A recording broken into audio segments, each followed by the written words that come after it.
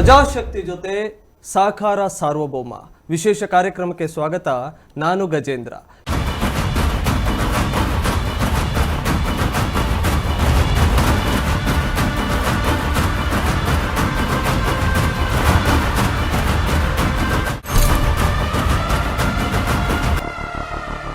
ಇವತ್ತಿನ ಒಂದು ವಿಶೇಷ ಸಂದರ್ಶನದಲ್ಲಿ ನಮ್ಮೊಟ್ಟಿಗೆ ನಮ್ಮ ವಾಹಿನಿಯ ಸಿಒ ಕುಸುಮ ಮೇಡಮ್ ಇದ್ದಾರೆ. ಮೇಡಮ್, ಕಾರ್ಯಕ್ರಮಕ್ಕೆ ಸ್ವಾಗತ. ಎಸ್, ಇವತ್ತು ಪ್ರಜಾಶಕ್ತಿ ಒಂದು ವರ್ಷದ ಸಂಭ್ರಮ. ನಿಜಕ್ಕೂ ಕೂಡ ಪ್ರಜಾಶಕ್ತಿ ಇವತ್ತು ಹಬ್ಬದ ವಾತಾವರಣದಲ್ಲಿದೆ. ಯಾಕಪ್ಪ ಅಂದರೆ ಪ್ರಜಾಶಕ್ತಿ ಟಿವಿ ಇವತ್ತು ಲೋಕಾರ್ಪಣೆಯಾಗಿ ಒಂದು ವರ್ಷದ ಸಂದರ್ಭದಲ್ಲಿರಬೇಕಾದ್ರೆ ಪ್ರತಿಯೊಬ್ಬ ದನಿ ಇಲ್ಲದವರ ದನಿಯಾಗಿ, ಬಡವರ, ಕೂಲಿ ಕಾರ್ಮಿಕರ, ರೈತರ ಪರವಾಗಿ ನಿಂತು ಸುದ್ದಿಯನ್ನು ಬಿತ್ತರಿಸಿ ಇವತ್ತು ತುಮಕೂರಿನಿಂದ ರಾಜ್ಯಾದ್ಯಂತ ಪ್ರಸಾರ ಆಗ್ತಾ ಇರುವಂಥ ಏಕೈಕ ಸ್ಥಳೀಯ ಸುದ್ದಿವಾಹಿನಿಯಾಗಿ ಇವತ್ತು ಮನೆ ಮನೆ ಮಾತಾಗಿದೆ. ಇವತ್ತು ಪ್ರಜಾಶಕ್ತಿ ಟಿವಿಗೆ ನೀವೆಲ್ಲರೂ ಕೂಡ ಪ್ರೀತಿ ವಿಶ್ವಾಸದಿಂದ ಆಶೀರ್ವಾದ ಮಾಡಿದ್ದೀರಾ.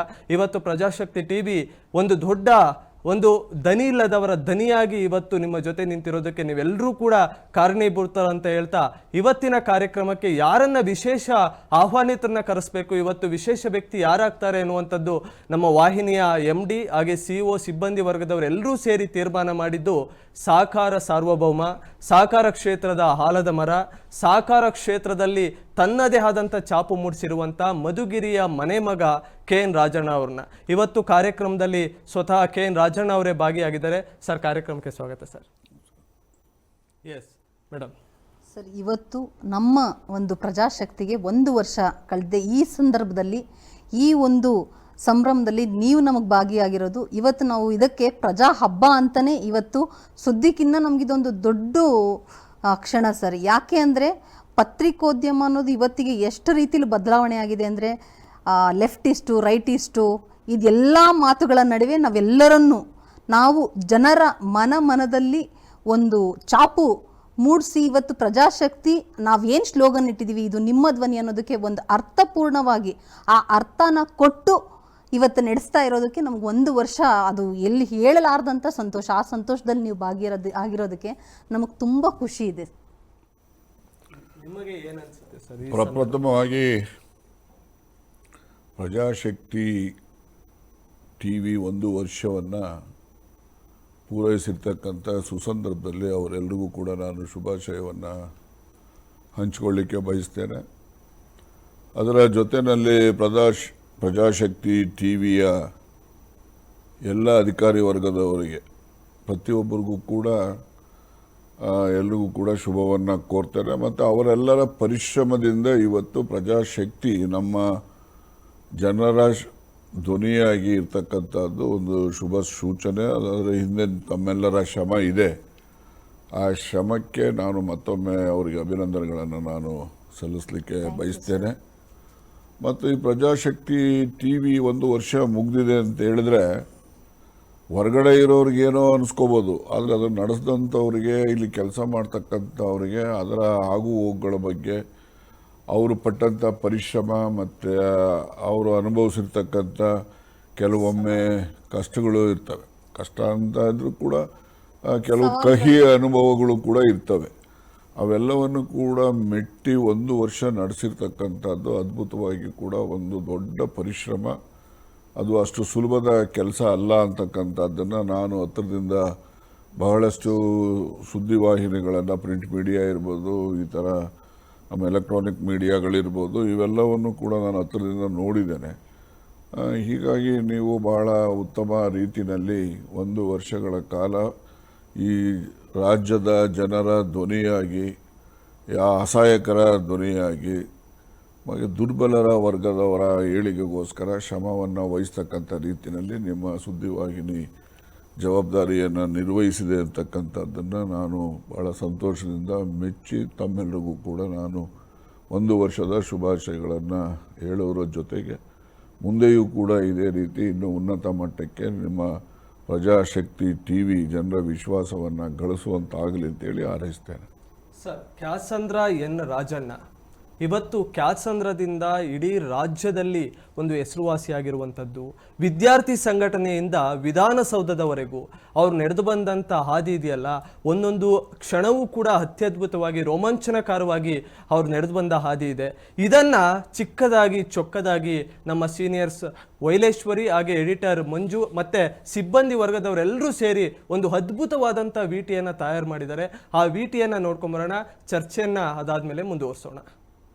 ಸಹಕಾರಿ ಕ್ಷೇತ್ರದಲ್ಲಿ ಕ್ರಾಂತಿ ಮಾಡಿದ ದಿಗ್ಗಜ, ಬಡವರು ರೈತರ ಪರವಾಗಿ ಸದಾ ದುಡಿಯುವ ಕರುಣಾಮಯಿ, ಕೊಡುಗೈ ದಾನಿ ಎಂಬಂತೆ ತಾನು ಮಾಡಿದ ದಾನವನ್ನ ಎಂದಿಗೂ ಎಲ್ಲಿಯೂ ಹೇಳಿಕೊಳ್ಳದ ಸಹನಾಮಯಿ.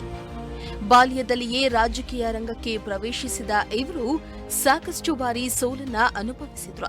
ಸೋಲಿಲ್ಲದ ಸರದಾರರಂತೆ ಗೆದ್ದು ಬೀಗಿದವರಿವರು.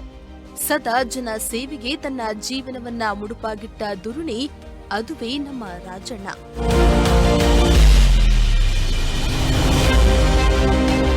ಸುಮಾರು 5 ದಶಕಗಳಿಂದಲೂ ರಾಜಣ್ಣ ಹಾಗೂ ಸಹಕಾರಿ ಕ್ಷೇತ್ರದಲ್ಲಿ ಮುನ್ನುಡಿಯಲ್ಲಿರೋ ಹೆಸರು ಅಂದ್ರೆ ಅದುವೇ ರಾಜಣ್ಣ. ತುಮಕೂರಿನ ಜನ ಮನದಲ್ಲಿ ರಾಜಣ್ಣ ಚಿರಪರಿಚಿತರಾಗಿದ್ದು ಸಾಕಷ್ಟು ಜನಪ್ರಿಯತೆಯನ್ನ ಪಡೆದವರು. ಇವರು ಪ್ರೌಢಶಾಲೆ ಹಾಗೂ ಕಾಲೇಜು ಶಿಕ್ಷಣ ಪಡೆಯುವ ಕಾಲದಲ್ಲಿಯೇ ರಾಜಕೀಯ ರಂಗವನ್ನ ಪ್ರವೇಶಿಸಿದ್ರು. ನಂತರದ ದಿನಗಳಲ್ಲಿ ಯುವಜನ ಹೋರಾಟಗಾರರಾದ್ರು. ಕಾಲೇಜು ದಿನಗಳಲ್ಲಿ ರಾಜಕೀಯ ರಂಗ ಪ್ರವೇಶಿಸಿದ ರಾಜಣ್ಣ ನೂರಾರು ಮಂದಿ ರಾಜಣ್ಣ ಬೆನ್ನಿಗೆ ನಿಂದ್ರು. ತುಮಕೂರು ಜಿಲ್ಲೆಯನ್ನ ಪ್ರತಿನಿಧಿಸುವ ರಾಜಣ್ಣ ನಾಡು ನುಡಿಗಾಗಿ, ಜಲ ಜೀವ ರಕ್ಷಣೆಗಾಗಿ ಹತ್ತಾರು ಹೋರಾಟಗಳನ್ನ ಮಾಡಿದ್ದು ಜಿಲ್ಲೆಯ ರಾಜ್ಯದ ಸಮರ್ಥ ನಾಯಕರಾಗಿ ಬೆಳೆದು ಬಂದಿದ್ದೇ ರೋಚಕ.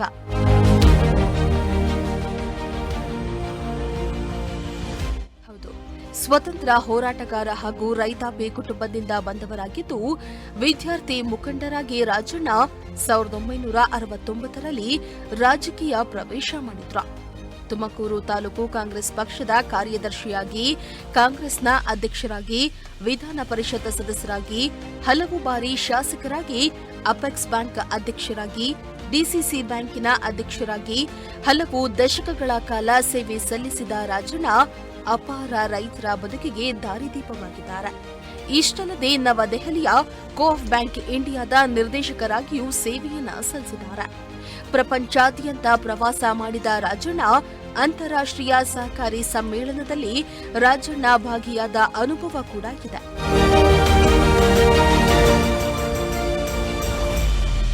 ಸುಮಾರು 50 ವರ್ಷಗಳ ಕಾಲ ರಾಜಕೀಯದಲ್ಲಿ ಸಕ್ರಿಯರಾಗಿದ್ದ ರಾಜಣ್ಣ ಚುನಾವಣೆಯಲ್ಲಿ ಹಲವು ಬಾರಿ ಸೋತರೂ ಕೂಡ ಸೋಲಿಲ್ಲದ ಸರದಾರರಾಗಿದ್ದಾರೆ. ವಿದ್ಯಾರ್ಥಿ ಸಂಘಟನೆಯಿಂದ ವಿಧಾನಸಭಾದವರೆಗೂ ರಾಜಣ್ಣ ರಾಜಕೀಯವಾಗಿ ಬೆಳೆದು ಬಂದಿದ್ದೇ ರೋಚಕವಾಗಿದೆ. ಅನೇಕ ವರ್ಷಗಳ ಕಾಲ ಶಾಸಕರಾಗಿ, ಸಚಿವರಾಗಿ ಛಲಬಿಡದೆ ರಾಜಣ್ಣ ಜನರ ಸೇವೆಯನ್ನ ಮಾಡಿದ್ದು ಕಾಂಗ್ರೆಸ್ ಸರ್ಕಾರದಿಂದ ಶಾಲಾ ಮಕ್ಕಳಿಗೆ ಶಿವಭಾಗ್ಯ ಹಾಗೂ ಅನ್ನಭಾಗ್ಯ ಕೊಟ್ಟ ಧೀಮಂತ ನಾಯಕ ನಮ್ಮ ರಾಜಣ್ಣ ಅವರಾಗಿದ್ದಾರೆ. ಸದಾ ಜನರಿಗಾಗಿ ತುಡಿಯುವ ರಾಜಣ್ಣ ಕೋಟ್ಯಾಂತರ ಮಂದಿ ಬೆಂಬಲಿಗರನ್ನ ಹೊಂದಿದ್ದು ರಾಜಣ್ಣ ಅಮೃತ ಮಹೋತ್ಸವ ಕಾರ್ಯಕ್ರಮದ ಮೂಲಕ ರಾಜಣ್ಣ ಬೃಹತ್ ಶಕ್ತಿ ಪ್ರದರ್ಶನವನ್ನ ಕೂಡ ತೋರಿಸಿದ್ರು. ಕಷ್ಟ ಎಂದು ತನ್ನ ಮನೆ ಬಾಗಿಲಿಗೆ ಬಂದ ರೈತರು, ಬಡವರಿಗೆ ತಮ್ಮ ಕೈಲಾದ ಸಹಾಯ ಮಾಡಿ ಬಡವರ ಪಾಲಿಗೆ ಕರುಣಾಮಯಿ ರಾಜಣ್ಣ ಆಗಿದ್ದಾರೆ. ರಾಜಕೀಯದಲ್ಲಿ ಎಷ್ಟೇ ಬ್ಯುಸಿ ಇದ್ರೂ ಕೂಡ ಎಂದಿಗೂ ತಮ್ಮ ಕುಟುಂಬದವರನ್ನ ರಾಜಣ್ಣ ನಿರ್ಲಕ್ಷ್ಯ ಮಾಡಿಯೇ ಇಲ್ಲ. ಕುಟುಂಬಕ್ಕಾಗಿ ಹಾಗೂ ಸ್ನೇಹಿತರಿಗಾಗಿ ತಮ್ಮ ಅಮೂಲ್ಯವಾದ ಸಮಯವನ್ನ ರಾಜಣ್ಣ ಮೀಸಲಿಟ್ಟಿದ್ದು ಎಷ್ಟೇ ಉನ್ನತ ಹುದ್ದೆಗೇರಿದ್ರೂ ಕೂಡ ಸ್ನೇಹಿತರನ್ನ ಎಂದಿಗೂ ಕಡೆಗಣಿಸಲೇ ಇಲ್ಲ.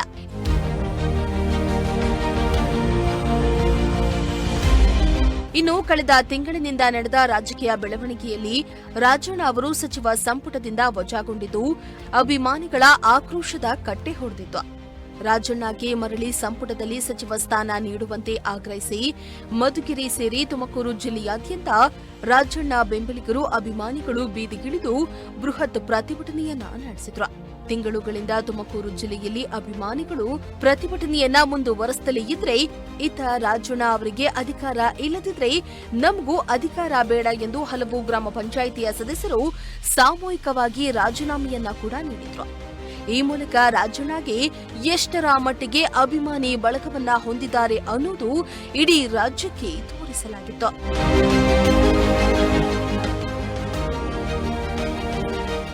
ಸಚಿವ ಸಂಪುಟದಿಂದ ರಾಜಣ್ಣ ವಜಾಗೊಂಡ ಬಳಿಕ ಡಿಸಿಸಿ ಬ್ಯಾಂಕ್ ಚುನಾವಣೆ ನಡೆದಿದ್ದು ಸತತ 6ನೇ ಬಾರಿಯೂ ಡಿಸಿಸಿ ಬ್ಯಾಂಕ್ ಅಧ್ಯಕ್ಷರಾಗುವ ಮೂಲಕ ಸಹಕಾರ ಕ್ಷೇತ್ರದಲ್ಲಿ ರಾಜಣ್ಣ ಅವರೇ ಸಾರ್ವಭೌಮರಾಗಿದ್ದು ಇತಿಹಾಸದಲ್ಲಿ ದಾಖಲೆಯನ್ನ ಸೃಷ್ಟಿಸಿದ್ದಾರೆ. ಸಹಕಾರಿ ಕ್ಷೇತ್ರದಲ್ಲಿ ರಾಜಕೀಯದಲ್ಲಿ ಇಷ್ಟೆಲ್ಲ ಸಾಧನೆ ಮಾಡಿರೋ ರಾಜಣ್ಣ ಇಂದು ನಮ್ಮ ಪ್ರಜಾಶಕ್ತಿ ಟಿವಿಯ ಸಂಭ್ರಮಾಚರಣೆಯಲ್ಲಿ ಭಾಗಿಯಾಗಿ ಶುಭ ಹಾರೈಸಿದ್ದು ಸಂತೋಷದ ಸಂಗತಿಯಾಗಿದೆ.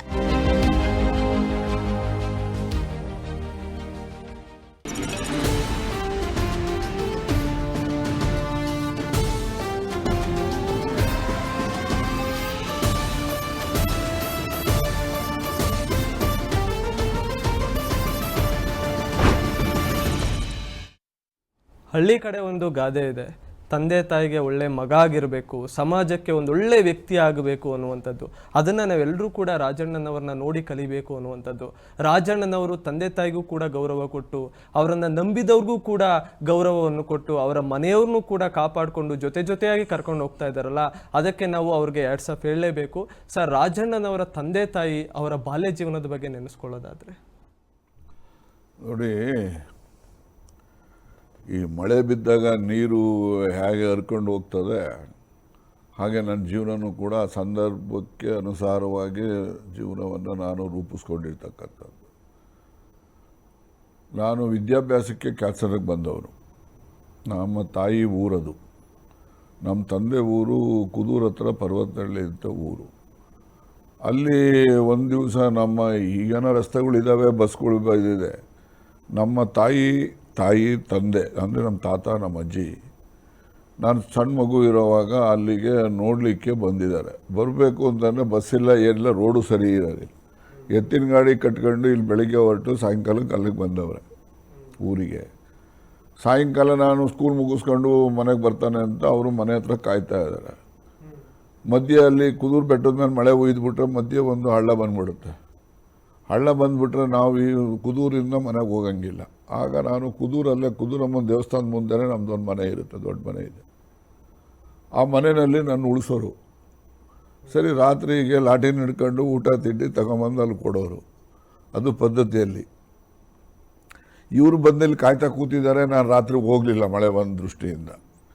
ಇವರಿಗೆ ಬೇಸರ ಆಗ್ಬಿಟ್ಟು ಏನು ಮಾಡಿದ್ರು, ಬೆಳಗ್ಗೆ ಅರ್ಲಿ ಮಾರ್ನಿಂಗ್ ಗಾಡಿ ಕಟ್ಕೊಂಡ್ರು. ಅದೇ ಗಾಡಿನ ಸೀದಾ ನಾನಿರೋ ಜಾಗಕ್ಕೆ ಗಾಡಿ ಕಟ್ಕೊಂಡು ಅಲ್ಲಿ ಬಂದು ಇಳಿದವ್ರೆ.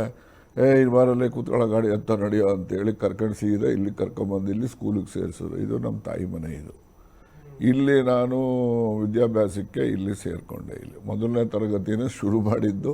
ಅಲ್ಲಿ ಸ್ವಲ್ಪ ತಿಂಗಳಿದ್ದೆ, ಆಮೇಲಿಂದ ಇಲ್ಲಿನೇ ಪ್ರಾರಂಭ ಮಾಡಿದೆ. ಹೀಗಾಗಿ ನಾನು ಕ್ಯಾನ್ಸರ್ನಲ್ಲಿ ಬಂದು ಸೆಟ್ಲ್ ಆಗ್ತಕ್ಕಂಥದ್ದು. ಮತ್ತು ನಮ್ಮ ತಾಯಿ ಅಣ್ಣನಿಗೆ ಇಶ್ಯೂಸ್ ಇರಲಿಲ್ಲ, ಅವರಿಗೆ ಮಕ್ಕಳು ಇರಲಿಲ್ಲಲ್ಲ. ಸರಿ, ನಾನು ಅವ್ರ ಮನೆಯಲ್ಲೇ ಇದ್ದುಕೊಂಡು ಅಲ್ಲೇ ಓದ್ಕೊಂಡು ಇದ್ದೆ. ನಮ್ಮ ಸೋದರತೆ ಅಂದರೆ ನಮ್ಮ ಸೋದರ ಮಾವನ ಹೆಂಡತಿ, ಅವರು ನನಗೆ ತಾಯಿಗಿನ್ನ ಹೆಚ್ಚು.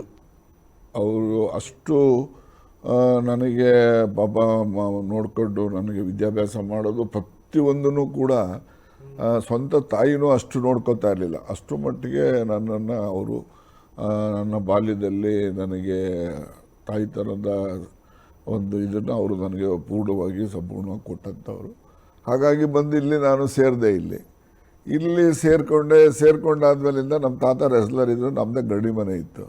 ಸರಿ, ಇವನು ಏನಾರ ಮಾಡಿ ಕುಸ್ತಿ ಮಾಡೋಣ ಇವನಿಗೆ ಅಂತೇಳಿ ನಮ್ಮ ತಾತ ನನಗೆ ಗಡಿ ಮನೆ ಕರ್ಕೊಂಡೋಗಿ ಕೆಮ್ಮಣ್ಣೆಲ್ಲ ಇದು ಮಾಡೋ, ಪಕ್ಕದಲ್ಲೇ ಬಾವಿ ಇರೋದು, ತಣ್ಣೀರು ಉಯ್ದುಬಿಡೋನು ಸ್ನಾನಕ್ಕೆ.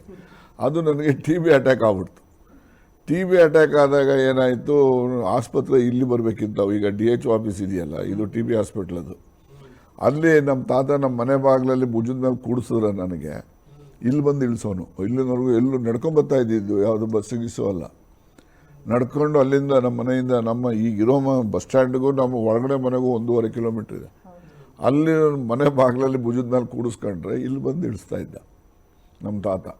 ಇಲ್ಲಿ ಇಳಿಸಿ ಆವಾಗ ರಂಗನಾಥ್ ಡಾಕ್ಟ್ರ್ ಅಂತ ಇದ್ದರು, ಅವ್ರ ಹತ್ರ ಮೆಡಿಸಿನ್ ಕೊಡಿಸೋನು. ಅಲ್ಲಿ ಗುಂಚಿ ಸ್ಕ್ವೇರಲ್ಲಿ ಚೀಟಿ ಬರ್ಕೊಟ್ರೆ ಔಷಧಿಯಲ್ಲಿ ತಗೊಳ್ಳಿವು. ಆವಾಗ ವಿರ್ಪಂಡ್ ಹೋಟ್ಲು ಖಾಲಿ ದೋಸೆ ಭಾಳ ಫೇಮಸ್ ಆ ಕಾಲಕ್ಕೆ. ಆವಾಗ ನಮ್ಮ ತಾತ ಅಲ್ಲಿ ಕರ್ಕೊಂಡೋಗಿ 2 ಖಾಲಿ ದೋಸೆ ಕೊಡಿಸೋನು. ಸರಿ, ಆಮೇಲಿಂದ ಇಲ್ಲಿಗೆ ಕರ್ಕೊಂಬಂದು ಒಂದು ಅರಸೀಕೆರೆಯಿಂದ ಒಂದು ಟ್ರೈನ್ ಬರೋದು, ಅದರಲ್ಲಿ ಊರಿಗೆ ಕರ್ಕೊಂಡು ಹೋಗೋ ನಮ್ಮ ತಾತ. ಹೀಗಾಗಿ ನಾನು ಆ TB ಅಟ್ಯಾಕ್ ಆಗಿದ್ದರಿಂದ ನಾನು ಆ ಕುಸ್ತಿ ಬಿಟ್ಟು ಶಾಲೆಗೆ ಹೆಚ್ಚು ಆಸಕ್ತಿ ವಹಿಸಿ ಶಾಲೆಗೆ ಹೋಗೋದಕ್ಕೆ ನಾನು ಪ್ರಾರಂಭ ಮಾಡಿದೆ. ಕುಸ್ತಿಲಿ ಆಸಕ್ತಿ ಇತ್ತ ಸರ್? ಈ ಸಣ್ಣ ವಯಸ್ಸಲ್ಲಿ ನಮಗೆ ಏನು ಈಗ ಕುಸ್ತಿನಲ್ಲೂ ಆಸಕ್ತಿ ಇತ್ತು. ಯಾಕೆ ನಮ್ಮ ಮನೆಯಲ್ಲಿ ಕುಸ್ತಿಪಟುಗಳು ಇದ್ದರು. ನಮ್ಮ ಮನೆಯಲ್ಲಿ ನಾವು ಕುಸ್ತಿಗೆ ಇಲ್ಲಿ ಆರ್ಯನ್ ಹೈಸ್ಕೂಲು ಫೀಲ್ಡಲ್ಲಿ ಸ್ಕೂಲ್ ಇದೆಯಲ್ಲ, ಸುತ್ತ ತಟ್ಟಿಗಳು ಕಟ್ಟಿ ನಾವು ಕುಸ್ತಿ ಆಡಿಸುವ ಇಲ್ಲೆಲ್ಲ ಕರ್ಕೊಂಬಂದು ನಮ್ಮ ಪೈಲ್ವಾನ್ರುಗಳು. ಇಲ್ಲಿ ಅಜ್ಜು ಸಾಬ್ರಿದ್ದ, ಇಲ್ಲಿ ನಮ್ಮ ಪುಟ್ಟಣ್ಣ ಅಂತೇಳಿ ಕ್ರಿಶ್ಚಿಯನ್ ಸ್ಟ್ರೀಟ್ ಪುಟ್ಟಣ್ಣ ಇದ್ರಲ್ಲ, ಇವರವೆಲ್ಲ ಗರಡಿ ಮನೆಗಳಿದ್ದ ಇಲ್ಲಿ ಪೇಟೆ ಗರಡಿ, ಕೋಟೆ ಗರಡಿ. ನಮ್ಮ ಸೀನಪ್ಪ ಅಂತೇಳಿ ಇಲ್ಲಿ ಕೊಲ್ಲಾಪುರದ ಮುಂದೆ ದೇವಸ್ಥಾನ ಚಿಕ್ಕಪೇಟೆನಲ್ಲಿ ಒಂದು ಗರಡಿ ಮನೆ. ಹಿಂಗೆ ನಮ್ಮೂರಲ್ಲೂ ಪುಟ್ಟಣ್ಣ ಅಂತ ಚಿಕ್ಕಪೇಟೆ ಚಿಕ್ಕಪೇಟೆ ಅವರು ಪೈಲ್ವಾನ್ ಪುಟ್ಟಣ್ಣ ಅಂದರೆ ಕ್ರಿಶ್ಚಿಯನ್ ಸ್ಟ್ರೀಟ್ ಅದು. ಹೌದು. ಅಲ್ಲಿದೆ ನಮ್ಮ ಇವ್ರು ಹನುಮಂತಪ್ಪ ಅಂತೇಳಿ ಕೌನ್ಸಿಲರ್ ಆಗಿದ್ರಲ್ಲ, ಅವ್ರು ಬುಳ್ಳಪ್ಪ ಅಂತೇಳಿ ಅವರಪ್ಪ, ಅವರು ಎಲ್ಲ ಕುಸ್ತಿಪಟುಗಳೇ ಅವರೆಲ್ಲ. ಇವನು ಹನುಮಂತಪ್ಪನೂ ಕೌನ್ಸಿಲರ್ ಆಗಿದ್ದವರು, ಅವರು ಕುಸ್ತಿ ಆಡೋರು. ಒಂದೊಂದು ಮಡಕೆ ಒಂದೊಂದು ಚಂಬ ಹಾಲು ಒಟ್ಟಿಗೆ ಕುಡಿದ್ಬಿಡೋರು, ಕೆಳಗೆ ಇಳಿಸ್ತಾನೆ ಇಲ್ಲ ಅಂತ ಗಿರಾಕಿಗಳಿದ್ದು ಇವೆಲ್ಲ. ಆವಾಗ ಕುಸ್ತಿ ನಮ್ಮ ತುಮಕೂರಲ್ಲಿ ಹೆಚ್ಚಿರ್ತಾ ಇತ್ತು. ಅಲ್ಲಿ ನಾವು ಕುಸ್ತಿನ ಆಡಿಸ್ತಾ ಇದ್ದೋ ಇದರಲ್ಲಿ. ಅವನು ಗೊಗ್ಗ ಪಗ್ಗ ಅಂತವನು ಇಂಥವನ್ನೆಲ್ಲ ಕರೆಸಿವನು ಕುಸ್ತಿ ಆಡಿಸ್ತಾ ಇದ್ದೋ. ಇಲ್ಲಿರು ಕೂಡ ಸುತ್ತ ತಟ್ಟಿ ಕಟ್ಬಿಟ್ಟು ಬಾಳಂಕಟ್ಟೆ ಈಗೆಲ್ಲ ಬಿಲ್ಡಿಂಗ್ ಕಟ್ಕೊಂಡ್ಬಿಟ್ಟವೆ. ಆವಾಗ ನಾವು ಇಲ್ಲಿ ಕುಸ್ತಿ ಆಡಿಸಿದ್ದು. BV ಶಂಕರಪ್ಪ ಅಂತೇಳಿ ಒಬ್ಬರು ಇದ್ದರು, ಮುನ್ಸಿಪಲ್ ಮೆಂಬರ್ ಇದ್ದರು, ಒಂದ್ಸರಿ ಅಧ್ಯಕ್ಷನೂ ಆಗಿದ್ರು ಅಂತ ಕಾಣಿಸುತ್ತೆ. ಬದ್ನಾಳ್ ಫ್ಯಾಮಿಲಿಯವರು. ಅವರು ಇಲ್ಲಿನೂ ಕೂಡ ನಾವು ಸುತ್ತ ತಟ್ಟಿ ಕಟ್ಟಿ 3 ರೂಪಾಯಿ ಟಿಕೆಟ್ ಮಾಡಿವು. ಜನ ದುಡ್ಡು ಕೊಟ್ಟು ಬಂದು ಫುಟ್ಬಾಲ್ ನೋಡೋರು. ಅಲ್ಲಿ ಕುಸ್ತಿ ನೋಡೋಕ್ಕೂ ದುಡ್ಡು ಕಟ್ಟಿವೋ, ಟಿಕೆಟ್ಗಳು ಮಾರಿವೋ. ಆ ಥರದಲ್ಲೆಲ್ಲ ನಾವು ಮೊದಲು ಅಭಿರುಚಿ ಆ ರೀತಿ ಇತ್ತು. ಆನಂತರ ಹಿಂಗೆ ಶಾಲೆಯಲ್ಲಿ ಓದ್ತಾ ಇದ್ದೋ. ನಾವು ಬೇಸಾಯ ಮನೆ, ನಮ್ಮದು ಫ್ರೀಡಮ್ ಫೈಟರು ಉಂಟು, ನಾವು ಬೇಸಾಯ ಕುಟುಂಬದಲ್ಲಿ ಇದ್ದವರು ಅಷ್ಟೇ. ಹೌದು ಸರ್. ಈ ವಿದ್ಯಾಭ್ಯಾಸ ಮಾಡುವಂಥ ಸಂದರ್ಭದಲ್ಲಿ ಈ ವಿದ್ಯಾರ್ಥಿಯಿಂದ ಸಂಘಟನೆ ಕಡೆ ನಿಮ್ಮ ಒಲವು ತಿರುಗಿ ಏನಾಗ್ತದೆ ನೋಡಿ, ಈಗ ವಿದ್ಯಾರ್ಥಿಗಳು ನಮ್ಮ ಜೊತೆಲಿರೋ ಹುಡುಗರುಗಳಿಗೆ ನಾವು ಅವ್ರುಗಳಿಗೆ ಏನಾದರೂ ಅಗತ್ಯತೆ ಇರ್ತವೆ. ಒಂದು ಪೆನ್ಸಿಲ್ ಬೇಕಿರ್ತದೆ, ಒಂದು ಬಳಪ ಬೇಕಿರ್ತದೆ, ಅಥವಾ ಒಂದಿರೋ ಸ್ಲೇಟ್ ಇರ್ತದೆ, ಸ್ಲೇಟ್ ಅದು ಬರಿತಾ ಇರೋದಿಲ್ಲ, ಹಳೇದಾಗ್ಬಿಟ್ಟಿರ್ತದೆ. ಅವ್ರಿಗೇನೋ ಒಂದು ಕೊರತೆಗಳಿರ್ತವೆ. ನಾವು ಜೊತೆಲಿರೋವಾಗ ನಮ್ಮ ಸ್ನೇಹಿತರುಗಳಿಗೆ ಅವ್ನಿಗೇನಾದ್ರು ಕೊರತೆ ಇದೆ ಅಂತ ಗೊತ್ತಾದರೆ ಏನಾದ್ರು ಅದಕ್ಕೆ ಅವನಿಗೆ ಸಹಾಯ ಮಾಡಬೇಕು ಯಾವುದಾದ್ರು ರೀತಿಯಲ್ಲಿ ಅಂತ ಹೇಳಿ ನಮಗೆ ಮನಸ್ಥಿತಿ ಅಲ್ಲಿಂದ ಪ್ರಾರಂಭ ಆಗ್ತದೆ. ನನ್ನ ಜೊತೆಯಲ್ಲಿ ಒಬ್ಬ ನಾಗರಾಜ ಅಂತ ಇದ್ದ. ಪಾಪ ಅವನು ಸತ್ತೋಗಿರ್ಬೋದು, ಅವ್ರ ಅಪ್ಪನೂ ಸತ್ತೋಗಿದ್ದಾನೆ ಅಂತ ಇಟ್ಕೊಳ್ಳಿ. ಅವರಪ್ಪ ಬಡಗಿ. ನಮಗೆ ಅವನು ಏನಂದರೆ, ನಾವು ಬುಗುರಿ ಆಡೋದು ಚಟ ನಮಗೆ. ಈ ಬುಗುರಿನ ಅವನು ನಾನು ಎಷ್ಟನ್ನ ಬುಗುರಿ ಕೇಳಲಿ ಬುಗುರಿ ಮಾಡಿಕೊಡೋನು. ಅವ್ರ ಮಗ ನಾಗರಾಜ್ ಅಂತ ಇದ್ದ. ನಾವು ಪ್ರೈಮರಿ ಸ್ಕೂಲಲ್ಲಿ ಓದೋವಾಗ 6 ಆಣೆ ಫೀಸ್ ಕಟ್ಟಬೇಕಿತ್ತು. ಅವನು 6 ಆಣೆ ಫೀಸ್ ಕಟ್ಟಲಿಲ್ಲ ಅಂತೇಳಿ ಅವನ ಶಾಲೆಯಿಂದ ಆಚೆ ಕಳಿಸ್ಬಿಟ್ರು. ಶಾಲೆಗೆ ಬರಲಿಲ್ಲ ಅವನು. ನಾವು ಏನಪ್ಪ ಹಿಂಗೆ 6 ಆಣೆ ಫೀಸ್ಗೋಸ್ಕರ ಒಬ್ಬ ಮನುಷ್ಯನ ಭವಿಷ್ಯ ಹಾಳಾಗೋಯ್ತಲ್ಲ ಅಂದ್ಕೊಂಡು, ನಾವು ಯಾರಾಗಲಿ ಮಕ್ಕಳುಗಳು ಈ ಥರ ವಿದ್ಯಾಭ್ಯಾಸಕ್ಕೆ ಅನಾನುಕೂಲ ಇದೆ ಅಂತ ಗೊತ್ತಾದರೆ ನಾವು ಆ ಅನಾನುಕೂಲನ ಆದಷ್ಟು ನಮ್ಮ ಕೈಲಿ ಶಕ್ತಿ ಏನಿದೆ ಆ ಶಕ್ತಿ ಮೀರಿ ಅವ್ರಿಗೆ ಸಹಾಯ ಮಾಡಿ ಆ ಮಕ್ಕಳು ವಿದ್ಯಾವಂತರನ್ನು ಮಾಡಬೇಕು ಅಂತಕ್ಕಂಥ ಮನಸ್ಥಿತಿ, ಪ್ರೇರಣೆ ನನಗೆ ಆ ನಾಗರಾಜ ಆಚೆಗೆ ಹೋದ ಮೇಲೆ ನನಗೆ ಬಂದಂಥದ್ದು, ಪ್ರೈಮರಿ ಶಾಲೆಯಲ್ಲಿದ್ದಾಗಲೇ. ಸೊ ಈಗೆಲ್ಲ ನಮಗೆ ಪರಿಸ್ಥಿತಿಯ ಕೂಸಾಗಿ ನಾವು ಸಮಾಜದಲ್ಲಿ ರೂಪಿತ ಆಗಿದ್ದೇವೆ ಹೊರತು ನಾವು ಇಂಥದ್ದೇ ಆಗಬೇಕು, ನಾವು ಇಂಥದ್ದೇ ಆಗಬಾರ್ದು, ನಾವು ಹೀಗೆ ಮಾಡಬೇಕು, ಹಾಗೆ ಮಾಡಬೇಕು, ಈ ರೀತಿಯ ನಮ್ಮದು ಗೊತ್ತು ಗುರಿ ಯಾವುದೂ ಇಲ್ಲದೆ ಆ ಸಮುದಾಯಗಳು ಆ ಪರಿಸ್ಥಿತಿ ಯಾವ ರೀತಿ ಬರ್ತದೆ ಅದನ್ನು ನೋಡಿಕೊಂಡು ನಾನು ಅವರ ಒಂದು ನ್ಯಾಯ ದೊರಕಿಸ್ಕೊಡೋ ರೀತಿಯಲ್ಲಿ ಹೋರಾಟ ಮಾಡ್ತಕ್ಕಂಥದ್ದು, ಅವ್ರಿಗೆ ಇರ್ತಕ್ಕಂಥ ಅನಾನುಕೂಲನ ನಿವಾರಣೆ ಮಾಡ್ತಕ್ಕಂಥದ್ದು, ಇದಕ್ಕೆ ಪ್ರಯತ್ನ ಮಾಡ್ತಾ ಮಾಡ್ತಾ ಮಾಡ್ತಾ ನಾವು ಈ ಒಂದು ಸಾರ್ವಜನಿಕ ಜೀವನದಲ್ಲಿ ಬರೋದಕ್ಕೆ ಇದಾಯಿತು. ಮತ್ತು ನಾವು ಕಾಲೇಜಲ್ಲಿ ವ್ಯಾಸಂಗ ಮಾಡೋ ಕಾಲದಲ್ಲೂ ಅಷ್ಟೇ, ಈ ಯಾರೋ ಹಳ್ಳಿಯಿಂದ ಈಗೇನೋ ಕಾಲೇಜ್ಗಳು ಎಲ್ಲ ಊರಲ್ಲೂ ಆಗ್ಬಿಟ್ಟವೆ ಫಸ್ಟ್ ಗ್ರೇಡ್ ಕಾಲೇಜ್ಗಳು. ಆಗ 67ನಲ್ಲಿ ತುಮಕೂರು ಗೌರ್ಮೆಂಟ್ ಕಾಲೇಜ್ ಏನಿದೆ, ಆವಾಗ ಕಾಂಪೋಸಿಟ್ ಕಾಲೇಜು, ಆರ್ಟ್ಸು ಸೈನ್ಸ್ ಎರಡೂ ಒಟ್ಟಿಗೆ ಇತ್ತು.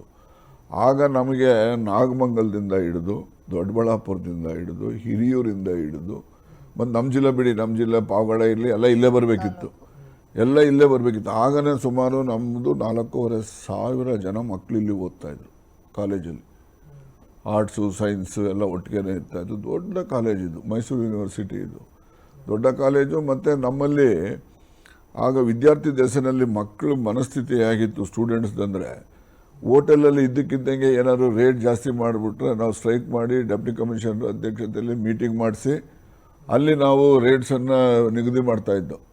ಇಷ್ಟು ML ಕಾಫಿಗೆ ಇಷ್ಟು ದುಡ್ಡು ತಗೋಬೇಕು, ವಡೆ ಇಷ್ಟು ದಪ್ಪ ಇರಬೇಕು, ಇಷ್ಟು ತೂಕ ಇರಬೇಕು, ಇಡ್ಲಿ ಇಷ್ಟು ದಪ್ಪ ಇರಬೇಕು, ಇಷ್ಟು ತೂಕ ಇರಬೇಕು, ಅದಕ್ಕೆ ಇಷ್ಟು ರೇಟ್ ಇರಬೇಕು, ಊಟಕ್ಕೆ ಇಷ್ಟು ಇರಬೇಕು ಅಂತ ಹೇಳಿ ಹೋಟೆಲ್ ಓನರ್ಸು, ಸ್ಟೂಡೆಂಟ್ ಲೀಡರ್ಸ್ಗಳು DC ಕಚೇರಿನಲ್ಲಿ ಸಭೆ ಮಾಡಿ ನಾವು ನಿರ್ಧಾರ ಮಾಡ್ತಾಯಿದ್ದು. ಅಂದರೆ ಸಮಾಜದಲ್ಲಿ ಏನೇ ಒಂದು ತಪ್ಪುಗಳು ಅಥವಾ ಏನಾದ್ರು ಸಮಾಜದ ಜನರನ್ನು ದುರ್ಬಳಕೆ ಮಾಡ್ಕೊಳ್ತಕ್ಕಂಥ ಸಂಗತಿಗಳು ಬಂದಾಗ ವಿದ್ಯಾರ್ಥಿ ಮುಖಂಡರುಗಳಲ್ಲಿ ನಾವೆಲ್ಲರೂ ಕೂಡ ಸೇರಿ ನಾವು ಅದನ್ನು ನ್ಯಾಯ ದೊರಕಿಸ್ಕೊಡುವಂಥ ಕೆಲಸ ನಾವು ಆಗನೇ ಮಾಡ್ತಾಯಿದ್ವಿ. ಮತ್ತು ನಾವು Expo 17ನಲ್ಲಿ ಒಂದು ದೊಡ್ಡ, ಆಗ ನಿಜಲಿಂಗಪ್ಪನವರು ಅಲ್ಲಿ ಡೆಲ್ಲಿಗೆ ಹೋದ ಮೇಲೆ ವೀರೇಂದ್ರ ಪಾಟೀಲರು ಮುಖ್ಯಮಂತ್ರಿ ಆಗಿರ್ತಾರೆ. ಆಗ ನಾವು ಇಂದಿರಾ ಗಾಂಧಿ ಕಾಂಗ್ರೆಸ್ಸಲ್ಲಿ ಬರ್ತೀವಿ. ರೂಲಿಂಗ್ ಪಾರ್ಟಿ R ಅಂತೇಳಿ ಆಗ್ತದೆ, ಅವರು ನಿಜಲಿಂಗಪ್ಪನವ್ರದ್ದು O ಅಂತ ಆಗ್ತದೆ. ನಾವು R ಕಾಂಗ್ರೆಸ್ಸಲ್ಲಿ ನಾವೆಲ್ಲ ಗುರುತಿಸ್ಕೊಂಡು ತುಮಕೂರಲ್ಲಿ ಆವಾಗ ವಿದ್ಯಾರ್ಥಿಗಳನ್ನೇ R ಕಾಂಗ್ರೆಸ್ಸಿಗೆ ಬಂಡವಾಳ, ಬೇರೆ ಎಲ್ಲ ಸೀನಿಯರ್ಸ್ ಎಲ್ಲ ಯಾರೂ ಬರ್ತಾ ಇರಲಿಲ್ಲ. ನಮಗಿಲ್ಲಿ PMR ಅಂತ ಇದ್ದರು, ಪಾಪ ಅವರು ಇಲ್ಲಿ ವ್ಯಾಪಾರ ಮಾಡ್ತಾರೆ ಮಂಡಿಪೇಟೆಯಲ್ಲಿ. ಅವ್ರಿಗೆ ಮಕ್ಕಳಿರಲಿಲ್ಲ, ಅವ್ರು ಸ್ವಲ್ಪ ಹುಡುಗರಿಗೆ ಬಡಗರಿಗೆ ಏನಾದ್ರು ಕಷ್ಟ ಸುಖ ಅಂತ ಹೇಳಿದ್ರೆ ಅವ್ರುಗಳಿಗೆ ಸಹಾಯ ಮಾಡ್ತಾಯಿದ್ರು. ಅವ್ರುಗಳು ಮುಖಾಂತರ ನಾವು ಎಲ್ಲ ಮಾಡೋದು. ಆಮೇಲೆ 71ರಲ್ಲಿ ಪಾರ್ಲಿಮೆಂಟ್ ಎಲೆಕ್ಷನ್ ಬಂತು. ಅದಕ್ಕೆ ಮುಂಚೆ ಲಕ್ಕಂದವ್ರು ಸೋಷಲಿಸ್ಟ್ ಪಾರ್ಟಿನಲ್ಲಿದ್ದರು, ನಾವು ಅವ್ರಿಗೆ ಸಹಾಯ ಮಾಡ್ತಿದ್ದು 67ರಲ್ಲಿ. ಮತ್ತು ಅವರು ಕಾಂಗ್ರೆಸ್ಸಿಗೆ ಬಂದ ಮೇಲೆ ಶಕ್ತಿ ಮತ್ತು ಮಲ್ಲಣ್ಣವರು ಕೂಡ ಅವರು ಕಮ್ಯುನಿಸ್ಟ್ ಪಾರ್ಟಿಲಿದ್ದರು, ಅವರು CPIಯಲ್ಲಿದ್ದರು. ಅವರು ಕೂಡ ಕಾಂಗ್ರೆಸ್ಸಿಗೆ ಬಂದು ಕಾಂಗ್ರೆಸ್ಸಿನಲ್ಲಿ ಕನ್ವೀನರ್ ಆದರು. ಅವರು ದೇವರಾಜ ಅರಸು ರಾಜ್ಯ ಮಟ್ಟದಲ್ಲಿ ಕನ್ವೀನರ್ ಆದರು. ಹಂಗೆ ನಮ್ಮ ಜಿಲ್ಲಾ ಮಟ್ಟದಲ್ಲಿ ಸನ್ಮಾನ್ಯ ಮಲ್ಲಣ್ಣವರು ಕನ್ವೀನರ್ ಆದರು. ಆನಂತರ 71 ಪಾರ್ಲಿಮೆಂಟ್ ಎಲೆಕ್ಷನ್ನಲ್ಲಿ ಮಧುಗಿರಿಯಿಂದ ಮಲ್ಲಣ್ಣವರು MP ಆದರು, ಇಲ್ಲಿ ಲೋಕಸಭೆಗೆ ಲಕ್ಕಂನವರು MP ಆದರು. ಆಗ ಹಿರಿಯರು ಕಾಂಗ್ರೆಸ್ ಇಂದಿರಾ ಗಾಂಧಿ ಪರವಾಗಿ ಮುಖಂಡತ್ವಕ್ಕೆ ಬಂದರು. ಅಲ್ಲಿನವರೆಗೂ ಸ್ಟೂಡೆಂಟ್ಸೇ ಕಾಂಗ್ರೆಸ್ ಪಾರ್ಟಿಲಿ ಇದ್ದಂಥವು. ಒಮ್ಮೆ ತಾರಕೇಶ್ವರಿ ಸಿನ್ಹಾ ಬಂದುಬಿಡ್ತಾಳೆ ಇಲ್ಲಿ. ಆಗ ಯಾರೊಬ್ಬರು ಲೀಡ್ ಇರೋದಿಲ್ಲ. ಆಯಮ್ಮ ಬಂದು ನಮ್ಮ ಈಗ ಟೌನ್ ಹಾಲದ ಸ್ಟೆಪ್ಸ್ ಇದಾವಲ್ಲ ಅದ್ರ ಮೇಲೆ ನಿಂತ್ಕೊಂಡು ಭಾಷಣ ಮಾಡಿದ್ರೆ ಇಂದಿರಾ ಗಾಂಧಿ ಕ್ರಿಟಿಸೈಸ್ ಮಾಡ್ತಾರೆ. ನಾವೇ ಒಂದು 25 ಜನ, ವಿಠಲ್ ರಾವ್ನು ಲೀಡ್ರ್ ಇದ್ದ, ಅವನು ಸ್ಟೂಡೆಂಟ್ ಲೀಡ್ರು, ವೆರಿ ಗುಡ್ ಆರೇಟರ್. ಅವನು ನಮ್ಮ ಮುಂದೆ ಇಲ್ಲ, ಸತ್ತೋಗಿದ್ದಾನೆ. ಈ ವಾಸ್ ಎ ವೆರಿ ಗುಡ್ ಆರೇಟರ್ ಇದ್ದ ಅವನು ಫಸ್ಟು ನಾವೊಂದು 25 ಜನ ಬಂದು ಅವಳು ಇಂದಿರಾ ಗಾಂಧಿ ಹಾಗೆ ಹೀಗೆ ಅಂತೇಳಿ ಟೀಕೆ ಮಾಡೋಕ್ಕೆ ಶುರುವಾದರು. But is the first man. Don't criticize anybody personally. If you want anything you can criticize her policies, we will agree, but criticizing her personally we will not tolerate ಅಂತ. ಆಗ ಆಯಮ್ಮ ಇದ್ದು Tarakeshwari Sinha, no I am a citizen of this country, I have got every right to criticize anybody, you should not ask, you should not question my right, ಹಂಗೆ ಹಿಂಗೆ ಅಂತ ಆಯಮ್ಮನ ಮೇಲೆ ಬಿದ್ದುಬಿಟ್ರು. ನಾವು ಅವಾಗೆಲ್ಲ ಕಲ್ಲು ಪಲ್ಲು ಹೊಡೆದು ಓಡಿಸ್ಬಿಟ್ಟು ಹೋಗಿ ಭಾಷಣ ಮಾಡೋಕ್ಕೆ ಬಿಡಲಿಲ್ಲ. ಹೀಗೆ ನಾವು ಈ ಪರಿಸ್ಥಿತಿನಲ್ಲೇ ನಮಗೆ ಧೈರ್ಯ ತುಂಬ್ತಾ ಇತ್ತು. ಆಗ ವೀರೇಂದ್ರ ಪಾಟೀಲ್ ಚೀಫ್ ಮಿನಿಸ್ಟರ್ ಎಲ್ಲ ಎಲ್ಲರಿಗೂ ಭಯ, ಕೇಸು ಪಾಸು ಹಾಕ್ಬಿಡ್ತಾರೆ ಅಂತ. ಆದರೂ ನಮ್ಗಳನ್ನೆಲ್ಲ ಕೇಸ್ಗಳು ಹಾಕ್ಬಿಟ್ರು. ನಾವು ಕೇಸ್ಗಳು ಹಾಕ್ತಿದ್ದಂಗೆ ಇನ್ನೆಲ್ಲೂ ಕೆಲಸಕ್ಕೆಲ್ಲೂ ಹೋಗಂಗಿಲ್ವಲ್ಲ. ಸರಿ ಬಿಡಪ್ಪ ನೋಡೋಣ ಹಿಂಗೆ ಅಂತೇಳಿ ಕೋರ್ಟ್ಗೆ ಕೇಸ್ಗೆ ಪಾಸ್ಗೆ ಹೋಗ್ತಾಯಿದ್ದು. ಸರಿ, ಅವಾಗ 72-73ರಲ್ಲಿ TAPCMS ಎಲೆಕ್ಷನ್ಗೆ ಶೇರ್ ಕಟ್ಟೋದಕ್ಕೆ ಅಲ್ಲೆಲ್ಲ ಜನ ಸೇರಿದರು. ನಾವು ಅಲ್ಲಿ ಹೋಗ್ತಾ ಇದ್ವಲ್ಲ, ಬಿಡು ನಾವು ಒಂದು ಅರ್ಜಿ ಹಾಕೋಣ ಅಂತೇಳಿ ಒಂದು 11 ರೂಪಾಯಿ ಶೇರು ಕಟ್ಟಿ ಮೆಂಬರ್ ತಗೊಂಡು ಒಂದು ಅರ್ಜಿ ಹಾಕ್ದು. ಅರ್ಜಿ ಹಾಕ್ತಿದ್ದಂಗೆ ನಮ್ಮದು ಅರ್ಜಿ ಬಿದ್ದ ಮೇಲೆ ಯಾರೂ ಅರ್ಜಿನೇ ಹಾಕಲಿಲ್ಲ. ಅಲ್ಲಿ ಯಾಕಪ್ಪ ಇವ್ರು ಸವಾಸಗಳು ಬೇಡ ಅಂದ್ಕೊಂಡು ಯಾರೂ ಅರ್ಜಿನೂ ಹಾಕಲಿಲ್ಲ. ಆಮೇಲಿಂದ ಪ್ರೆಸಿಡೆಂಟ್ ಎಲೆಕ್ಷನ್ ಬಂತು. ಪ್ರೆಸಿಡೆಂಟ್ ಎಲೆಕ್ಷನ್ನಲ್ಲಿ 1 ವರ್ಷ ಸುಮ್ಮನೆ ಇದ್ದೆ. 2ನೇ ವರ್ಷಕ್ಕೆ ನಾನೇ ಹಾಕ್ತೀನಿ ಅಂದೆ. ಎಲ್ಲ ಸುಮ್ಮನೆ ಆಗ್ಬಿಟ್ಟು ನಾನೇ ಅಧ್ಯಕ್ಷನ್ ಮಾಡಿದ್ರು. ಸೊ ಹೀಗಾಗಿ ನಾನು ಮೂಮೆಂಟಲ್ಲಿ ಸೇರ್ಕೊಳ್ತಕ್ಕಂಥದ್ದು, ನಾನು ಮೊದಲೇ ಹೇಳ್ದಂಗೆ ಮಳೆ ನೀರು ಬಿದ್ದದ್ದು ಹೆಂಗೆ ಹರ್ಕೊಂಡು ಹೋಗ್ತದೋ ಅದರೊಳಗೆ, ಹಂಗೆ ನಾವು ಆಯಾ ಪರಿಸ್ಥಿತಿಗೆ ತಕ್ಕಂತೆ ನಾವು ರಾಜಕಾರಣದಲ್ಲಿ ತೊಡಗಿಸ್ಕೊಂಡಂಥದ್ದು. ಮತ್ತು ಈ ಹುಡುಗರುಗಳು ಜೊತೆಯಲ್ಲಿರೋರಿಗೆ, ಕೆಲವು ದೂರದಿಂದ ಬಂದವ್ರಿಗೆ ಅಡ್ಮಿಷನ್ ಸಿಗ್ತಾ ಇರಲಿಲ್ಲ. ಇಲ್ಲಿ ಭಾಳ ಕಷ್ಟ ಇತ್ತು. ಸರಿ, ಆವಾಗ ವಿಶ್ವೇಂದ್ರಪ್ಪ ಅಂತೇಳಿ ಪ್ರಿನ್ಸಿಪಾಲ್ ಇರ್ತಾಯಿದ್ರು. ಅವರು ಸ್ವಲ್ಪ ನಮ್ಮನ್ನು ಭಾಳ ಚೆನ್ನಾಗಿ ನೋಡ್ಕೊಳ್ಳೋರು, ಹೇಳಿದ ಮಾತಿಗೆ ಗೌರವ ಕೊಡೋರು. ಸೊ ಅಡ್ಮಿಷನ್ಸ್ಗೆ ಅದಕ್ಕೆ ಇದಕ್ಕೆ ನಾವು ಎಲ್ಲ ಕಾಲೇಜಲ್ಲೆಲ್ಲ ಇದು ಮಾಡಿಸಿವು. ಮತ್ತು ಮಕ್ಕಳಿಗೂ ನಮ್ಮ ಜೊತೆಲಿರೋರಿಗೆ ಏನಾದ್ರು ಅನಾನುಕೂಲ ಆದರೆ ನಾವು ಅವ್ರ ರಕ್ಷಣೆಗೆ ಹೋಗ್ತಾಯಿತ್ತು. ಈಗೆಲ್ಲ ಒಂದಕ್ಕೊಂದು ನಾವು ಯಾವಾಗಲೂ ಕೂಡ ಜೊತೆಲಿದ್ದವ್ರು ಇರ್ಬೋದು, ಅಥವಾ ನಮ್ಮ ಗಮನಕ್ಕೆ ಯಾವುದೇ ಒಂದು ಸಂಗತಿ ಅನ್ಯಾಯ, ದಬ್ಬಾಳಿಕೆ, ದೌರ್ಜನ್ಯ ನಡೆದಿದೆ ಅಂತ ಗೊತ್ತಾದರೆ ನಮ್ಮ ಗಮನಕ್ಕೆ ಬಂದರೆ ಅಲ್ಲಿ ನಾವು ಹೋಗ್ತಾಯಿದ್ದೋ, ಅಲ್ಲಿ ನ್ಯಾಯ ದೊರಕಿಸ್ಕೊಡೋ ಅಂಥ ಕೆಲಸವನ್ನು ನಾವು ಆ ಕಾಲದಿಂದನೇ ಮಾಡ್ತಾಯಿದ್ದೋ. ಸೊ ಹೀಗಾಗಿ ನಮಗೆ ಜನರ ಮಧ್ಯೆ ಇರಬೇಕು. ಜನರಿಗೆ ಆವಾಗ ನಮಗೆ ಒಂದು ಖುಷಿ ಆಗೋದು ಮನಸ್ಸಿಗೆ. ಅವನಿಗೆ ಏನಾದರೂ ಒಂದು ನ್ಯಾಯ ದೊರಕಿಸ್ಕೊಟ್ರೆ, ಅವನು ಸಮಾಧಾನ ಆದರೆ, ಅವನು ಪಾಪ ಎಲ್ಲ ಸಿಗ್ತಾರೆ, ಸ್ವಾಮಿ ನಮಸ್ಕಾರ, ನಿಮ್ಮಿಂದ ನಮ್ಗೆ ಅನುಕೂಲ ಆಯಿತು ಅಂದ್ಬಿಡೋನಲ್ಲ. ನಾವು ಇದನ್ನು ನೋಡ್ಕೊಂಡವ್ರೆ, ನಾವು ಹಿಂಗೆ ಮಾಡ್ಕೊಂಡವ್ರೆ, ಜನ ನಮ್ಮನ್ನು ಇಷ್ಟೊಂದು ಇಷ್ಟಪಡ್ತಾರೆ, ನಾವು ಇದನ್ನೇ ಯಾಕೆ ಮಾಡಬಾರ್ದು ಅಂತ ಹೇಳಿ ನಾವು ಸ್ವಲ್ಪ ಸಮಾಜಮುಖಿಯಾಗಿ ಕೆಲಸ ಮಾಡ್ತಕ್ಕಂಥದ್ದಕ್ಕೆ ಪ್ರೇರಣೆ ಆ ಜನಗಳಿಂದನೇ ಆಗಿದ್ದು. ನಾವು ಅಲ್ಲಿಂದ ಯಾರು ಅಸಹಾಯಕರಿರ್ತಾರೆ ಅಸಹಾಯಕರ ಪರವಾಗಿ ಹೋರಾಟ ಮಾಡಬೇಕು ಅಂತಕ್ಕಂಥದ್ದು. ಯಾರು ದಬ್ಬಾಳಿಕೆ ಮಾಡ್ತಾರೆ ಅವ್ನು ಎಷ್ಟೇ ಬಲಾಢ್ಯ ಇದ್ದರೂ ಕೂಡ ಅದು ಏನೇ ಕಾನ್ಸಿಕ್ವೆನ್ಸಸ್ ಇದ್ದರೂ ಫೇಸ್ ಮಾಡಬೇಕು ಅವ್ರನ್ನ ಅಂತಕ್ಕಂಥ. ಭಾಳ ಜನ ಇತ್ತೀಚಿನ ದಿನಗಳಲ್ಲಿ ನೋಡ್ತೀನಿ, ಯಾರನ್ನ ಬಲಾಢ್ಯರು ಅವರು ಇವರು ಯಾರಾದರೂ ಮಾಡಬಾರದು ಮಾಡಲಿ, ಹೇಳ್ಬಾರ್ದು ಸುಳ್ಳು ಹೇಳಲಿ ಸಹಿಸ್ತಾರೆ ಈಗಿನ ಯುವಕರು. ಅದು ಸರಿಯಲ್ಲ. ಅದು ಯಾವಾಗಲೂ ಕೂಡ ಯುವಕರಲ್ಲಿ ಅನ್ಯಾಯದ ವಿರುದ್ಧ ಹೋರಾಟ ಮಾಡ್ತಕ್ಕಂಥ ಮನಸ್ಥಿತಿ ಬರಬೇಕು. ಅದು ಬರಲಿಲ್ಲ ಅಂದರೆ ಮುಂದೆ ಸಮಾಜಕ್ಕೆ ಹಾನಿ ಆಗ್ತದೆ. ನಾವು ಯಾವತ್ತೂ ಕೂಡ ಸತ್ಯ ಹೇಳ್ತಕ್ಕಂಥದ್ದು ಮಾಡಬೇಕು. ಸುಳ್ಳನ್ನು ಇವತ್ತಿನವರೆಗೆ ನಾನು ಎಲ್ಲಿ ಬೇಕಾದ್ರೂ ಯಾವ ದೇವಸ್ಥಾನದಲ್ಲಿ ಬೇಕಾದ್ರೂ ಪ್ರಮಾಣ ಮಾಡ್ತೇನೆ, ನನ್ನ ಸ್ವಾರ್ಥಕ್ಕೆ ನಾನು ಸುಳ್ಳು ಹೇಳಿಲ್ಲ. ಬೇರೆ ಒಬ್ಬನಿಗೆ ಯಾರಿಗೋ ಸಹಾಯ ಆಗಬೇಕು ಅಂದರೆ ಸುಳ್ಳು ಹೇಳಿರ್ತೀನಿ, ಆದರೆ ನನ್ನ ಸ್ವಾರ್ಥಕ್ಕೆ ಮಾತ್ರ ನನ್ನ ಜೀವನದಲ್ಲಿ ನಾನು ಸುಳ್ಳು ಹೇಳಿಲ್ಲ ಯಾವತ್ತೂ ಅಷ್ಟೇ. ನಾನು ಪ್ರಾಕ್ಟೀಸ್ ಮಾಡೋವಾಗಲೂ ಅಷ್ಟೇ, ಇನ್ನೊಂದು ಅಷ್ಟೇ. ನಾನು ಸುಳ್ಳು ಹೇಳಿದವನೇ ಅಲ್ಲ ಸ್ವಾರ್ಥಕ್ಕೆ. ಬೇರೆ ಈಗ ಅವನೋ ಒಬ್ಬ ಪೊಲೀಸ್ ಸ್ಟೇಷನ್ಗೆ ಫೋನ್ ಮಾಡಿ ಸ್ವಾಮಿ ಅಂತ ಬರ್ತಾನೆ, ಪೊಲೀಸ್ನವ್ರು ಸುಮ್ಮನೆ ಕೇಸ್ ಹಾಕ್ತಾರಾ? ಏನಾದ್ರು ಮಾಡಿರ್ತಾನೆ ಕೇಸ್ ಹಾಕ್ತಾನೆ. ನಾವು ಪೊಲೀಸ್ನವ್ರಿಗೆ ಹೇಳ್ತೀವಿ, ಅವನು ಅಂಥವನಲ್ರಿ, ಭಾಳ ಒಳ್ಳೆ ಹುಡುಗ ಅವನು, ನಮ್ಮ ಕಡೆಯವನು, ಅವ್ನು ಭಾಳ ಒಳ್ಳೆಯವನು, ಸತ್ಯವಂತನಪ್ಪ, ಅವ್ನು ಯಾಕೆ ಹಿಂಗೆಲ್ಲ ಮಾಡ್ತೀನೋ, you should not do like that ಅಂತ ಹೇಳ್ತೀವಿ. ಅವ್ನಿಗೆ ಒಳ್ಳೇದಾಗಲಿ ಅಂತ ಹೇಳ್ತೀವಿ ನಾವು. ನಮ್ಮದವ್ರನ್ನ ಕೈ ಬಿಡಲೇಬಾರ್ದು ಯಾವತ್ತೂ. ಅವ್ರ ಪಾಪ ಎಲ್ಲೋ ಏನೋ. ನಾನು ಹೇಳೋದು, ಕೆಲವು ಸರಿ ಜನ ತಪ್ಪು ಮಾಡ್ತಾರೆ. ತಪ್ಪು ಮಾಡೋದ್ರಲ್ಲಿ ಎರಡು ಥರ ಇರ್ತದೆ. ಗೊತ್ತಿಲ್ಲದೆ ತಪ್ಪಾಗೋದು ಒಂದು, ಇನ್ನೊಂದು ಗೊತ್ತಿದ್ದು ಸ್ವಾರ್ಥಕ್ಕೋಸ್ಕರ ತಪ್ಪು ಮಾಡೋದು. ಗೊತ್ತಿಲ್ಲದೆ ತಪ್ಪಾದವನಿಗೆ ಕ್ಷಮೆ ಉಂಟು, ಸ್ವಾರ್ಥಕ್ಕೋಸ್ಕರ ತಪ್ಪು ಮಾಡ್ತಾನಲ್ಲ ಅವನಿಗೆ ಕ್ಷಮೆ ಇರೋದಿಲ್ಲ. ಸಿ ಬ್ಯಾಂಕ್ನಲ್ಲಿ ಒಂದು ಕ್ರಾಂತಿ ಆಯಿತು. ಯಾಕೆಂದರೆ ರಾಜಣ್ಣನವರು ರೈತರ ಸಾಲ ಮನ್ನಾವನ್ನು ಮಾಡಿದ್ದಂಥದ್ದು. 5 ಗುಂಟೆ ಜಮೀನಿರೋರು ಕೂಡ ಸಾಲ ಕೊಡ್ತೀವಿ ಅನ್ನುವಂಥ ಒಂದು ಪತ್ರಿಕಾ ಪ್ರಕಟಣೆ ಇತ್ತಲ್ಲ, ಅದು ಒಂದು ರೀತಿಯಾಗಿ ಸಹಕಾರ ಕ್ಷೇತ್ರದ ಕ್ರಾಂತಿ ಅಂತ ಹೇಳ್ಬೋದು ಸರ್. ಈಗ ಸಾಲ ಮನ್ನಾದು DC ಬ್ಯಾಂಕಲ್ಲಿ ಮಾಡಿದಂಥದ್ದು ಒಂದು, ಯಾರು ಮೃತ ರೈತರು ಇರ್ತಾರೆ ಅವರು ಸಾಲ ತಗೊಂಡು ಸತ್ತೋಗ್ಬಿಡ್ತಾರೆ. ಸತ್ತೋಗ್ಬಿಟ್ರೆ ಅವರು ಕುಟುಂಬದವರು ಸಾಲ ತೀರ್ಸೋಕ್ಕೆ ಶಕ್ತಿ ಇರೋದಿಲ್ಲ. ನಾವು ಆ ಜಮೀನನ್ನು ಆಕ್ಷನ್ ಮಾಡಿ ನಾವು ಸಾಲ ಕಟ್ಟಿಸ್ಕೋಬೇಕಾಗ್ತದೆ. ಆ ಜಮೀನು ಆಕ್ಷನ್ ಮಾಡಿಬಿಟ್ರೆ ಅವರು ಬೀದಿ ಪಾಲು ಆಗ್ಬಿಡ್ತಾರೆ.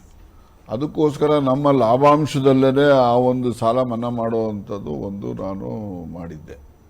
ಇತ್ತೀಚಿನ ವರ್ಷದಲ್ಲಿ ಅದನ್ನು ಸ್ವಲ್ಪ ತಡೆ ಹಿಡಿದಿದ್ದೀನಿ, ಅದನ್ನು ಮುಂದುವರಿಸಿಲ್ಲ. ಅದರಿಂದ ಸುಮಾರು ನಾವು 42 ಕೋಟಿಯಷ್ಟು ಹಣ ಈ ನಿಧನ ಆದಂತಹ ರೈತರಿಗೆ ನಾವು ಪರಿಹಾರವಾಗಿ ಕೊಟ್ಟಿರ್ತಕ್ಕಂಥದ್ದನ್ನು ಸಾಲ ಮನ್ನಾ ಮಾಡೋ ಮೂಲಕ ಅಂತ ಹೇಳಿ ಭಾಳ ಸಂತೋಷದಿಂದ ಅದನ್ನು ಹೇಳಲಿಕ್ಕೆ ಬಯಸ್ತೀನಿ. ಇದಲ್ಲದೆ ಹಿಂದೆ 13-18 ಅವಧಿನಲ್ಲಿ ಸಿದ್ದರಾಮಯ್ಯನವರು ಇರುವಾಗ ನಾವು ಎಲ್ಲ ರೈತರಿಗೂ 50,000 ರೂಪಾಯಿ ಸಾಲ ಮನ್ನಾ ಮಾಡಿದ್ವು. ಎಲ್ಲ ರೈತರಿಗೆ ಇಡೀ ರಾಜ್ಯದಲ್ಲಿರ್ತಕ್ಕಂಥ ಪ್ರತಿಯೊಬ್ಬ ರೈತರು ಯಾರು ನಮ್ಮ ಸಹಕಾರಿ ರಂಗದಲ್ಲಿ ಸಂಸ್ಥೆಗಳಲ್ಲಿ ಸಾಲ ತಗೊಂಡವರು ಅದನ್ನು ಮನ್ನಾ ಮಾಡೋದು ಅಂತ ಮಾಡು. ಅದರಲ್ಲಿ ಆ ಸಾಲ ಮನ್ನಾ ಮಾಡ್ತಕ್ಕಂಥ ಸಂದರ್ಭದಲ್ಲಿ ಈ ಅಧಿಕಾರಿಗಳಿಗೂ ಮುಖ್ಯಮಂತ್ರಿಗಳಿಗೂ ಕೆಲವು ಅಂಶಗಳು ಅಂದರೆ ಮಾಹಿತಿಯ ಕೊರತೆಯಿಂದ ಅಧಿಕಾರಿಗಳು ವಿರೋಧ ಮಾಡ್ತಾಯಿದ್ರು. ತಿರ್ಗಿ ಅವ್ರು ನನ್ನನ್ನು ಕರೆದು ಏನೋ ಹಿಂಗೆ ಆಗ್ಬಿಟ್ಟೈತೆ, ಮಾಡಲೇಬೇಕು, ರಾಹುಲ್ ಗಾಂಧಿ ಸಾಲ ಮನ್ನಾ ಮಾಡಲೇಬೇಕು ಅಂತ ಹೇಳ್ತಾವ್ರೆ, ಹೆಂಗೆ ಮಾಡೋದು ಅಧಿಕಾರಿಗಳು ನೋಡಿದ್ರೆ ಒಂದು 25,000 ಮನ್ನಾ ಮಾಡೋಣ ಅಂದರೆ ಆಗೋದೇ ಇಲ್ಲ ಅಂತ ಆಟ ಮಾಡ್ತಾರೆ. ಹಾಗೆ ಹೀಗೆ 25,000 ಸಾಲ ಮನ್ನಾ ಮಾಡಿದ್ರೆ ಒಂದು 5,200 ಕೋಟಿ ಬೇಕಾಗ್ತಿತ್ತು.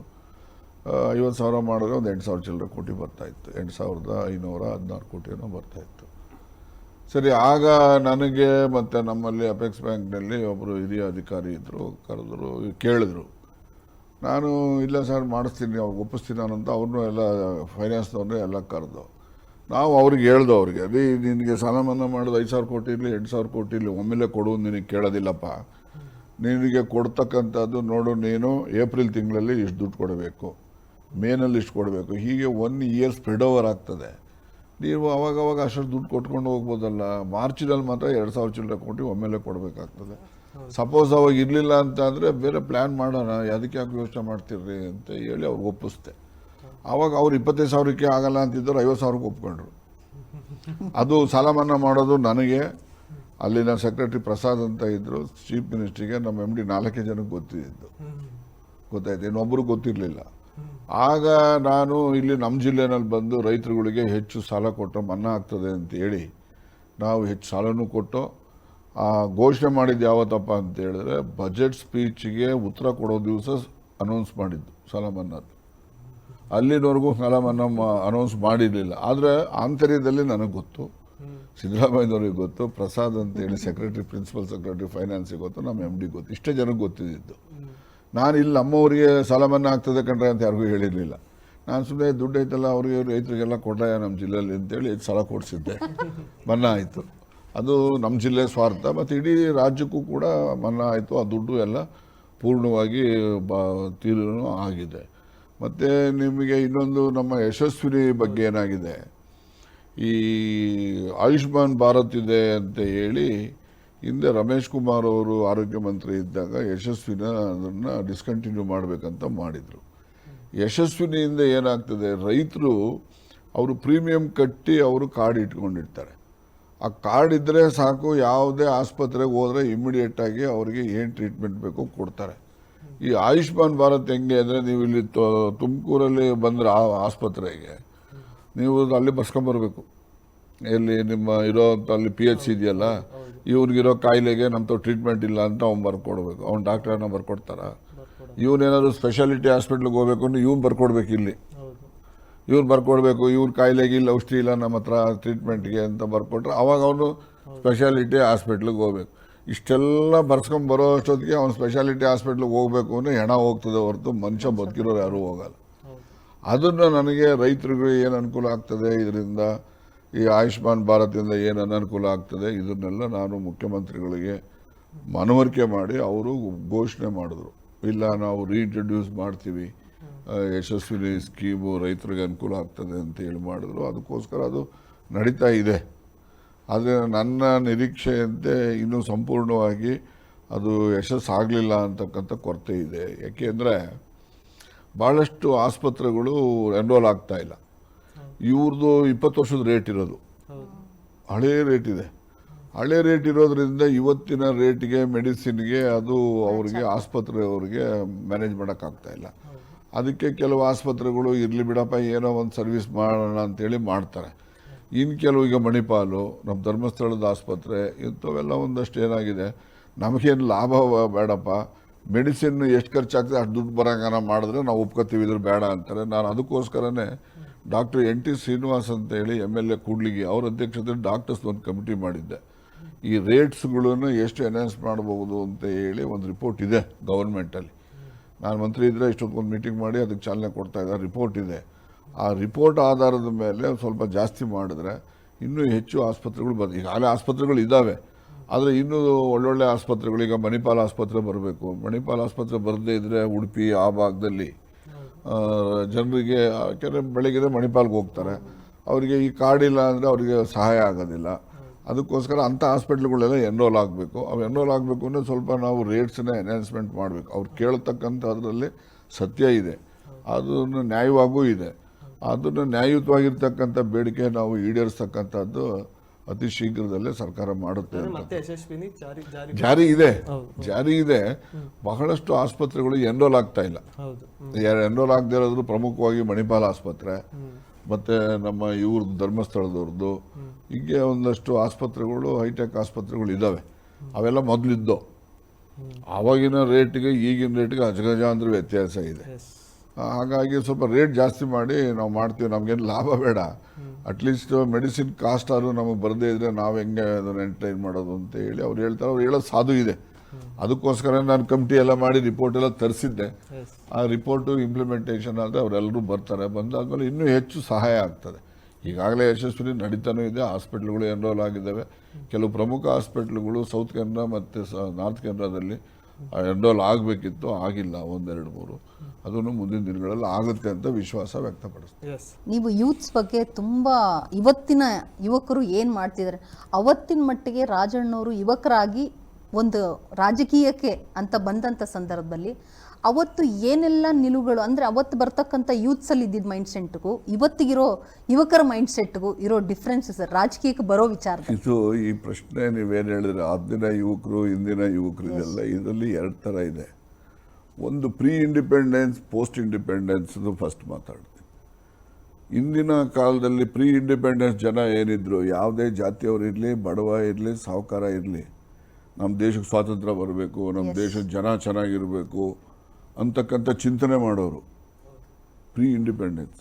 ಸ್ವಾರ್ಥ ಇರಲಿಲ್ಲ. ಸ್ವಾರ್ಥನೇ ಇರಲಿಲ್ಲ ಅವ್ರ ಹತ್ರ. ಅವ್ರು ಯಾವತ್ತು ನಂದು ನಮ್ಮ ಕುಟುಂಬ ಅಂತ ಯಾರು ಯೋಚನೆ ಮಾಡ್ತಿರಲಿಲ್ಲ. ನಮ್ಮ ದೇಶ ಚೆನ್ನಾಗಿರಬೇಕು, ನಮ್ಮ ಜನ ಚೆನ್ನಾಗಿರಬೇಕು, ನಾವೆಲ್ಲ ಸ್ವಾವಲಂಬಿಗಳಾಗಿರಬೇಕು, ನಾವೆಲ್ಲರೂ ಕೂಡ ಉತ್ತಮವಾದಂಥ ಸಮಾಜ ನಿರ್ಮಾಣ ಆಗಬೇಕು ಅನ್ನೋ ಮನಸ್ಥಿತಿ ಇರ್ತಾ ಇತ್ತು. ಆ pre independence generation mindset. ಇವತ್ತು ಬಂದ್ಬಿಟ್ಟಿರಲ್ಲ ಪೋಸ್ಟ್ ಇಂಡಿಪೆಂಡೆನ್ಸ್ ಜನರೇಷನ್ ಇದೆಯಲ್ಲ, ಯೂತ್ಸು, ಇವ್ರಿಗೆ ದೇಶದ ಬಗ್ಗೆ ಆಗಲಿ, I am sorry to say this, ಮತ್ತು ಅವರ ಪರಿಸರದಲ್ಲಿರ್ತಕ್ಕಂಥ ಜನರ ಬಗ್ಗೆ ಆಗಲಿ ಅಷ್ಟೊಂದು ಕಳಕಳಿ ಇಲ್ಲ. ಈಗೆಲ್ಲ ಸ್ವಾರ್ಥಗಳಾಗ್ಬಿಟ್ಟಿದ್ದೀವಿ ನಾವೆಲ್ಲ. ಈಗ ನಿಮ್ಗೆ ಹೇಳ್ತೀನಿ, ಭಾಳಷ್ಟು ಸಂಗತಿಗಳು ನನ್ನ ಗಮನಕ್ಕೆ ಬರ್ತವೆ. ನೋಡಿದ್ರೆ ನನಗೆ ಏನು ಹೇಳೋದು ಇವ್ರಿಗೆ ಅಂತ ಅನಿಸುತ್ತೆ. ಈಗಿನ ಹುಡುಗರು ಏನಪ್ಪ ಹೇಳ್ತಾರೆ, ಏನು ಸ್ವಾಮಿ ನಾವು ಯಾವ್ದಾರ ಚುನಾವಣೆಗೆ ಊರಿಗೆ ಹೋದರೆ ಏನಪ್ಪ ಚುನಾವಣೆ ಬಂತಲ್ಲ ಅಂತ ಅಂದರೆ, ಹೌದು ಬಂತು ಚುನಾವಣೆ ಅಂತಾನೆ. ಏನೇ ನಿಮ್ಮ ಊರಿಗೆ ಇಷ್ಟೆಲ್ಲ ಅನುಕೂಲ ಮಾಡಿದ್ದೀನಿ ಅಂತ ಅಂದರೆ, ನೀವಿದ್ರೂ ಮಾಡೋ ನನ್ನ ಮುಂದೆ ಹೇಳ್ದೇ ಇರ್ಬೋದು, ಅವ್ರ ಮನಸ್ಥಿತಿ ಹೇಳ್ತೀನಿ. ಯಾರಿದ್ರೂ ಮಾಡ್ತಾರೆ, ಮಾಡಿದವ್ರೆ ನಿಮ್ಮನೇನು ಕೊಟ್ಟಿದ್ದೀರಾ ಬಿಡಿ, ಏನು ಈ ರಸ್ತೆ ಮಾಡಿದ್ದೀನಿ ಅಂತ ಹೇಳ್ತಿರಲ್ಲ, ರಸ್ತೆ ಏನು ನಾನು ಒಬ್ಬನೇ ತಿರುಗಾಡ್ತೀನಿ, ಈಗ ನೀವು ಬರಲಿಲ್ವ ಅದೇ ರಸ್ತೆಯಲ್ಲಿ ಅಂತ ಎಲ್ಲ ಹೇಳಿ ಅಂತಿಮವಾಗಿ ಎಲ್ಲಿಗೆ ಬರ್ತಾನೆ ಅಂದರೆ ನನಗೇನು ಮಾಡಿದ್ದೀರಿ ಹೇಳಿ ಅಂತಾನೆ. ಅಂದರೆ ಈಗೆಲ್ಲ ಸ್ವಾರ್ಥಕ್ಕೆ ಬಂದ್ಬಿಟ್ಟಿದ್ದೀವಿ ನಾವೆಲ್ಲ. ಮೊದಲು ರೀತಿಯಲ್ಲಿ ದೇಶಕ್ಕೆ, ನಮ್ಮ ಸಮುದಾಯಕ್ಕೆ, ನಮ್ಮ ಊರಿಗೆ, ನಮ್ಮ ಪರಿಸರಕ್ಕೆ ಅನುಕೂಲ ಮಾಡಬೇಕು ಅಂತಕ್ಕಂಥದ್ದು, ಚೆನ್ನಾಗಿರಬೇಕು ಅನ್ನೋದು ಅವರ ಒಂದು ಮನಸ್ಥಿತಿ ಇರ್ತಾಯಿತ್ತು. ಈಗಿನ ಪೀಳಿಗೆ ಮನಸ್ಥಿತಿ ಎಲ್ಲಿಗೆ ಬಂದಿದ್ದೀವಿ ಅಂತ ಹೇಳಿದ್ರೆ, ಈಗ ನಮಗೆ ಏನು ವೈಯಕ್ತಿಕ ನಮಗೇನು ಲಾಭ ಆಗಿದೆ ಅಂತಕ್ಕಂಥದ್ದು ಮನಸ್ಥಿತಿ ಇದೆ. ಈಗ ಮೊನ್ನೆ ಒಂದು ಯಾವುದೋ ಒಂದರಲ್ಲಿ ನೋಡ್ತಾ ಇದ್ದೆ, ಒಬ್ಬ ಹಿಂಗೆ ರಾಜಕಾರಣಿ ಯಾರೋ MLA ಯಾವುದೋ ಊರಲ್ಲಿ ಕೇಳ್ತಾನೆ ಅವನಿಗೆ, ಏನಪ್ಪ ನಿಮ್ಮ ಮನೆಯವ್ರಿಗೆ 2,000 ಬರ್ತಾ ಇದ್ದೇನೆಯಾ ಅಂತಾನೆ. ಇವನು ಬಿಡಿ ಸ್ವಾಮಿ ಅದ್ಯಾವ್ದು 2,000 ಹೇಳ್ತೀರಿ, ನಾನು 50 ರೂಪಾಯಲ್ಲಿ ಕುಡಿದು ಮನ್ಗೋತಿದ್ದೆ, ಈಗ 100 ರೂಪಾಯಿ ಹಾಕಿದ್ದೀರಾ, ನನ್ನ ತಲೆ 50 ತಗೊಂಡು ಜಾಸ್ತಿ ನನ್ನ ನೆಂಟರು ಕೊಡ್ತಿದ್ದೀರಾ, ನೀವೇನು ಕೊಟ್ಟಿರೋದೈತೆ ಅಂತಾನೆ. ಇದಕ್ಕೆ ಏನು ಉತ್ತರ ಹೇಳೋದಂತ ಅಂದ್ಬಿಟ್ರೆ ಜನಗಳಿಗೆ ನಾನು ಹೇಳೋದು ಅವ್ನು ಹೇಳೋದ್ರಲ್ಲೂ ಸತ್ಯ ಇಲ್ಲ ಅಂತ ಹೆಂಗೆ ಹೇಳ್ತೀರಿ?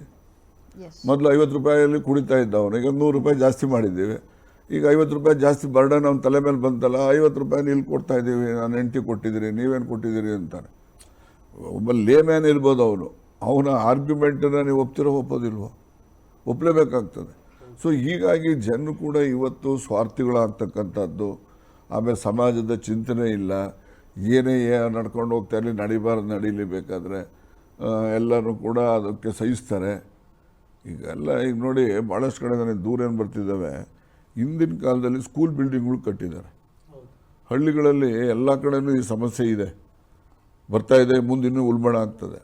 ಸ್ಕೂಲ್ ಬಿಲ್ಡಿಂಗು ಯಾರೋ ಒಬ್ಬರು ಜಮೀನ್ದಾರನೋ ಊರ ಮುಂದೆ ಇರ್ತಾರೆ, ಏನಪ್ಪ ನಾವು ಸ್ಕೂಲ್ ಕಟ್ತೀವಿ ಕಣೆ, ಅಯ್ಯೋ ಎಷ್ಟು ಬೇಕೋ ಕಟ್ಕೊಳ್ಳೋಣ ಅಂತಾನೆ. ಈಗ ಅದು ರಿಪೇರಿ ಮಾಡೋಕೆ ಹೋದ್ರೆ ಅವ್ರ ಮಕ್ಕಳು ಬರ್ತಾರೆ, ನಾವು ಬರ್ಕೊಟ್ಟಿಲ್ಲ ರೀ, ಕಟ್ಟೋದು ಬೇಡ್ರಿ, ಇಲ್ಲಿ ಓರ್ ಇನ್ನೊಂದು ಕಡೆ ಕಟ್ಕೊಳ್ರಿ, ನಮ್ಮ ಜಾಗನೇ ಬೇಕೇನ್ರಿ ನಿಮ್ಗೇನು ಬರ್ತಾರೆ. ಇಲ್ಲ ಅಂತ ಹೇಳಿದ್ರೆ ಕಡೆಗೆ ಏನೋ ನ್ಯಾಯ ಪಂಚಾಯತ್ಗೆ ಮಾಡಿದ್ರೆ ಆ ಸ್ಕೂಲ್ಗೆ ಎಷ್ಟು ಬೇಕೋ ಅಷ್ಟೇ ಕಟ್ಕೊಳ್ಳಿ ಸ್ವಾಮಿ, ಒಂದು ಅಡಿನೂ ಜಾಸ್ತಿ ಕಟ್ಟಬೇಡಿ ಅಂತಾರೆ. ಸೊ ಹೀಗಾಗಿ ಈಗ ಅದು ದೊಡ್ಡ ಸಮಸ್ಯೆ ಹಳ್ಳಿಗಳಲ್ಲಿ. ಈ ಶಿಥಿಲ ಆಗಿರೋ ಬಿಲ್ಡಿಂಗ್ಗಳನ್ನ ಕೆಡವಿ ಇನ್ನೊಂದು ಕಟ್ಟಬೇಕು ಅಂತಂದರೆ ಅದ್ರ ಜೊತೆಗೆ ಸರ್ಕಾರದಿಂದ ಆ ಜಾಗ ಕಾಂಪನ್ಸೇಷನ್ ಕೇಳ್ತಾರೆ ಸರ್, ಕೇಳ್ತಾರೆ. ಜಾಗನೇ ಕೊಡಲ್ಲ ಅಂತಾರೆ ಅವರು. ನೀವು ಸರಿಗೆ ಜಾಗನೇ ಕೊಡೋದಿಲ್ಲ, ನಮ್ಮಪ್ಪ ಕೊಟ್ಟಿರ್ಬೋದು ರೀ, ನಾನು ಯಾಕೆ ಕೊಡಬೇಕು ಅಂತಾನೆ. ಸೊ ಹೀಗಾಗಿ ಹಳ್ಳಿಗಳಲ್ಲಿ ಸ್ವಾರ್ಥಗಳ ಇದು ಜಾಸ್ತಿ ಆಗ್ತಾ ಇದೆ ಅನ್ನೋದಕ್ಕೆ ಇವೆಲ್ಲ ಉದಾಹರಣೆಗಳು. ಹಿಂದೆ ಸ್ಕೂಲ್ ಕಟ್ತೀವಿ ಅಂದರೆ ಅಯ್ಯೋ ನಮ್ಮದಲ್ಲೇ ಎಷ್ಟನ್ನ ಕಟ್ಕೊಳ್ಳಿ ಸ್ವಾಮಿ ಅಂತ ಅವನು ಹೇಳೋನು, ಇನ್ನೊಬ್ಬನು ಹೇಳ್ಕೊಳ್ಳೋನು. ಆಸ್ಪತ್ರೆಗೆ, ಸ್ಕೂಲ್ಗೆ, ಅಂಗನವಾಡಿಗೆ ಸರ್ಕಾರದ ಏನಾದರೂ ಒಂದು ಕಟ್ಟಡ ಬರ್ತದೆ ಅಂದರೆ ಭೂಮಿ ಧಾರಾಳವಾಗಿ ಕೊಡೋರು. ಇವತ್ತು ಯಾರು ಕೊಡೋದೇ ಇಲ್ಲ. ಆ ಥರ ಆ ಮನಸ್ಥಿತಿ. ಸಮಾಜಕ್ಕೋಸ್ಕರ ಏನಾದರೂ ಉಪಯೋಗ ಆಗೋದಾದರೆ ನಾವು ಅದರಲ್ಲಿ ಸೇರಬೇಕು, ಭಾಗಿಯಾಗಬೇಕು, ನಾವು ಕೈಲಾದ ಮಾಡಬೇಕು. ಆ ಮನಸ್ಥಿತಿನೇ ಇವತ್ತು ಕಡಿಮೆ ಆಗ್ತಾ ಹೋಗ್ತಾ ಇರೋದು ನಿಜಕ್ಕೂ ದುರದೃಷ್ಟಕರ ಇವತ್ತಿನ ಸಮಾಜದಲ್ಲಿ ನಡೀತಕ್ಕಂಥದ್ದು. ಮುಂದೆ ಎಲ್ಲಿಗೆ ಹೋಗ್ತೀವೋ ಎಲ್ಲಿ ಬಿಡ್ತೀವೋ ಗೊತ್ತಿಲ್ಲ, ಅದೇನೇ ಇರಲಿ. ಬಟ್ ಇದನ್ನು ನಾವು ನಮ್ಮ ಮಕ್ಕಳಲ್ಲಿ ಈಗಿನ ಏನು ಪ್ರೈಮರಿ ಶಾಲೆಯಿಂದನೂ ಕೂಡ ಇದ್ರ ಬಗ್ಗೆ, ಈಗ ಗಾಂಧಿಯವರು ಹೇಳಿದ್ರು ಸತ್ಯ ಹೇಳಬೇಕಪ್ಪ, ಹಿಂಸೆ ಇರಬಾರ್ದು, ಇವೆಲ್ಲ ಹೇಳ್ತಾಯಿದ್ರು, ಸ್ವಾರ್ಥಪರರಾಗಬಾರ್ದು ಅಂತ ಹೇಳಿ ಅವರೆಲ್ಲ ಹೇಳ್ತಾಯಿದ್ರು. ಅಂಥವನ್ನೆಲ್ಲ ಈಗ ಮೊದಲು ಪ್ರತಿ ಪ್ರೈಮರಿ ಸ್ಕೂಲಲ್ಲಿ, ಮಿಡ್ಲ್ ಸ್ಕೂಲಲ್ಲಿ ನೀತಿ ಪಾಠಕ್ಕೆ ಅಂತ ಒಂದು ಪೀರಿಯಡ್ ಇರೋದು, ಸಂಗೀತಕ್ಕೆ ಅಂತ ಒಂದು ಪೀರಿಯಡ್ ಇರೋದು, ಹಾರ್ಟಿಕಲ್ಚರ್ಗೆ ಅಂತ ಒಂದು ಪೀರಿಯಡ್ ಇರೋದು, ಫಿಸಿಕಲ್ ಆಕ್ಟಿವಿಟಿಗೆ ಅಂತಲೇ ಫಿಸಿಕಲ್ ಆ್ಯಕ್ಟಿವಿಟಿಗೂ ಇರ್ತಿತ್ತು ಅದು. ಈಗ ಹಾರ್ಟಿಕಲ್ಚರ್ಗೆ ಅವ್ರಿಗೂ ಹಾರ್ಟಿಕಲ್ಚರ್ ಟೀಚರ್ ಇರೋನು, ಅವ್ನು ಕರ್ಕೊಂಡೋಗಿ ಬೇಸಾಯದ ಬಗ್ಗೆ ಹೇಳೋನು, ಗೊಬ್ಬರದ ಬಗ್ಗೆ ಹೇಳೋನು. ಆಮೇಲಿಂದ ಸಂಗೀತದ ಬಗ್ಗೆ ಮೇಷ್ಟಿರೋನು, ಅವನು ಸಂಗೀತ ಕೇಳೋವಂಥವ್ರಿಗೆ ಯಾರಿಗೆ ಆಸಕ್ತಿ ಇದೆ ಅವ್ರಿಗೆ ಸಂಗೀತ ಹೇಳ್ಕೊಡೋನು. ಆಮೇಲಿಂದ ಒಂದೊಂದು ಪೀರಿಯಡು ನೀತಿ ಪಾಠ ಅಂತ ವಾರದಲ್ಲಿ ಒಂದು ಪೀರಿಯಡ್ ಇರೋದು. ಅವರು ನಮ್ಮ ಹಿಂದಿನವ್ರದ್ದು ಕಥೆಗಳು ಅವು ಇವು ಎಲ್ಲ ಮಕ್ಕಳುಗಳಿಗೆ ಆಸಕ್ತಿ ಬರೋ ರೀತಿ ಅವ್ರಿಗೆ ಬೋಧನೆ ಮಾಡ್ತಾ ಇದ್ದಾರೆ. ಈಗೆಲ್ಲ ಎಲ್ಲಿದೆ ಈಗ ಅದು? ಈ ಸಂದರ್ಭ ಬಂದಿರೋದಕ್ಕೆ ಪ್ರಶ್ನೆ ನೋಡಿ, ಮೊದಲು ಟಿಪ್ಪು ಸುಲ್ತಾನ್ ಅಂತ ಈಗ ನಮಗೆ ಟೂರ್ ಕರ್ಕೊಂಡು ಹೋಗ್ತಾ ಇದ್ರು, ಅಲ್ಲಿ ಪ್ರವಾಸ ಕರ್ಕೊಂಡು ಹೋಗ್ತಾ ಇದ್ರು. ನೋಡಪ್ಪ ಟಿಪ್ಪು ಸುಲ್ತಾನ್ ಸ್ವಾತಂತ್ರ್ಯ ಹೋರಾಟಗಾರ, ಇವನ್ ಸಮಾಧಿ ನೋಡು ಅಂತ ನಮ್ಮ ಶಿಕ್ಷಕರೆಲ್ಲಾನು ಕರ್ಕೊಂಡೋಗಿ ತೋರಿಸ್ತಾ ಇದ್ರು. ಆದ್ರೆ ಇವತ್ತಿನ ಸನ್ನಿವೇಶದಲ್ಲಿ ಈ ರಾಜಕೀಯ ಪಕ್ಷಗಳು, ರಾಜಕೀಯ ನಾಯಕರುಗಳ ಅವರವರ ಒಂದು ಸ್ವಾರ್ಥಕ್ಕಾಗಿ ಮಕ್ಕಳಲ್ಲೂ ಕೂಡ ಒಂದು ಕೋಮುವಾದ, ಕೋಮು ಗಲಭೆಯನ್ನ ಸೃಷ್ಟಿ ಮಾಡ್ತಾ ಇರುವಂತದ್ದು ವಿಪರ್ಯಾಸ. ಎಲೆಕ್ಷನ್ಗಳು ತಪ್ಪಿಸ್ಬಿಡ್ಲಿ, ನಮ್ಮ ದೇಶದಲ್ಲಿ ಜಾತಿನೇ ಇರೋದಿಲ್ಲ. ಈ ಎಲೆಕ್ಷನ್ಗೋಸ್ಕರ ಜಾತಿ ಅಷ್ಟೇ. ನೋಡಿ, ಟಿಪ್ಪು ಸುದ್ದಿ ನೀವು ಪ್ರಸ್ತಾಪ ಮಾಡಿದ್ದಕ್ಕೆ ಹೇಳ್ತೀನಿ, ಜನಗಳಲ್ಲಿ ಇತಿಹಾಸ ಹೆಂಗೆ ತಿರುಚ್ತಾರೆ ಅಂದರೆ, ಟಿಪ್ಪು ಸುಲ್ತಾನ್ ಇದಾನಲ್ಲ, ಅವನು ಬ್ರಿಟಿಷ್ನವ್ರ ಜೊತೆ 4 ಯುದ್ಧ ಮಾಡ್ತಾನೆ. ಟಿಪ್ಪು ಸುಲ್ತಾನು ಅವನು 3ನೇ ಯುದ್ಧದಲ್ಲಿ ಸೋತ್ಬಿಡ್ತಾನೆ. ಸೋತಾಗ ಅವರು 50 ಲಕ್ಷ ರೂಪಾಯಿದ ವಾರ್ ಎಕ್ಸ್ಪೆನ್ಸಸ್ ಕೇಳ್ತಾರೆ ಬ್ರಿಟಿಷ್ನವರು. ಅವನು ದುಡ್ಡಿರೋದಿಲ್ಲ. ಆಗ ಅವನು 2 ಗಂಡು ಮಕ್ಕಳನ್ನ ಅಡ ಇಡ್ತಾನೆ. ವೆಲ್ಲೂರು ಜೈಲಲ್ಲಿ ಇಟ್ಟಿರ್ತಾರೆ ಆ ಮಕ್ಕಳನ್ನ. 6 ತಿಂಗಳಾದ್ಮೇಲಿಂದ 50 ಲಕ್ಷ ಜೋಡಿಸ್ಕೊಂಡು ಹೋಗಿ ದುಡ್ಡು ಕೊಟ್ಟು ಮಕ್ಕಳಿಗೆ ಕರ್ಕೊಂಡ್ಬಂದು 4th Mysuru war 1799 4th Mysuru war ಮಾಡ್ತಾರೆ. ಮೈಸೂರು ವಾರಲ್ಲಿ ಅವನು ಅವರ ಸೋದರ ಮಾವ ಮೀರ್ ಸಾದಿಕ್ ಇದರಿಂದ ಅವನು ಆ ಯುದ್ಧದಲ್ಲಿ ಸೋಲ್ತಾನೋ. ಯಾರಾದರೂ ಮಕ್ಕಳುಗಳನ್ನು ಅಡ ಇಡ್ತಾರ? ಅದ್ರ ಬದಲಾಗಿ ಇನ್ನೊಬ್ಬ ನಾನೇ ರಾಜ ಇದ್ದೆ ಅವತ್ತು ಅಂತ ಇಟ್ಕೊಳ್ಳಿ ಟಿಪ್ಪು. ನಾನೇನು ಮಾಡ್ತಾ ಇದ್ದೆ, ಎಲ್ಲ ಕಂದಾಯ ಕೊಡ್ರೆ ನೀವು ಎಲ್ಲರೂ ಅಂತ ಜನದ ಮೇಲೆ ಹಾಕಿ ವಸೂಲು ಮಾಡಿ ಕಟ್ತಾ ಇದ್ದೆ, ಮಕ್ಕಳನ್ನ ಇಡ್ತಾ ಇರಲಿಲ್ಲ. ಆದರೆ ಅವನು ಜನಪರವಾಗಿ ಅಷ್ಟೆಲ್ಲ ಕೆಲಸ ಮಾಡ್ತಾ ಇದ್ದ. ಈಗೇನೋ ಕಾಂಟ್ರವರ್ಸಿ ಹೇಳಿದ್ದಾರೆ, ಮೊದಲು ಅವನು ಕನ್ನಂಬಾಡಿ ಕಟ್ಟೆ ಅಂತ ಕಟ್ಟಿದೋನೇ ಅವನು ಮೊದಲು. ಇವರೆಲ್ಲ ಈಗೇನೋ ಹೇಳ್ಕೊಳ್ತಾರೆ ಕನ್ನಂಬಾಡಿಗೂ ಅವನಿಗೆ ಸಂಬಂಧ ಇಲ್ಲ ಅಂತ. ತದನಂತರ ನಾಲ್ವಡಿ ಕೃಷ್ಣರಾಜ ಒಡೆಯರ್ ಕಟ್ಟಿದ್ದೂ ಸತ್ಯ. ಪ್ರಾರಂಭದಲ್ಲಿ ಒಂದು ಸಣ್ಣ ಕಟ್ಟಕ್ಕೆ ಮಾಡಿದ್ದೇ ಇವನು, ಯಾರು, ಟಿಪ್ಪು ಸುಲ್ತಾನ್. ಇಷ್ಟೆಲ್ಲ ಭಾಷಣ ಹೊಡಿತಾರಲ್ಲ ಇವರು. ಇವತ್ತು ರಾಕೆಟ್ ಟೆಕ್ನಾಲಜಿ ಫ್ರೆಂಚ್ನವರಿಂದ ಅವನು ತಂದದ್ದು ಟೆಕ್ನಾಲಜಿನೇ ಇಂಪ್ರೂವ್ ಮಾಡಿರೋದು. ಇವತ್ತು ನಮ್ಮ ಇಂಡಿಯಾ ದೇಶದಲ್ಲಿ ಏನು ರಾಕೆಟ್ ಟೆಕ್ನಾಲಜಿ ಇದೆ, it is A French technology. ಅದನ್ನು ನಮ್ಮ ದೇಶಕ್ಕೆ ಬ್ರಿಟಿಷ್ನವ್ರ ಮೇಲೆ ಯುದ್ಧ ಮಾಡೋ ಸಂದರ್ಭದಲ್ಲಿ ಫ್ರೆಂಚರು ಇವನಿಗೆ ಕೊಟ್ಟಂಥ ರಾಕೆಟ್ ಟೆಕ್ನಾಲಜಿನೇ ಇವತ್ತು ಉಪಯೋಗಿಸೋದು. ಇವತ್ತೇನು ರಾಕೆಟ್ ಟೆಕ್ನಾಲಜಿ ಇದೆ, ಪಯನೀರ್ ಅಂದರೆ ಅವನು ಫ್ರೆಂಚರು ಮತ್ತು ಟಿಪ್ಪುನೇ. ಅದಕ್ಕೆ ನಾವು ನಮ್ಮ ಹುಡುಗರಿಗೆ ಅದೇ ಹೇಳೋದಿಲ್ಲ. ಮತ್ತು ಈಗೆಲ್ಲ ಇದು ಬರ್ತದಲ್ಲ, ಇವತ್ತು ನೀವು ರಾಮನಗರ, ಚನ್ನಪಟ್ಟಣ ಆ ಕಡೆ ಎಲ್ಲ ಹೋದರೆ ಈ ಸಿರಿಕಲ್ಚರ್ ಫಿಲೇಚರ್ಸು, ಸಿರಿಕಲ್ಚರ್ ಮಾರ್ಕೆಟು ಜಾಸ್ತಿ ಮುಸ್ಲಿಮ್ಸ್ ಇಟ್ಕೊಂಡಿದ್ದಾರೆ. ಯಾಕಿದ್ದಾರೆ ಅಂದರೆ ಟ್ರೆಡಿಷನಲ್ಲಿ ಮುಸ್ಲಿಮ್ಸ್. ಯಾಕೆ ಅಂದರೆ ಇವನು ಟಿಪ್ಪು ಹಿಂದೆ ಇವನು ಚೈನಾಕ್ಕೆ ಆ ಕಡೆ ಎಲ್ಲ ಹೋದಾಗ ಇವನು ಈ ರೇಷ್ಮೆ ಕಡ್ಡಿ ತರ್ತಾನೆ. ಅದಕ್ಕೇ ಸುಲ್ತಾನ್ ಕಡ್ಡಿ ಅಂತ ಹೆಸರಿದ್ದಿದ್ದು. ಈಗ ಬಯೋಲ್ಟೀನು ಅವು ಇವು 128 ಸಂಶೋಧನೆ ಮಾಡಿದ್ದಾರೆ, ಬಂದಿದ್ದಾವೆ. ಒರಿಜಿನಲಿ ರೇಷ್ಮೆ ಬೆಳೀತಾ ಇದ್ದಿದ್ದು ಅವನು ತಂದಂಥ ರೇಷ್ಮೆ ಕಡ್ಡಿ, ಅದಕ್ಕೇ ಸುಲ್ತಾನ್ ಕಡ್ಡಿ ಅಂತಲೇ ಕರಿತೀವಿ. ಇವೆಲ್ಲ ಇರ್ಬೋದು. ಇವರು ಇದರಲ್ಲಿ ಕೊಡಗಿನಲ್ಲಿ ಮತಾಂತರ ಮಾಡಿಸಿರೋದು, ಹಿಂದೂಗಳ ಮೇಲೆ ದಬ್ಬಾಳಿಕೆ ಮಾಡಿರ್ಬೋದು, ಇಲ್ಲ ಅಂತಲ್ಲ. ಈಗ ಅವ್ನ ಪ್ರಭುತ್ವನ ಯಾರಾದರೂ ಪ್ರಶ್ನೆ ಮಾಡಿದ್ರೆ ಇವನು ಅವರು ಹೇಳ್ದಂಗೆ ಕೇಳ್ಕೊಂಡು ಅವ್ರನ್ನ ಬಿಟ್ಕೊಟ್ಟು ಬರೋಕ್ಕಾಗ್ತದ? ಅವ್ನು ಉಳಿಸ್ಕೊಳ್ಳೋಕೆ ಏನು ಬೇಕೋ ಅದು ಮಾಡಬೇಕಾಗ್ತದೆ. ಅನಿವಾರ್ಯ. ಅವ್ನು ಸರ್ವೆ ಮಾಡಬೇಕಾಗ್ತದೆ. ಪರಿಸ್ಥಿತಿ ಬಂದಾಗ ಆಗಲೇಬೇಕು, ಮಾಡೇ ಮಾಡ್ತಾರೆ. ನಿಮ್ಮ ಈ 50 ವರ್ಷದ ರಾಜಕಾರಣದಲ್ಲಿ ಎಸ್ಪೆಷಲಿ ಕಾಂಗ್ರೆಸ್ ಬಗ್ಗೆ ಮಾತಾಡೋದಾದ್ರೆ, ಎಷ್ಟೋ ಸಾರಿ ನೀವು ಪಕ್ಷ ಸಂಘಟನೆ ಮಾಡುವಂಥ ಸಂದರ್ಭದಿಂದಲೂ ಕಾಂಗ್ರೆಸ್ಸಲ್ಲೇ ಕಾಣಿಸ್ಕೊಂಡಂಥವ್ರು ನೀವು. ಆದರೆ ಎಷ್ಟೋ ಒಂದು ಸಾರಿ ಕಾಂಗ್ರೆಸ್ ಪಕ್ಷನೇ ನಿಮಗೆ ಟಿಕೆಟ್ ಕೊಡದಲ್ಲೇ ಇರುವಂಥ ಸಂದರ್ಭಗಳು ಇದ್ದಾವೆ, 2 ಬಾರಿ. ಮತ್ತೆ ಈಗ ಪ್ರೆಸೆಂಟ್ ಏನು ಆಗಿದೆ ಅದು ಕೂಡ ಎಲ್ಲೋ ಒಂದು ಕಡೆ ಕಾಂಗ್ರೆಸ್ ಪಕ್ಷದ ಸೀನಿಯರ್ಸ್ ಅಲ್ಲಿ ಕೇಂದ್ರದಲ್ಲಿ ತಗೊಂಡಂಥ ನಿರ್ಧಾರಗಳೇ ಇಷ್ಟೊಂದೆಲ್ಲ ಬದಲಾವಣೆಗಳಿಗೆ ಕಾರಣ ಇದೆ. ಆದರೂ ರಾಜಣ್ಣವ್ರಿಗೆ ಎಲ್ಲೋ ಒಂದು ಕಡೆ ಕಾಂಗ್ರೆಸ್ ಪಕ್ಷದ ವಿಚಾರ ಬಂದಾಗ ಒಂದು ಸೆಂಟಿಮೆಂಟ್ ಅನ್ನೋದು ಈಗಲೂ ಇದೆ. ಅದು ಕಾಂಗ್ರೆಸ್ ಪಾರ್ಟಿ ಇದೆಯಲ್ಲ ನೋಡಿ, ಬೇರೆಯವ್ರು ಏನೋ ಹೇಳಿದ್ರು ಗಾಂಧಿ ತಾತನ ಪಾರ್ಟಿ ಅಂತ ಹೇಳ್ಬೋದು, ಅದು ನನ್ನ ಹತ್ರ ಅಲ್ಲ. ಅಥವಾ ಕಾಂಗ್ರೆಸ್ ಪಾರ್ಟಿ ಏನೋ ದೊಡ್ಡದಾಗಿ ರಾಜಣ್ಣಗೆ ಸೀಟ್ ಕೊಟ್ಬಿಟ್ಟವ್ರೆ, MLA ಮಾಡವ್ರೆ, ಮಂತ್ರಿ ಮಾಡವ್ರೆ ಅಂತನೂ ಅಲ್ಲ. Congress party is a party of masses. ಎಲ್ಲ ಸಮುದಾಯದ ಜನ ನೋಡಿ. ಕರ್ನಾಟಕದಲ್ಲಿ BJP ಬಂದರೆ ಯಾರ ಲಿಂಗಾಯತನ ಬಿಟ್ಟು ಬೇರೆ ಒಂದು ಚೀಫ್ ಮಿನಿಸ್ಟರ್ ಆಗಲ್ಲ. ದೇವೇಗೌಡನ ಪಾರ್ಟಿ ಬಂದರೆ ಒಕ್ಕಲಿಗನ ಬಿಟ್ಟು ಬೇರೆ ಚೀಫ್ ಮಿನಿಸ್ಟರ್ ಮಾಡೋದಿಲ್ಲ. ಅದೇ ಕಾಂಗ್ರೆಸ್ ಪಾರ್ಟಿ ಒಬ್ಬ ಸಣ್ಣ ಸಮುದಾಯ, ಸವಿತಾ ಸಮಾಜದಂಥ ಮೊಯ್ಲಿ, ಮತ್ತು ಇವತ್ತೇನೋ ದೇವರಾಜ ಅರಸು ದೊಡ್ಡ ಇದು ಅಂತ ನಾವೆಲ್ಲ ಬಿಂಬಿಸ್ತೀವಿ. 72ರಲ್ಲಿ ಚೀಫ್ ಮಿನಿಸ್ಟರ್ ಆಗೋವಾಗ ಅವರು MLAನೇ ಇಲ್ಲ, ಮತ್ತು ಅವ್ರ ಜಾತಿಯವ್ರು ಇನ್ನೊಬ್ಬ MLA ಇಲ್ಲ, ಧರ್ಮ್ ಸಿಂಗ್ ಇನ್ನೊಬ್ಬ MLA ಇಲ್ಲ, ಆ ಮೊಯ್ಲಿ ಇನ್ನೊಬ್ಬ MLA ಇಲ್ಲ. ನಾನು ಹೇಳೋದು ಈ ಥರದಲ್ಲಿ ಎಲ್ಲ ಸಮುದಾಯಕ್ಕೂ ನ್ಯಾಯ ದೊರಕಿಸ್ಕೊಡೋದೇನಾದರೂ ಅಂದರೆ ಅದು ಕಾಂಗ್ರೆಸ್ ಪಾರ್ಟಿನೇ.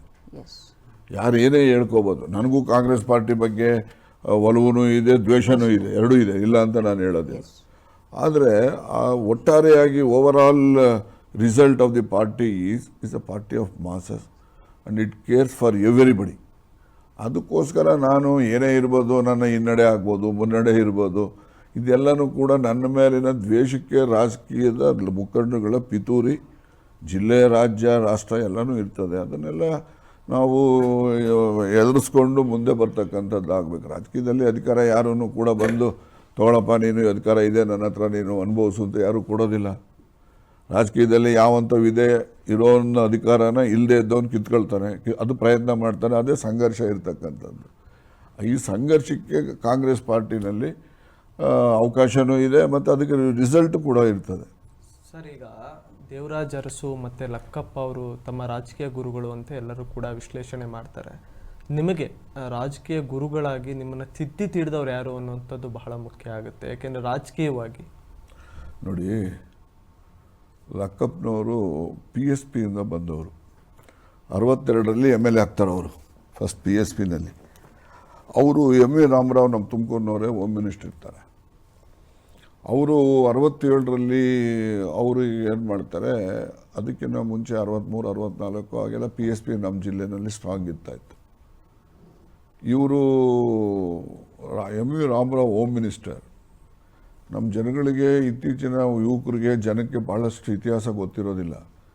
ಹೋಮ್ ಮಿನಿಸ್ಟರ್ ಇರೋವಾಗ ಇವರು ಹೊನ್ನುಡಿಕೆಯಲ್ಲಿ ಒಂದು ನಾಟಕ ಆಡ್ತಾರೆ ಕಾಂಗ್ರೆಸ್ನವರು. PSP ಅವರು ನಾಟಕದಲ್ಲೇ ಬೇರೆ ಸಮಯದಲ್ಲಿ ಕಾಂಗ್ರೆಸ್ ಬಿಟ್ಟು ಬೇರೆ ಪಾರ್ಟಿಯಿಂದ ಜನ ತೋರಿಸ್ಕೊಳ್ಳೋಕ್ಕೆ ಹೆದರ್ಕೊಳ್ಳೋರು. PSPನಲ್ಲಿ ಜನ ಸೇರ್ತಾ ಇರಲಿಲ್ಲ. ಆಗ 800 ರೂಪಾಯಿವರೆಗೂ ಖರ್ಚು ಬರೋದು ಒಂದು ನಾಟಕ ಆಡಿಸೋಕ್ಕೆ. ಹಳ್ಳಿನಲ್ಲಿ ನಾಟಕ ಆಡಿಸ್ತಾ ಇದ್ದು, ನಾಟಕಕ್ಕೆ ಜನ ಸೇರೋಲ್ಲ, ಮಧ್ಯೆ ಹೋಗಿ ಭಾಷಣ ಮಾಡಿವ ನಾವು. ಅದಕ್ಕೆ ಅದನ್ನೇ ಈ ಕಾಂಗ್ರೆಸ್ನವರು ಕೂಡ ಮಾಡಿದ್ರು. ಹೊನ್ನುಡಿಕೆನಲ್ಲಿ ಏನಾಗ್ತದೆ, MV ರಾಮರಾವ್ ಹೋಮ್ ಮಿನಿಸ್ಟರ್ ಇರ್ತಾರೆ, ನಾಟಕ ಆಡಿಸ್ತಾರೆ. ಅಲ್ಲಿ ನಾರಾಯಣಗೌಡ ಅವರ ತಂದೆ ನರಸೇಗೌಡ ಅಂತ ಇರ್ತಾರೆ, ಅವ್ನು ಕಲ್ಲೋಡಿಸ್ಬಿಡ್ತಾನೆ ಅಲ್ಲಿ MV ರಾವ್ ಹೋಮ್ ಮಿನಿಸ್ಟರ್ ಇದಕ್ಕೆ. ಆಗ ಅವ್ನು ಕಾನೂನು ತರ್ತಾರೆ. ಹಳ್ಳಿನಲ್ಲಿ ಯಾರೇ ನಾಟಕ ಆಡಬೇಕಾದ್ರೂ ಕೂಡ ಅಲ್ಲಿ ತಾಲೂಕು ಮ್ಯಾಜಿಸ್ಟ್ರೇಟ್ ಅಂದರೆ ತಹಶೀಲ್ದಾರಿಂದ ಪರ್ಮಿಷನ್ ತಗೋಬೇಕು ಅಂತ ಒಂದು ಕಾಯ್ದೆನೇ ಮಾಡ್ತಾರೆ. ನಾವು ಆ ಕಾಯ್ದೆ ವಿರುದ್ಧವಾಗಿ ಇದೇ ಗಂಗಸನೂರಲ್ಲಿ SM Krishna, KH Ranganath, A Shivananda ಸ್ವಾಮಿ, ಬಸವರಾಜು, ಲಕ್ಕಪ್ಪ, ನಾವು ಸ್ಟೂಡೆಂಟ್ಸು ಒಂದು 25 ಜನ ಒಂದು ನಾಟಕ ಆಡ್ತೀವಿ. ಇಲ್ಲಿ ಹೋಗಿ ಲೈಸೆನ್ಸ್ ತಗೊಳ್ಳಲ್ಲ ನಾವು, ನೀವೇನು ಮಾಡ್ತೀರಾ ಮಾಡಿ ಅಂತೇಳಿ. ಆಗ NV ಭಟ್ ಅಂತ SP ಇರ್ತಾನೆ ಇಲ್ಲಿ, ಅವರು 144 ಹಾಕ್ಬಿಡ್ತಾನೆ. ಸರಿ, ನಾವು ನಾಟಕ ಆಡೋದೇ ಬಿಡೋದಿಲ್ಲ ಅಂತ ನಾವು ಎದುರಿಸ್ತೀವಿ. ಅವಾಗ ಅವನು NV ಭಟ್ ಹೇಳ್ತಾನೆ, ನೋಡಪ್ಪ ನೀವು 5 ಜನ ಸ್ಟೇಜ್ ಮೇಲೆ ನಿಂತ್ಕೊಂಡೆ ಅರೆಸ್ಟ್ ಮಾಡ್ತೀವಿ, ನೀವು 4 ಜನ ಆಡ್ಕೊಳ್ಳಿ, ನಾವೇನು ಮಾಡೋದಿಲ್ಲ ಅಂತ ಹೇಳ್ಬಿಡ್ತಾನೆ. ಇದೇ ಗಂಗಸನದಲ್ಲೇ. ಸರಿ, ಅದು ನನ್ನ ಹತ್ರ ಪೇಪರ್ ಕಟ್ಟಿಂಗ್ ಇಲ್ಲ, ಒಂದು ಇಂಡಿಯನ್ ಎಕ್ಸ್ಪ್ರೆಸ್ಸಲ್ಲಿ ಬಂದಿತ್ತು, tiny village in Tumakuru taluk packed with police ಅಂತ ಬರೆದಿದ್ದ. ಅವಾಗ ಒಂದು ಅದೆಲ್ಲದು ಹುಡುಕ್ತಿದ್ದೀನಿ, ಸಿಗ್ತಾಯಿಲ್ಲ ನನ್ನ ಹತ್ರ. ಇಂಡಿಯನ್ ಎಕ್ಸ್ಪ್ರೆಸ್ಸಲ್ಲಿ ಬಂದಿತ್ತು. ಸರಿ, ಆಗ 4 ಜನ ಪಾತ್ರಧಾರಿಗಳು ಕಂದ ಪಂದ ಹೇಳ್ಕೊಂಡು ನಾವೆಲ್ಲ ಕೂತಿದ್ದೋ. ಈ ಮಧ್ಯೆ ಯಾವನ ಒಬ್ಬ ಊನಾರ ಹಾಕೋಕ್ಕೆ ಮೆಡ್ಲು 5 ರೂಪಾಯಿದ್ದು ಪಿನ್ ಹಾಕೋರು. ಅವಾಗ ಆಡೋನಿಗೆ 5 ರೂಪಾಯಿದ್ದು ಚುಚ್ಕೊಂಬಂದು ಪಿನ್ ಹಾಕ್ಬಿಟ್ಟು ಒಂದು ಊನಾರ ಹಾಕಿ ಹೋಗ್ಬಿಡೋರು. ಅವ್ನು ಯಾವನೋ ಬಂದು ಪಿನ್ ಹಾಕಿ ಊನಾರ ಹಾಕೋಕ್ಕೆ ಮೇಲಕ್ಕೆ ಬಂದು 5 ಜನ ಆಯ್ತಲ್ಲ, 5 ಜನ ಅರೆಸ್ಟ್ ಮಾಡಿಬಿಟ್ಟವ್ರು. ಸೊ ಹೀಗೆ ಇವೆಲ್ಲ ಇತಿಹಾಸಗಳನ್ನು ಹಿಂದೆ ಅಂದರೆ ಇವು ಎಲ್ಲ ಹಳ್ಳಿಗಳಲ್ಲಿ ನಡೀತಕ್ಕಂಥದ್ದು ಹೋರಾಟದ ಕಿಚ್ಚು. ಅದು ಸರಿ ತಪ್ಪು ಎರಡನೇ ವಿಚಾರ, ಅದೆಲ್ಲ ಇರ್ತದೆ. ನಾನು ಹೇಳೋಕ್ಕೇನು ಇದನ್ನೆಲ್ಲ ಯಾಕೆ ಹೇಳಿದೆ ಅಂದರೆ, ಈ ದ್ವೇಷಕ್ಕೆ ನಿಜಲಿಂಗಪ್ಪ ಮತ್ತು MV ರಾಮರಾವ್ ಇಬ್ಬರು ಸೇರಿ ಗೂಳೂರು ಕ್ಷೇತ್ರ, ಅವರೇನು ಅವಾಗ ಹೆಬ್ಬೂರು ಕ್ಷೇತ್ರ ಅಂತ ಇತ್ತು, ಆಗ ಹೆಬ್ಬೂರು ಕ್ಷೇತ್ರದಲ್ಲಿ ಅವರು MLA ಏನಿದ್ರು 62ರಲ್ಲಿ, ಅದನ್ನು ಗೂಳೂರು ಕ್ಷೇತ್ರ ಅಂತ ಮಾಡಿ ರಿಸರ್ವ್ ಮಾಡಿಬಿಡ್ತಾರೆ. ರಿಸರ್ವ್ ಮಾಡಿದಾಗ ಅಸೆಂಬ್ಲಿನಲ್ಲಿ ಒಂದು ಭಾಷಣ ಮಾಡ್ತಾರೆ. ಯಾರು, ಲಕ್ಕಪ್ಪನೇ, ಕೊಟಾವಳೆ ಅಂತೇಳಿ ಅವರು ಸ್ಪೀಕರ್ ಇರ್ತಾರೆ. ಅವ್ರಿಗೆ ಹೇಳ್ತಾರೆ ಅವರು, ಅಧ್ಯಕ್ಷರೇ, ಈ ಮುಖ್ಯಮಂತ್ರಿ, ಈ ಗೃಹ ಮಂತ್ರಿ ಎಲ್ಲ ಸೇರಿ ನನ್ನ ಕ್ಷೇತ್ರನ ಇವತ್ತು ರಿಸರ್ವ್ ಮಾಡವ್ರೆ. ನಾನು ನೆಕ್ಸ್ಟ್ ಲೋಕಸಭೆಗೆ ಹೋಗಿ ಲೋಕಸಭೆಯಲ್ಲಿ ಮಾಡಿರೋ ಅನ್ಯಾಯ ಎಲ್ಲ ಭಾಷಣ ಮಾಡ್ತೀನಿ ರೀ ಅಂತ ಅಲ್ಲಿ ಹೇಳ್ತಾರೆ. ಮನುಷ್ಯನ ಒಂದು ದೂರದೃಷ್ಟಿ, ಹೋರಾಟದ ಮನೋಭಾವ ಹೇಗಿರುತ್ತೆ. ನೆಕ್ಸ್ಟ್ ಪಾರ್ಲಿಮೆಂಟ್ 67ರಲ್ಲಿ ನಿಲ್ತಾರೆ. ನಿಂತಾಗ ಬರೀ 250 ಓಟಲ್ಲಿ ಪಾರ್ಲಿಮೆಂಟ್ ಗೆಲ್ತಾರೆ. 250 votes 52 ಪಾರ್ಲಿಮೆಂಟ್ಗೆ. ಸರಿ, ಇವರು home minister Nijalingappa chief minister ಬಂದು ಆ ರಿಟರ್ನಿಂಗ್ ಆಫೀಸರು ಒಬ್ಬ ಸಿಂಗ್ ಅಂತ ಹೇಳಿ ಪ್ರೊಬೇಷನ್ IAS ರಿಟರ್ನಿಂಗ್ ಆಫೀಸರ್ ಇರ್ತಾನೆ, ಅವ್ನು IB ಕರೆಸ್ಕೊಂಡು ಇವ್ರಿಗೆ ಸರ್ಟಿಫಿಕೇಟ್ ಕೊಟ್ಬಿಡು ಆಮೇಲೆ ನೋಡ್ಕೊಳ್ಳೋಣ ಏನಾಗ್ತದೆ ಕೋರ್ಟ್ಗೆ ಹೋಗ್ಲಿ ಅಂತ ಹೇಳ್ತಾರೆ. ಅವ್ನು ಮಾಡೋದಿಲ್ಲ, ಬೇಕಾದ್ರೆ ರೀಕೌಂಟ್ ಮಾಡ್ತೀನಿ ನಾನು, I will not go for such things ಅಂತ ಹೇಳಿ ರೀಕೌಂಟ್ ಮಾಡ್ತಾನೆ. ರೀಕೌಂಟ್ ಮಾಡಿದಾಗ ಇನ್ನೂ ಜಾಸ್ತಿ ಬಂದ್ಬಿಡ್ತವೆ. ಸೊ ಹೀಗಾಗಿ ಇದು ರಕಬ್ದವ್ರ ವ್ಯಕ್ತಿತ್ವ ಏನಂದರೆ ಮನುಷ್ಯ ಹೋರಾಟದ ಮನುಷ್ಯ ಆತ. ಯಾವುದನ್ನ ಒಂದು ಊರಲ್ಲಿ ಒಂದು ಕಾರ್ಯಕರ್ತನಿಗೆ ಒಂದು ತೊಂದರೆ ಆಯಿತು ಅಂದರೆ ಬರೇ ಹೋಗೋಣ ಊರಲ್ಲಿ ಯಾರೋ ನಮ್ಗೆ ಹಿಂಗೆ ಮಾಡಿಬಿಟ್ಟವ್ರಂತೆ ಅಂತೇಳಿ ಹುಡುಗರು ಪಡೆದು ಕರ್ಕೊಂಡು ಅವರೇ ಹೋಗೋರು. ಯಾಕೆಂದರೆ ಒಬ್ಬ ಕಾರ್ಯಕರ್ತನ ಧೈರ್ಯ, ರಕ್ಷಣೆ ಕೊಡುವಂಥದ್ದು, ಧೈರ್ಯ ತುಂಬುವಂಥದ್ದು ಮಾಡ್ತಾ ಇದ್ದಂಥದ್ದು. ನಾವು ಅದನ್ನು ನೋಡ್ಕೊಂಡೇ ನಾವು ಅವರ MP ಇರೋನೇ ಹೋಗಿ ಊರಲ್ಲಿ ನಿಂತ್ಕೊಂಡು ಯಾವನವನು ಅಂತ ಕೇಳ್ತಾರೆ ಅನ್ನೋವಾಗ ನಾವು ನಮ್ಮನ್ನು ನಂಬಿರೋರಿಗೆ ಯಾರಿಗಾರ ತೊಂದರೆ ಆದರೆ ನಾವು ಅವ್ರಿಗೆ ರಕ್ಷಣೆಗೆ ಹೋಗದೆ ಇದ್ದರೆ ಏನಪ್ಪ ಅಂತೇಳಿ ಅಂಥವರಿಂದ ನಾವು ಕಲ್ತಿರೋ ಅಂಥದ್ರಲ್ಲಿ ನಾವು ಇದನ್ನು ಮುಂದುವರ್ಸ್ಕೊಂಡು ಬಂದಿದ್ದೀವಿ ಅಷ್ಟೇ. Yes sir. ಈ ರಾಜಕೀಯ ಎಲ್ಲವುದೂ ನಡೆಯುವಂಥ ಸಂದರ್ಭದಲ್ಲಿ ನೀವು ಸಚಿವರಾಗಿರೋವಂಥ ಸಂದರ್ಭದಲ್ಲಿ ಹಾಸನ ನಿಮ್ಮ ಆಯ್ಕೆ ಆಗತ್ತೆ. ಇವತ್ತಿಗೆ ಹಾಸನ ಜಿಲ್ಲೆನ ನಾವು ಈ ಒಂದು ಟರ್ಮ್, ಈ ಟೈಮ್ ಪೀರಿಯಡ್ ಬಿಟ್ಟು ಮೊದಲು ನೋಡ್ತಿದ್ದ ಹಾಸನ ಜಿಲ್ಲೆನೇ ಬೇರೆ, ಇವತ್ತಿಗೆ ನಾವು ನೋಡ್ತಿರೋ ರೀತಿನೇ ಹಾಸನ ಜಿಲ್ಲೆನ ಬೇರೆ.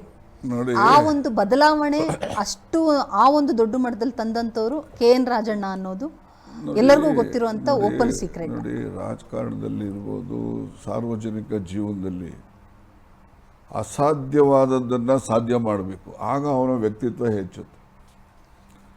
ನಾವು ಏನೋ ಈಗ ನಡೀತಾ ಇರ್ತದೆ, ನಾವು ಸುಮ್ಮನೆ ಒಂದು ಕೈಯಾಗಿ ನೂಕು ತಳ್ಳಿಬಿಡ್ತೀವಿ ಅದು ಆಗ್ತದೆ ಅಂತಲ್ಲ. ಯಾವುದು ಅಸಾಧ್ಯ ಅಂತೇಳಿ ಜನ ನಂಬಿರ್ತಾರೆ, ಅದನ್ನು ನಾವು ಸಾಧ್ಯ ಮಾಡಿದಾಗ ಆಗ ನಮಗೆ ಹೆಚ್ಚು ಕೀರ್ತಿ ಬರ್ತದೆ. ಇದು ಹಾಸನದ ಕಥೆ ನಾನು ಹೇಳ್ತಕ್ಕಂಥ. ಈಗ ನಮ್ಮ ಶಿವಣ್ಣವ್ರು ಹೇಳ್ತಾ ಇದ್ರಲ್ಲ, ಈ ನಮ್ಮ ಮಂಜಣ್ಣಂದು ಅಧ್ಯಕ್ಷನ ಮಾಡಿದಂಥದ್ದು, ಈಗ ಅದು ಅಸಾಧ್ಯ. ಯಾರು ಕೂಡ ಅದನ್ನು ನಿರೀಕ್ಷೆನೂ ಮಾಡಿರಲಿಲ್ಲ. ನಿಮ್ಗೆ ಹೇಳಬೇಕಂದ್ರೆ ಆಶ್ಚರ್ಯ ಆಗ್ತದೆ. ಒಬ್ಬ ಹಿಂಗೆ ನಾವು ತೀರ್ಮಾನ ಮಾಡಿ ಯಾರೋ ಒಬ್ಬನ ಮಾಡಬೇಕು ಅಂತ ಇತ್ತು, ನಾವು ಒಪ್ಪಿದ್ದು, ಅವ್ರಿಗೂ ಒಪ್ಪಿದ್ರು. ಆ ತೀರ್ಮಾನ ಹೇಳಿದಾಗ ಆ ತೀರ್ಮಾನ ಹೇಳ್ದಂಥ ಸಂದರ್ಭದಲ್ಲಿ ಅಲ್ಲಿ ನಡ್ಕೊಂಡಂಥ ರೀತಿ ಇದೆಯಲ್ಲ, ಅದು ನನಗೆ ಮನಸ್ಸಿಗೆ ಬೇಸರ ಆಗುತ್ತೆ. ಏನಿಲ್ಲ, ಮಂಜಣ್ಣನಿಗೆ ಮುಂದಿನ ಸರಿ ಯಾವುದ್ರಲ್ಲಾದರೂ ಸಹಾಯ ಮಾಡೋಣ, ಮಂಜಣ್ಣ ಈ ಸರಿ ಕೇಳಬೇಡ ಬಿಟ್ಬಿಡಪ್ಪ, ಇವ್ರು ಆಯ್ತು ಬಿಡಿ ಸರ್ ಅಂತ ಅಂದ್ಬಿಟ್ಟಾಯ್ತ. ಯಾವನೋ ಒಬ್ಬ ಎದ್ದು ನಿಂತ್ಕೊಂಡು ಏನೋ ಅಂದ್ಬಿಟ್ಟ. ಮಂಜು ಜನರಲ್ ಕಾನ್ಸ್ಟಿಟ್ಯೂನ್ಸಿನಲ್ಲಿ ಇಂಡಿಪೆಂಡೆಂಟಾಗಿ ಮುನ್ಸಿಪಲ್ ಕೌನ್ಸಿಲಿಗೆ ಗೆಲ್ತಿದ್ದಂಥ ವ್ಯಕ್ತಿತ್ವ ಇರೋ ಮನುಷ್ಯ. 2 ಸರಿ ನಾನೇ ಒಂದು ಸರಿ ಬೇಡಪ್ಪ ಪಾರ್ಟಿಯಿಂದ ನಿಂತ್ಕೋ, ಇಂಡಿಪೆಂಡೆಂಟ್ ನಿಂತರೆ ಪಾರ್ಟಿಲಿ ಬರಲಿಲ್ಲ ಅಂದರೆ ನಾಳೆ ಅಧ್ಯಕ್ಷ ಆಗೋದು ಕಷ್ಟ ಆಗ್ತದೆ, ಹಂಗೆ ಹಿಂಗೆ ಅಂತ ಹೇಳಿ ಪಾರ್ಟಿಲಿ ನಿಲ್ಲಿಸ್ತೋನೆ ನಾನು. ಸರಿ ಆಯಿತು, ಎಲ್ಲ ಆಯಿತು. ಅದು ತೀರ್ಮಾನ ಮಾಡೋ ಕಾಲದಲ್ಲಿ ಒಬ್ಬ ಮನುಷ್ಯನ ನಡವಳಿಕೆ ನನಗೆ ಇರಿಟೇಷನ್ ಆಗ್ಬಿಡ್ತು. ಒಬ್ಬ ಬಡವ ಅಂತಿದ್ದಂಗೆ ಅವ್ರಿಗೇನು ಗೌರವನೇ ಇಲ್ವ? ಅವನಿಗೆ ಬಡತನ ಇದ್ದವನಿಗೆ ಅವ್ರಿಗೆ ಗೌರವ ಇಲ್ವಾ? ಇವರು ಗೌರವ ಇಲ್ದಂಗೆ ಮಾತಾಡ್ತಾರಲ್ಲ, ಇವ್ರಿಗೇನೋ ಮಾಡಿ ಬುದ್ಧಿ ಕಲಿಸ್ಬೇಕಲ್ಲ ಅಂತೇಳಿ ನಾನು ಮನಸ್ಸಲ್ಲೇ ಅಂದ್ಕೊಂಡು, ಸರಿ ನಾನು ಇಲ್ಲೆಲ್ಲೋ ಒಂದು ಮಿಲ್ಟ್ರಿ ಹೋಟ್ಲ್ ಓಪನ್ ಮಾಡಬೇಕಾಗಿತ್ತು. 2 ಗಂಟೆಗೆ ಮಿಲ್ಟ್ರಿ ಹೋಟ್ಲ್ ಓಪನ್ ಮಾಡಿ ಬಿರಿಯಾನಿ ತಿನ್ನೋಣ ಅಂತ ಅಂದ್ಕೊಂಡಿದ್ದೆ. ನನಗೆ ಇದು ಕೇಳಿದ್ರೆ ಬೇಸರ ಆಗಿ ಅಲ್ಲಿ ಹೋದೆ, ಇನಾಗ್ರೇಷನ್ ಮಾಡಿದೆ, ಸೀದಾ ಮನೆಗೆ ಹೋಗಿ ಊಟ ಮಾಡಿ ಮಲಗಿಬಿಟ್ಟೆ. ನನ್ನ ತಲೆಯಲ್ಲಿ ಕೊರಿತಾ ಇತ್ತು, ಏನಪ್ಪ ಈ ಥರ ಆಗ್ಬಿಟ್ರೆ ಸಮಾಜದಲ್ಲಿ ಏನಾರು ಒಂದು ಮಾಡಬೇಕಲ್ಲ. ಸರಿ ನಾನು ಆಯಿತು ಅಂತ ಹೇಳಿ ಯಾರಿಗೋ ಒಬ್ಬರಿಗೆ ಏನೋ ಒಂದು ಮಾತಾಡಿದೆ, ಎಲ್ಲ ಆಯಿತು. ಈ ಥರ ಇವನೆಲ್ಲೋ ಇದ್ದ, ಇವ್ರಿಗೂ ಫೋನ್ ಮಾಡಿದೆ. ಮಲ್ಲಿಕಾರ್ಜುನ ಇಲ್ಲ, MP ಬಸವರಾಜ್ ಇದ್ದರು. ಸರಿ ಎಲ್ಲರೂ ಇದ್ದರು. ನಾನು ಇವ್ರಿಗೆಲ್ಲ ಮಾತಾಡಿದೆ, ನಾಳೆಗೆ ಏನೋ ಒಂದು ಕೆಟ್ಟಾಟ ಹಾಕ್ಬಿಡೋಣ ನೋಡಂತಾಳು ನಾಳಿಗೆ ಅಂತ ಹೇಳಿ, ಸರಿ ಎಲ್ಲ ಜೊತೆ ಮಾಡ್ದು. ನಾನು ಮಂಜುಗೆ ಓಟ್ ಹಾಕಬೇಕು ಅಂತ ಅನ್ಕೊಂಬಿಟ್ಟಿದ್ದೆ. ಅವಾಗೇನಾಗಿತ್ತು, 2 ವೋಟ್ ಡಿಫ್ರೆನ್ಸ್ ಇತ್ತು, ಆ ಕಡೆಗೂ ಈ ಕಡೆಗೂ. ನಾನು ಸ್ವಲ್ಪ ಎಲ್ಲ ಮ್ಯಾನೇಜ್ ಮಾಡಿದ್ದೆ. 9 ಇವ್ರಿಗೆ ನಾನು ರಾತ್ರಿ ಎಲ್ಲ ವರ್ಕೌಟ್ ಮಾಡಿದ್ದೀನಿ.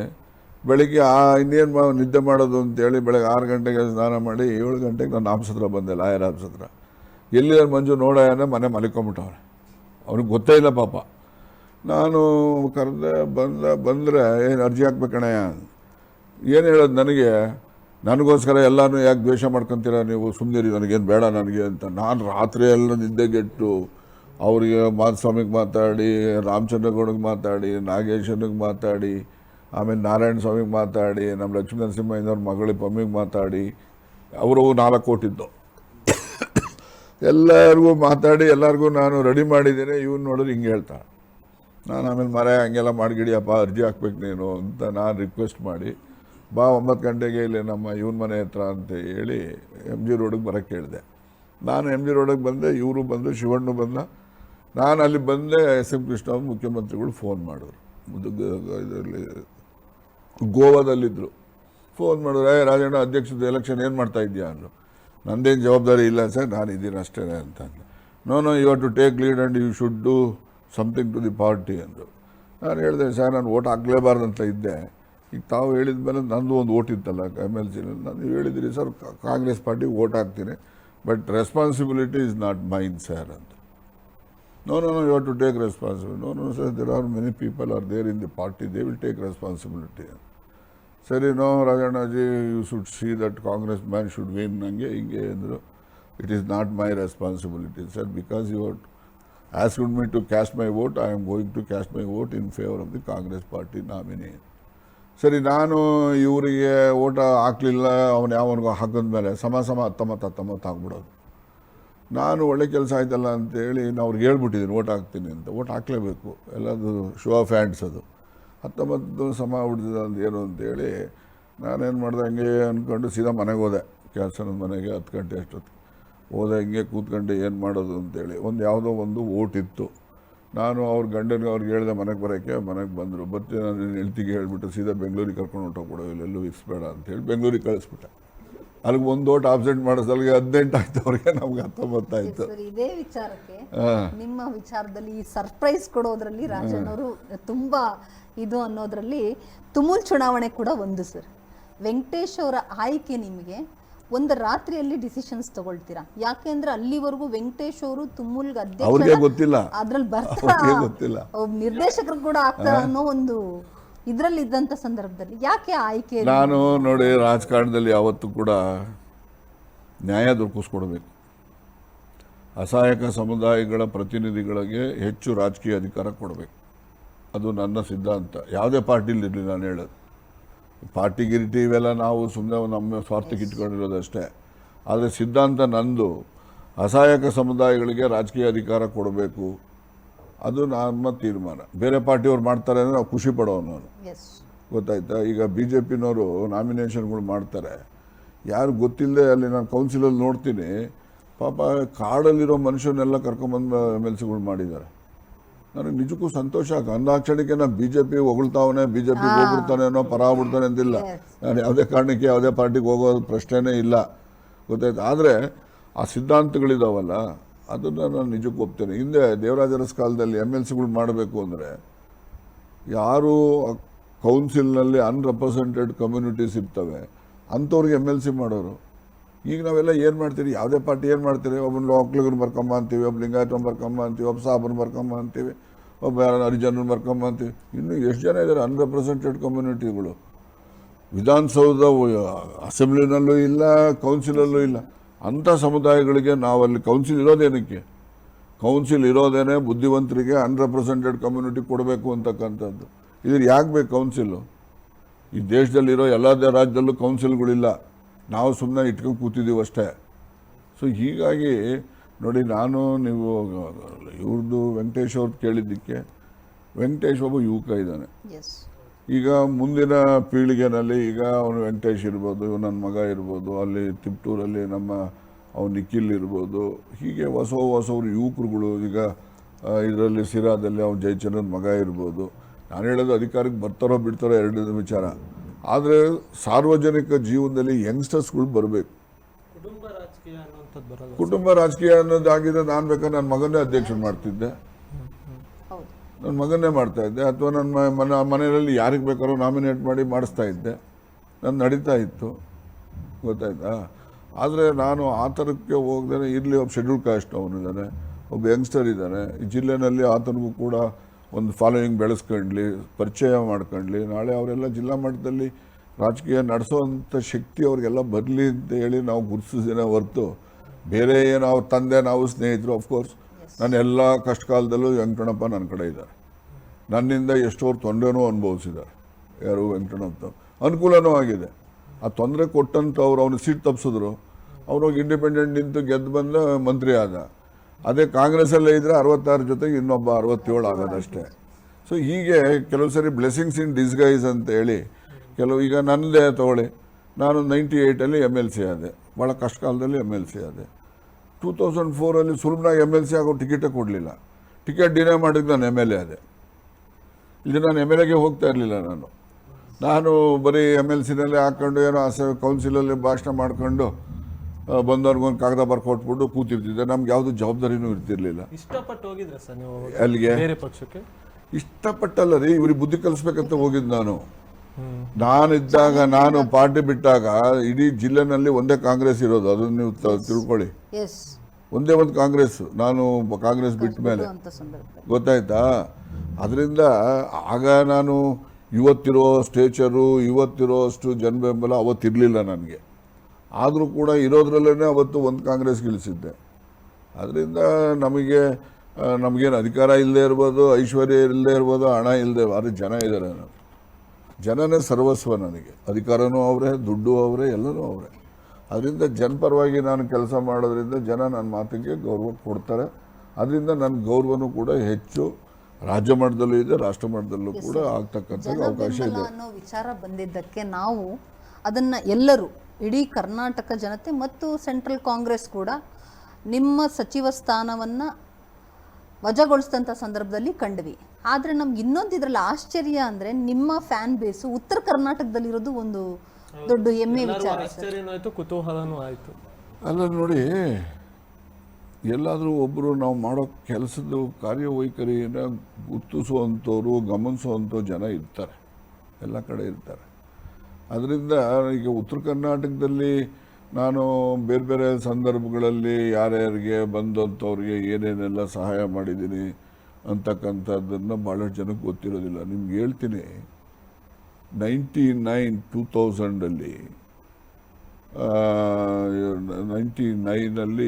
ಶಿವಪ್ಪ ಅಂತೇಳಿ ಹರಿಹರದವರು ಶುಗರ್ ಮಿನಿಸ್ಟರ್ ಆಗಿದ್ದರು. ಆಗ ನಮ್ಮ ರಾಜ್ಯದಲ್ಲಿ ಬರೀ ಕೋಆಪರೇಟಿವ್ ಶುಗರ್ ಮಿಲ್ಸ್ ಮಾತ್ರ ಇದ್ದಿದ್ದು, ಬೇರೆ ಯಾರ್ದು ಇರಲಿಲ್ಲ. ಕೋಆಪರೇಟಿವ್ ಶುಗರ್ ಮಿಲ್ಸಲ್ಲಿ ಬೆಳೀತಕ್ಕಂಥ ಕಬ್ಬನ್ನು ನುರಿಸ್ಲಿಕ್ಕೆ, ಅಂದರೆ ಕ್ರಷ್ ಮಾಡಲಿಕ್ಕೆ ಸಾಧ್ಯ ಇಲ್ಲದೆ ಕಬ್ಬನ್ನು ಬೇರೆ ರಾಜ್ಯಕ್ಕೆ ತೊಗೊಂಡೋಗೋದು. ಬೇರೆ ರಾಜ್ಯಗಳಲ್ಲಿ ಅಲ್ಲಿ ಕಬ್ಬು ಕ್ರಷ್ ಮಾಡೋದಕ್ಕೆ ಆಗೋದಿಲ್ಲ ಅಂತೇಳಿ ಈ ಕಬ್ಬನ್ನು ತಗೋತಾ ಇರಲಿಲ್ಲ ಅಲ್ಲಿ. ಆಗ ಹಾವೇರಿನಲ್ಲಿ ಒಬ್ಬ ರೈತ 5 ಎಕರೆ ಕಬ್ಬನ್ನು ಬೆಳೆದು ಕ್ರಷ್ ಮಾಡಲಿಕ್ಕೆ ಯಾರು ತಗೊಳ್ಳಿಲ್ಲ ಅಂತ ಹೇಳಿ ಕಬ್ಬು ಒಣಗ್ಬಿಡ್ತು ಅಂತೇಳಿ ಇವನು ಬೆಂಕಿ ಇಟ್ಟು ಹೊರಗಡೆ ಬಿದ್ದು ಸತ್ತೋಗ್ತಾನೆ. ಅಂಥ ಕಾಲದಲ್ಲಿ ನಾನು 2000 ನಾನು ಖಾಸಗಿ ಶುಗರ್ ಫ್ಯಾಕ್ಟ್ರಿಗಳಿಗೆ ನಾನು ಬೆಂಬಲ ಕೊಟ್ಟು ಅವರಿಗೆ ಹಣಕಾಸಿನ ಸಾಲ ಸೌಲಭ್ಯಗಳನ್ನು ಕೊಟ್ಟ ಮೇಲೆ ಇವತ್ತು ಕಬ್ಬಿಗೆ ಹೆಂಗಿದೆ ಡಿಮ್ಯಾಂಡು ಅಂದರೆ, ಫ್ಯಾಕ್ಟ್ರಿ ಅವನೇ ಜಮೀನಿಗೆ ಬಂದು ಕಾಯ್ಕೊಂಡು ಕೂತಿದ್ದು, ಅವನೇ ಆಳು, ಟ್ರ್ಯಾಕ್ಟ್ರು, ಲಾರಿಗಳೆಲ್ಲ ತಗೊಬಂದು ದುಡ್ಡು ಕೊಟ್ಬಿಟ್ಟು ಕಟ್ ಮಾಡ್ಕೊಂಡು ತುಂಬಿಕೊಂಡು ಕ್ರಷ್ ಮಾಡ್ತಾನೆ. ಮೊದಲು ಯಾವನ ಒಂದು ಟ್ರ್ಯಾಕ್ಟ್ರು, ಒಂದು ಲಾರಿ ಕ್ರಷಿಂಗ್ ಮಾಡಬೇಕು ಅಂದರೆ ಅಲ್ಲಿ ಯಾವ ನಮ್ಮ ಮಿನಿಸ್ಟ್ರೋ MLAನೋ ಆ ಶುಗರ್ ಫ್ಯಾಕ್ಟ್ರಿನಿಗೆ ಕಾಗದ ಬರ್ಕೊಟ್ಟು, ನೋಡಪ್ಪ ನಮ್ಮವ್ರದ್ದು ಮಾಡಿಸು ಅಂತ ಹೇಳ್ಬೇಕು, ಕ್ರಷ್ ಮಾಡಿ ತಗೋ ಇದನ್ನ ಅಂತ ಹೇಳ್ಬೇಕಾಗಿ. ಇವತ್ತು ನನ್ನ ಒಂದು ಭಾಳಷ್ಟು ಜನಕ್ಕೆ ಇವೆಲ್ಲ ಗೊತ್ತಿರೋದಿಲ್ಲ.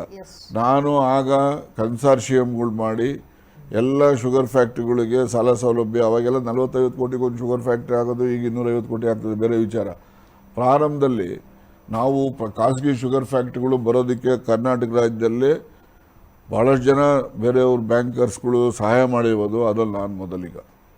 ಅದರಿಂದ ಇವತ್ತು ಶುಗರ್ ಕೇನ್ ಎಲ್ಲ ಬೆಳೀತಾರೆ. ಇವತ್ತು ಎಲ್ಲ ಶುಗರ್ ಅಂದರೆ ಸೋಮಾರಿಗಳು ಬೆಳೆ, ಅದಕ್ಕೇನು ಜಾಸ್ತಿ ಶ್ರಮ ಬೇಕಾಗಿಲ್ಲ. ಮತ್ತು ಬೇರೆ ಆದರೆ ಇವನೇ ಕಟಾವು ಮಾಡಬೇಕು, ತಗೊಂಡು ಮಾರ್ಕೆಟ್ ತೊಗೊಂಡು, ಅದೇನಿಲ್ಲ. ಅವ್ರ ಫ್ಯಾಕ್ಟ್ರಿ ಅವನೇ ಇವ್ರ ಜಮೀನಿಗೆ ಬಂದು ಅವನೇ ಕಟಾವು ಮಾಡ್ಕೊಂಡು ಅವನೇ ತುಂಬ್ಕೊಂಡು ಹೋಗಿ ಇವನಿಗೆ ದುಡ್ಡು ಕೊಡ್ತಾನೆ. ಈ ಥರ ಪರಿಸ್ಥಿತಿ ಇದೆ. ಅದು ಬರಲಿಕ್ಕೆ ಅದು ಕಾರಣ, ಶುಗರ್ ಫ್ಯಾಕ್ಟ್ರಿಗಳು ಖಾಸಗಿಯವರು ಹೆಚ್ಚು ಬರಲಿಕ್ಕೆ ಕಾರಣ ಅಂದರೆ ಇಟ್ ಈಸ್ ಮೈ ಎಫರ್ಟ್.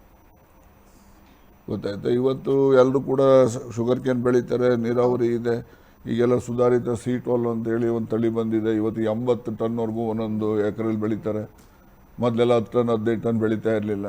ಹೀಗಾಗಿ ಆರ್ಥಿಕವಾಗಿ ರೈತರು ಸದೃಢ ಆಗಲಿಕ್ಕೆ ಅವು ಎಲ್ಲ ಕಾರಣೀಭೂತ ಇದೆ. ಅದರಲ್ಲಿ ನಮ್ಮದು ಕೊಡುಗೆ ಇದೆ ಅಂತಕ್ಕಂಥದ್ದನ್ನು ನನಗೆ ಭಾಳ ಹೆಮ್ಮೆ ಇದೆ ಹೇಳ್ಕೊಳ್ಳೋದಕ್ಕೆ. ಇವತ್ತು ಆಚೆ ಬಂದು ಅಷ್ಟು ಸಾವಿರಾರು ಜನ ಬಂದು ಬೀದಿಗೆ ನಿಂತು ಹೋರಾಟ ಮಾಡ್ತಿದ್ದಾರೆ ಅಂದರೆ ಎಲ್ಲ ಒಂದು ಕಡೆ ಅವರು ಕೂಡ ಅದನ್ನು ನೆನೆಸ್ಕೊಳ್ತಾ ಇದ್ದಾರೆ ಅಂತ ಅರ್ಥ. ಅಲ್ಲ, ಅವ್ರಿಗೆ ಗೊತ್ತಿದೆಯೋ ಇಲ್ವೋ ಯಾರಿಗೆ ಗೊತ್ತು. ಇದೇ ಶಿವಪ್ಪ ಮಿನಿಸ್ಟರ್ ಇದ್ದಾಗ ನಾನು ಕೌನ್ಸಿಲಲ್ಲಿ ಮೆಂಬರ್ ಇದ್ದೆ. ಆಗ ಅಲ್ಲಿ ಶುಗರ್ ಕೇನ್ ಗ್ರೋಯರ್ಸ್ದು ಸಮಸ್ಯೆ ಬಗ್ಗೆ ಚರ್ಚೆ ನಡೀತಾ ಇತ್ತು. ಅವರ ಇನ್ನೂ ಹೊಸದಾಗಿ ಎಂಟ್ರಾಗಿದ್ದೆ. ಚರ್ಚೆ ನಡೆಯೋದು. ಅಲ್ಲಿ ಹೇಳ್ತಾ ಏನು ಮಾಡೋದು, ನಮ್ಮಲ್ಲಿ ಕ್ರಷಿಂಗ್ ಕೆಪಾಸಿಟಿ ಇಲ್ಲ, 1,28,000 ಟನ್ ಮಾತ್ರ ಕ್ರಷಿಂಗ್ ಮಾಡ್ತಕ್ಕಂಥದ್ದು, ನಮಗೆ ಶಕ್ತಿ ಇಲ್ಲ, ಮಿಲ್ಕ್ ಕೆಪಾಸಿಟಿ ಇಲ್ಲ, ಅದು ಇದು ಅಂತ ಹೇಳ್ತಾಯಿದ್ರು. ಆಗ ಎಲ್ಲ ಕೇಳ್ತಾಯಿದ್ರು, ನೀವು ಯಾಕೆ ಇವನ್ನ ಕಬ್ಬು ಬೆಳೆಯೋಕ್ಕೆ ಬಿಟ್ರಿ ರೈತರಿಗೆ, ನಿಮ್ಮ ತಪ್ಪಲ್ವಾ, ನೀವು ಯಾಕೆ ಹೇಳಿಲ್ಲ ರೈತರಿಗೆ ಅಂದರು. ಈಗ ಕಬ್ಬಿನವ್ರಿಗೆಲ್ಲ ನೀವು ಕಾಂಪನ್ಸೇಷನ್ ಕೊಡಿ ಗೌರ್ಮೆಂಟಿಂದ ಅಂದರು. ಅದೆಲ್ಲ ಕೊಡ್ಲಿಕ್ಕೆ ಸಾಧ್ಯ ಆಗಲ್ಲ ಯಾವ ಸರ್ಕಾರಕ್ಕೂ, ನಮ್ಮದೇ ಆಗಲಿ ಇನ್ನೊಬ್ಬರದೇ ಆಗಲಿ. ಬಟ್ ಕೇಳೋದಂತ ಕೇಳ್ತಾರೆ. ಈ ಥರ ಎಲ್ಲ ಪರಿಸ್ಥಿತಿ ಇತ್ತು. ನಾನು 2002ನಲ್ಲಿ ಅಧ್ಯಕ್ಷ ಆದ ಮೇಲೆ ಅಪೆಕ್ಸ್ ಬ್ಯಾಂಕಿಗೆ ಇದನ್ನೆಲ್ಲ ನಾನು ಮಾಡಿದೆ. ಅದಕ್ಕೋಸ್ಕರ ಉತ್ತರ ಕರ್ನಾಟಕದಲ್ಲಿ ಸ್ವಲ್ಪ ಅದು ಒಂದು ಸಹಾಯ ಇದೆ. ಮತ್ತು ಬೇರೆ ನಮ್ಮ ಕೋಆಪ್ರೇಟಿವ್ ಮೂಮೆಂಟಲ್ಲಿ ನಾನು ಭಾಳಷ್ಟು ರಿಫಾರ್ಮ್ಸ್ ಎಲ್ಲ ತಂದಿದ್ದೀನಿ. ಆ ರಿಫಾರ್ಮ್ಸ್ ಮೂಲಕ ಅದು ಜನಗಳಿಗೆ ಗೊತ್ತಿದೆ. ಅದರಿಂದ ಯಾರೆಲ್ಲ ಅಸಹಾಯಕ ಸಮುದಾಯ ಇದ್ದಾರೆ, ಧ್ವನಿ ಇಲ್ಲದೆ ಇರೋ ಸಮುದಾಯಗಳಿದ್ದಾವೆ, ಅವರಿಗೆ ಸಹಾಯ ಮತ್ತು ಧ್ವನಿ ದೊರಕುವಂಥ ಕಾಯ್ದೆಗಳು ತಂದಿದ್ದೀನಿ.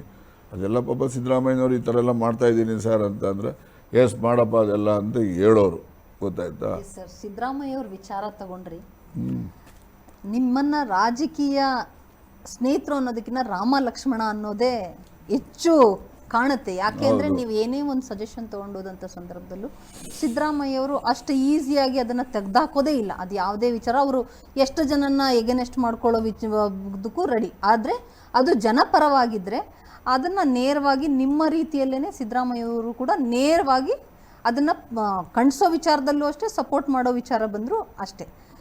ನಿಮ್ಮಿಬ್ರು ಒಂದು ಒಡನಾಟ ಇಷ್ಟು ವರ್ಷದ ಸಿದ್ದರಾಮಯ್ಯನವ್ರದ್ದು ಒಂದು ಗುಣ ಭಾಳ ಜನಕ್ಕೆ ಗೊತ್ತಿದೆಯಲ್ಲೋ ಗೊತ್ತಿಲ್ಲ, ಅವ್ರು ಸುಳ್ಳು ಹೇಳೋದಿಲ್ಲ ಮನುಷ್ಯ. ಯಾರ ಹತ್ರನಾಗಲಿ ಆಗೋದಿದ್ರೆ ಆಗ್ತದೆ, ಆಗದಿಲ್ಲ. ಮತ್ತು ಸುಳ್ಳು ಹೇಳೋದು, ಏನೋ ಸ್ವಾರ್ಥಕ್ಕೋಸ್ಕರ ಏನೋ ಬೂಟಾಟಿಕೆ ಮಾತಾಡೋದು ಆ ಮನುಷ್ಯನ ಹತ್ರ ಇಲ್ಲ. ಯಾಕೆಂದರೆ ಆ ಮನುಷ್ಯ ಬಂದಿರತಕ್ಕಂಥ ಪರಿಸರ ಗ್ರಾಮೀಣ ಭಾಗದಿಂದ ಬಂದಿರತಕ್ಕಂಥವ್ರು. ಗ್ರಾಮೀಣ ಭಾಗದಲ್ಲಿ ಬರ್ತಕ್ಕಂಥ ಜನ ಏನಿರ್ತಾರೆ, ಗ್ರಾಮೀಣ ಭಾಗದಲ್ಲಿ ಜೀವನ ಮಾಡಿದಂಥವ್ರು ಏನಿರ್ತಾರೆ, ಅವ್ರು ಯಾರೂ ನಯವಂಚಕತನ ಕಲ್ತಿರೋದಿಲ್ಲ, ಗೊತ್ತಾಯ್ತಾ. ಅವ್ರು ಏನಾದ್ರು ಇರೋದು ಇದ್ದಂಗೆ ಹೇಳ್ತಾರೆ. ಅದು ಕಷ್ಟನ ಆಗಲಿ ಸುಖ ಇರಲಿ ನೇರವಾಗಿ ಮಾತಾಡೋವಂಥದ್ದು. ಗ್ರಾಮೀಣ ಭಾಗದಿಂದ ಬರ್ತಕ್ಕಂಥ ಜನರಲ್ಲಿ ಹುಟ್ಟತಕ್ಕಂಥ ಮೊದಲನೇ ಗುಣ ಅಂದರೆ ನೇರ ನುಡಿನೇ, ಅವರೇ ಅಂತಲ್ಲ, ಗ್ರಾಮೀಣ ಭಾಗದ ಜನರಲ್ಲಿ ಅದು ರಕ್ತಗತವಾಗಿ ಬರೋವಂಥ ಒಂದು ಇದು.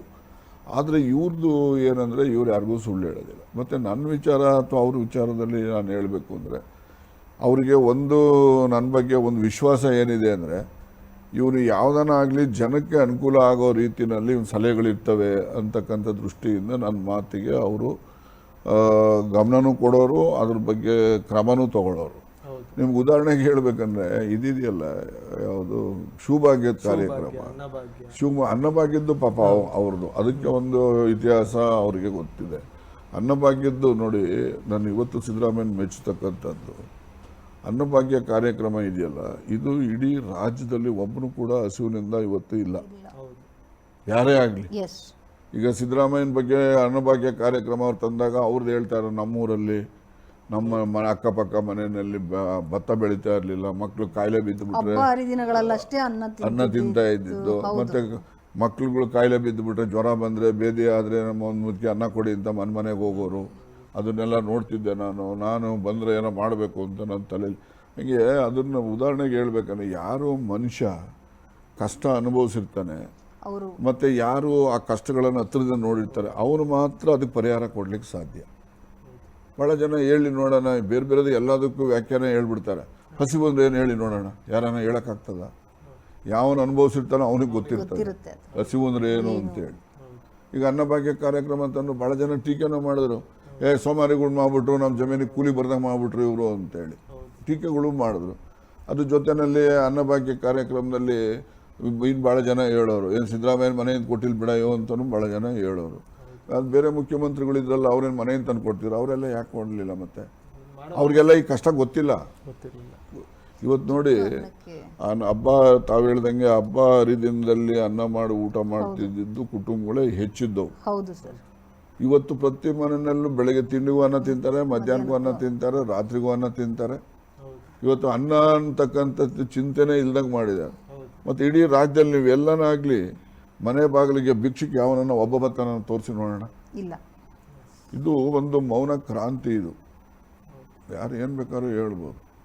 ಏನು ಸಿದ್ದರಾಮಯ್ಯ ಬರೀ ಏನು ಕಾಂಗ್ರೆಸ್ನವರು ಕೊಡ್ರಾಯ ಅಂತ ಹೇಳಲಿಲ್ಲ, ಅಥವಾ ಬರೀ ಕುರುಬರು ಕೊಡ್ರಾಯ ಅಂತ ಹೇಳಲಿಲ್ಲ. ಈ ರಾಜ್ಯದಲ್ಲಿ ಯಾವನೇ ಇರಲಿ, ಯಾರು ಕೂಡ ಹಸುವಿನಿಂದ ಬಳಲಬಾರ್ದು ಅಂತಕ್ಕಂಥ ಉದ್ದೇಶ ಅದು ಈಡೇರಬೇಕು. ಅದು ಈಡೇರಬೇಕು ಅಂದರೆ ಅನ್ನಭಾಗ್ಯ ಕಾರ್ಯಕ್ರಮ ನಾವು ಮಾಡಬೇಕು ಅಂತಕ್ಕಂಥದ್ದನ್ನು ಮಾಡಿದಂಥದ್ದು. ಹೀಗೆ ಉತ್ತಮವಾದಂತಹ ಜನಪರ ಕಾರ್ಯಕ್ರಮಗಳನ್ನು ಅವರು ಮಾಡ್ತಾರೆ. ನಾನು ಕೂಡ ಯಾವುದೇ ಹೇಳಲಿ ಸರ್ ಜನಗಳಿದ್ದು ಅನುಕೂಲ ಆಗ್ತದೆ, ಇದಾಗಬೇಕು, ಇಲ್ಲ ಅನ್ಯಾಯ ಇದೆ ಅಂತಂದರೆ ಆಯಿತು ಕಣೆ ಅಂತೇಳಿ ಮಾಡ್ತಾರೆ. ಅದಕ್ಕೋಸ್ಕರ ಅವರ ಒಂದು ವಿಶ್ವಾಸ ಗಟ್ಟಿಯಾಗಿ ಇರ್ತಕ್ಕಂಥದ್ದು. ಈಗ ಸರ್ ನಾವು ಒಂದು ಕಡೆ ಒಂದು ಇತಿಹಾಸವನ್ನು ನೋಡಿದಾಗೆ ಅವರು ಕೂಡ ಕಷ್ಟಗಳನ್ನು ಹತ್ತಿರದಿಂದ CM ಕೂಡ ಅವ್ರಿಗೆ ಕೈಲಾದಷ್ಟು ಮಾಡಬೇಕು ಅನ್ನುವಂಥ ಮನಸ್ಥಿತಿ. ಹಾಗೆ ನಿಮಗೂ ಕೂಡ ಈಗ ಎಲ್ಲೋ ಒಂದು ಕಡೆ ನೀವು ಚಿಕ್ಕನಹಳ್ಳಿ ಭಾಗಕ್ಕೆ ಹೋದಾಗ ಅಲ್ಲಿ ತಮಟೆ ಬಡಿಯೋರು, ಅಕ್ಕಿ ಪಿಕ್ಕರು ಇವ್ರನ್ನೆಲ್ಲ ನೋಡಿ ಕೂಡ ನೀವು ಅವ್ರಿಗೆ ಹೃದಯ ಬಡ್ದಿತ್ತು ನಿಮ್ಮದು. ಅದನ್ನೆಲ್ಲವುದು ಮಾಡಬೇಕು ಅನ್ನುವಂಥ ಮನಸ್ಥಿತಿ ನಿಮಗೂ ಆ ಸಂದರ್ಭದಲ್ಲಿ ಹೇಗೆ ಬಂತು? ನೋಡಿ, ಚಿಕ್ಕನಹಳ್ಳಿದು ನಿಮ್ಮ ಹೇಳಿದ್ದಕ್ಕೆ ಈ ಶಿಡ್ಲೆ ಕೊಡ ಅಂತೇಳಿ ಒಂದು ಊರಿದೆ. ಶಿಡ್ಲೆ ಕಟ್ಟೆನ ಶಿಡ್ಲೆ ಬಿದಿರೆ ಪಕ್ಕ ಇರೋವಂಥದ್ದು. ಅಲ್ಲಿಗೆ 11 ಗಂಟೆಗೆ ಯಾವುದೋ ಒಂದು ಕಾರ್ಯಕ್ರಮಕ್ಕೆ ನನ್ನನ್ನು ಕರೆದ್ರು. ನಾನು 11 ಗಂಟೆಗೆ ಹೋದೆ. ಅಲ್ಲಿ ಹೋದರೆ ಒಬ್ಬನೂ ಇಲ್ಲ, ಆರ್ಗನೈಸರ್ಸು ಇಲ್ಲ, ಯಾವನೂ ಇಲ್ಲ. ಅಲ್ಲೊಂದು ಶಾಮಿಯಾನಾಗಿ ಬಿಟ್ಬಿಟ್ಟವ್ರೆ, ಕುರ್ಚಿ ಹಾಕೋರೆ, ಯಾರೂ ಇಲ್ಲ. ನಾನು ಅದು ಸ್ಕೂಲು ರೂಮ್ ಇರೋದು ಊರಿಂದ ಒಂದು 100 ಮೀಟ್ರು ದೂರದಲ್ಲಿ ಇದ್ದಿದ್ದು. ನಾನು ಅವನು ಯಾವನ್ನ ಕರೆದಿದ್ದೆ, ಎಲ್ಲಿ ಹೋಗೋದು ಬೇಡ, ಇಲ್ಲೇ ಸ್ಕೂಲಲ್ಲಿ ಕೂತ್ಕೊಳ್ಳೋಣ ಅಂತೇಳಿ ಸ್ಕೂಲಲ್ಲಿ ಬಾಗಿಲು ತೆಗೆಯಲೆ ಅಂತ ತೆಗೆದೆ, ಕೂತ್ಕೊಂಡೆ. ನನಗೆ ಮಾತ್ರ ಯಾವನೂ ಗತಿ ಇರಲಿಲ್ಲ ಅಲ್ಲಿ ಒಂದು ಅಷ್ಟು ದೂರ ಕಾಂಪೌಂಡ್ ಒಳಗಡೆ ಒಂದು 8-10 ಜನ ಇವರು ಬ್ಯಾಂಡ್ ಸೆಟ್ ಗಿರಾಕಿಗಳು ಬಿಡಿಸೆತ್ತಂಗೆ ಕೂತಿದ್ರು. ನಾನು ಕರೆಯಿಲ್ಲ ಅವರಿಗೆ ಅಂತ ಬಂದರು. ಬಂದಾಗ ಅವ್ರು ಹೇಳ್ಕೊಂಡ್ರು, ನಾನು ಏನು ಮಾಡ್ತೀರಿ ಕೆಲಸ, ನೀವೆಲ್ಲ ಎಷ್ಟು ದುಡಿತೀರಿ, ಏನು ಮಾಡ್ತೀರಿ, ಮಕ್ಳೇನು ಮಾಡ್ತಾರೆ, ನಿಮ್ಮ ಹೆಂಡ್ತಿದ್ರಿ ಏನು ಮಾಡ್ತಾರೆ ಕೆಲಸ ಅಂತ ಕೇಳಿದೆ. ಅವನು ಹೇಳ್ದವನು, ಏನಿಲ್ಲ ಸ್ವಾಮಿ, ನಾವು ಇವೆಲ್ಲ ಇದಾವಲ್ಲ ಸ್ವಾಮಿ, ಎಲ್ಲ ಹಳೆವಾಗ್ಬಿಟ್ಟವೆ, ಊದೂರ ಗಾಳಿ ಹೊಲ್ಟೋಗ್ತದೆ, ಶಬ್ದ ಬರೋಲ್ಲ, ಯಾರೂ ಜಾಸ್ತಿ ಕರೆಯಲ್ಲ, ನಮಗೆ ಕರೆದ್ರು ಒಂದು 500 ರೂಪಾಯಿ ಕೊಡ್ತಾರೆ ಸ್ವಾಮಿ, ಅಷ್ಟೇ, 10 ಜನ ಇದ್ದೀವಿ, ಸಾಯಂಕಾಲಕ್ಕೆಲ್ಲ ಕುಡ್ಕೊಂಡು ಮನ್ಕೊಟ್ಟೋಗ್ತೀವಿ ಸ್ವಾಮಿ ಅಂತ.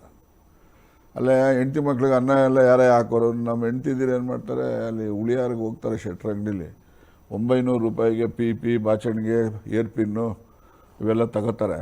ಅವನು 1000 ರೂಪಾಯಿ ಅಂತ ಬರ್ಕೊಂಬಿಡ್ತಾನೆ. ಇವರು ಅಲ್ಲಿ ಇಲ್ಲಿ ಜಾತ್ರೆ ಪಾತ್ರೆ ನಡೆಯುವಾಗ ಮದುವೆ ಮನೆ ತಾವ ಅಲ್ಲಿ ಇಲ್ಲಿ ಮಾರ್ತಾರೆ.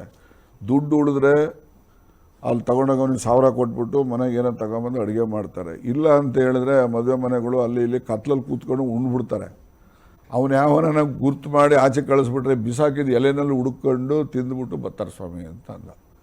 ಅಯ್ಯೋ ನನ್ನ ಮಕ್ಕಳು ಏನೆಲ್ಲ ಈ ಥರ ನಿಮ್ಮ ಗತೆ ಅಂತ ಹೇಳಿ, ನಾನು ಒಳ್ಳೆ ಸಂಪಾದನೆ ಮಾಡೋಕ್ಕೆ ಏನಾಗಬೇಕು ಹೇಳೋ, ಏನಿಲ್ಲ ಸ್ವಾಮಿ, ಒಳ್ಳೆ ಡ್ರೆಸ್ಸು, ಪಿಗಳು ಊದವು ಇವೆಲ್ಲ ಸರಿಯಾಗಿ ಆಗ್ಬಿಟ್ಟು, ಟೋಪಿ ಗೀಪಿ ಎಲ್ಲ ಆಗಿಬಿಟ್ರೆ ನಮಗೊಂದು 50,000 ರೂಪಾಯಿ ಆಗಿಬಿಟ್ರೆ ನಾವೆಲ್ಲ ಮಾಡ್ಕೋತೀವಿ ಸ್ವಾಮಿ ಅಂತ. ನಾನು ಸರಿ ಅಲ್ಲೇ ಯಾರನ್ನೋ ಕರೆದೆ, ರಾಜ್ಕುಮಾರ್ ಅಂತಿದ್ದ, ಕರೆದೆ ಅವನಿಗೆಲ್ಲ. ಈಗ ನೋಡ, ಹಿಂದಿನ ತಾರೀಕಲ್ಲೇ ಒಂದು 2 ವರ್ಷದ ಹಿಂದಕ್ಕೇ ಒಂದು ಪುರುಷ ಸ್ವಸಹಾಯ ಸಂಘ ಅಂತ ಬರ್ಕೊಂಡು 50,000 ಬೆಳಿಗ್ಗೆ ಅವ್ರ ಅಕೌಂಟ್ ಓಪನ್ ಮಾಡಿಸ್ಕೊಟ್ಬಿಡು, ಇವ್ರು ಏನು ಮಾಡ್ತಾರೆ ನೋಡೋಣ ಅಂತ ಹೇಳಿ ಸರಿ ಕೊಡಿಸ್ದು ಅವ್ರಿಗೆ. 1 ವರ್ಷ ಆದಮೇಲೆ ಅವರು ಹೆಂಗಸ್ರುಗಳು ಬೇರೆ ಇದ್ರಲ್ಲ, ಅವ್ರು ಸಾಲ ತಗೊಳ್ಳೋ ದಿವಸ 1000 ರೂಪಾಯಿ, ಅವ್ರುಗಳಿಗೂ ಕೂಡ ದುಡ್ಡು ಕೊಡಿಸ್ತಲ್ಲ. 1 ವರ್ಷ ಆದಮೇಲೆ ನಾನು ಬರ್ಗೂರ್ಗೆ ಹೋದೆ. ಅಲ್ಲಿ ನಿಮ್ಮ ಸಿರಾ ತಾಲೂಕಲ್ಲೇ ಬರ್ಗೂರಲ್ಲಿ ಒಂದು ಸೊಸೈಟಿದು ಯಾವುದೋ ಕಾರ್ಯಕ್ರಮ ಇತ್ತು, ಹೋದೆ.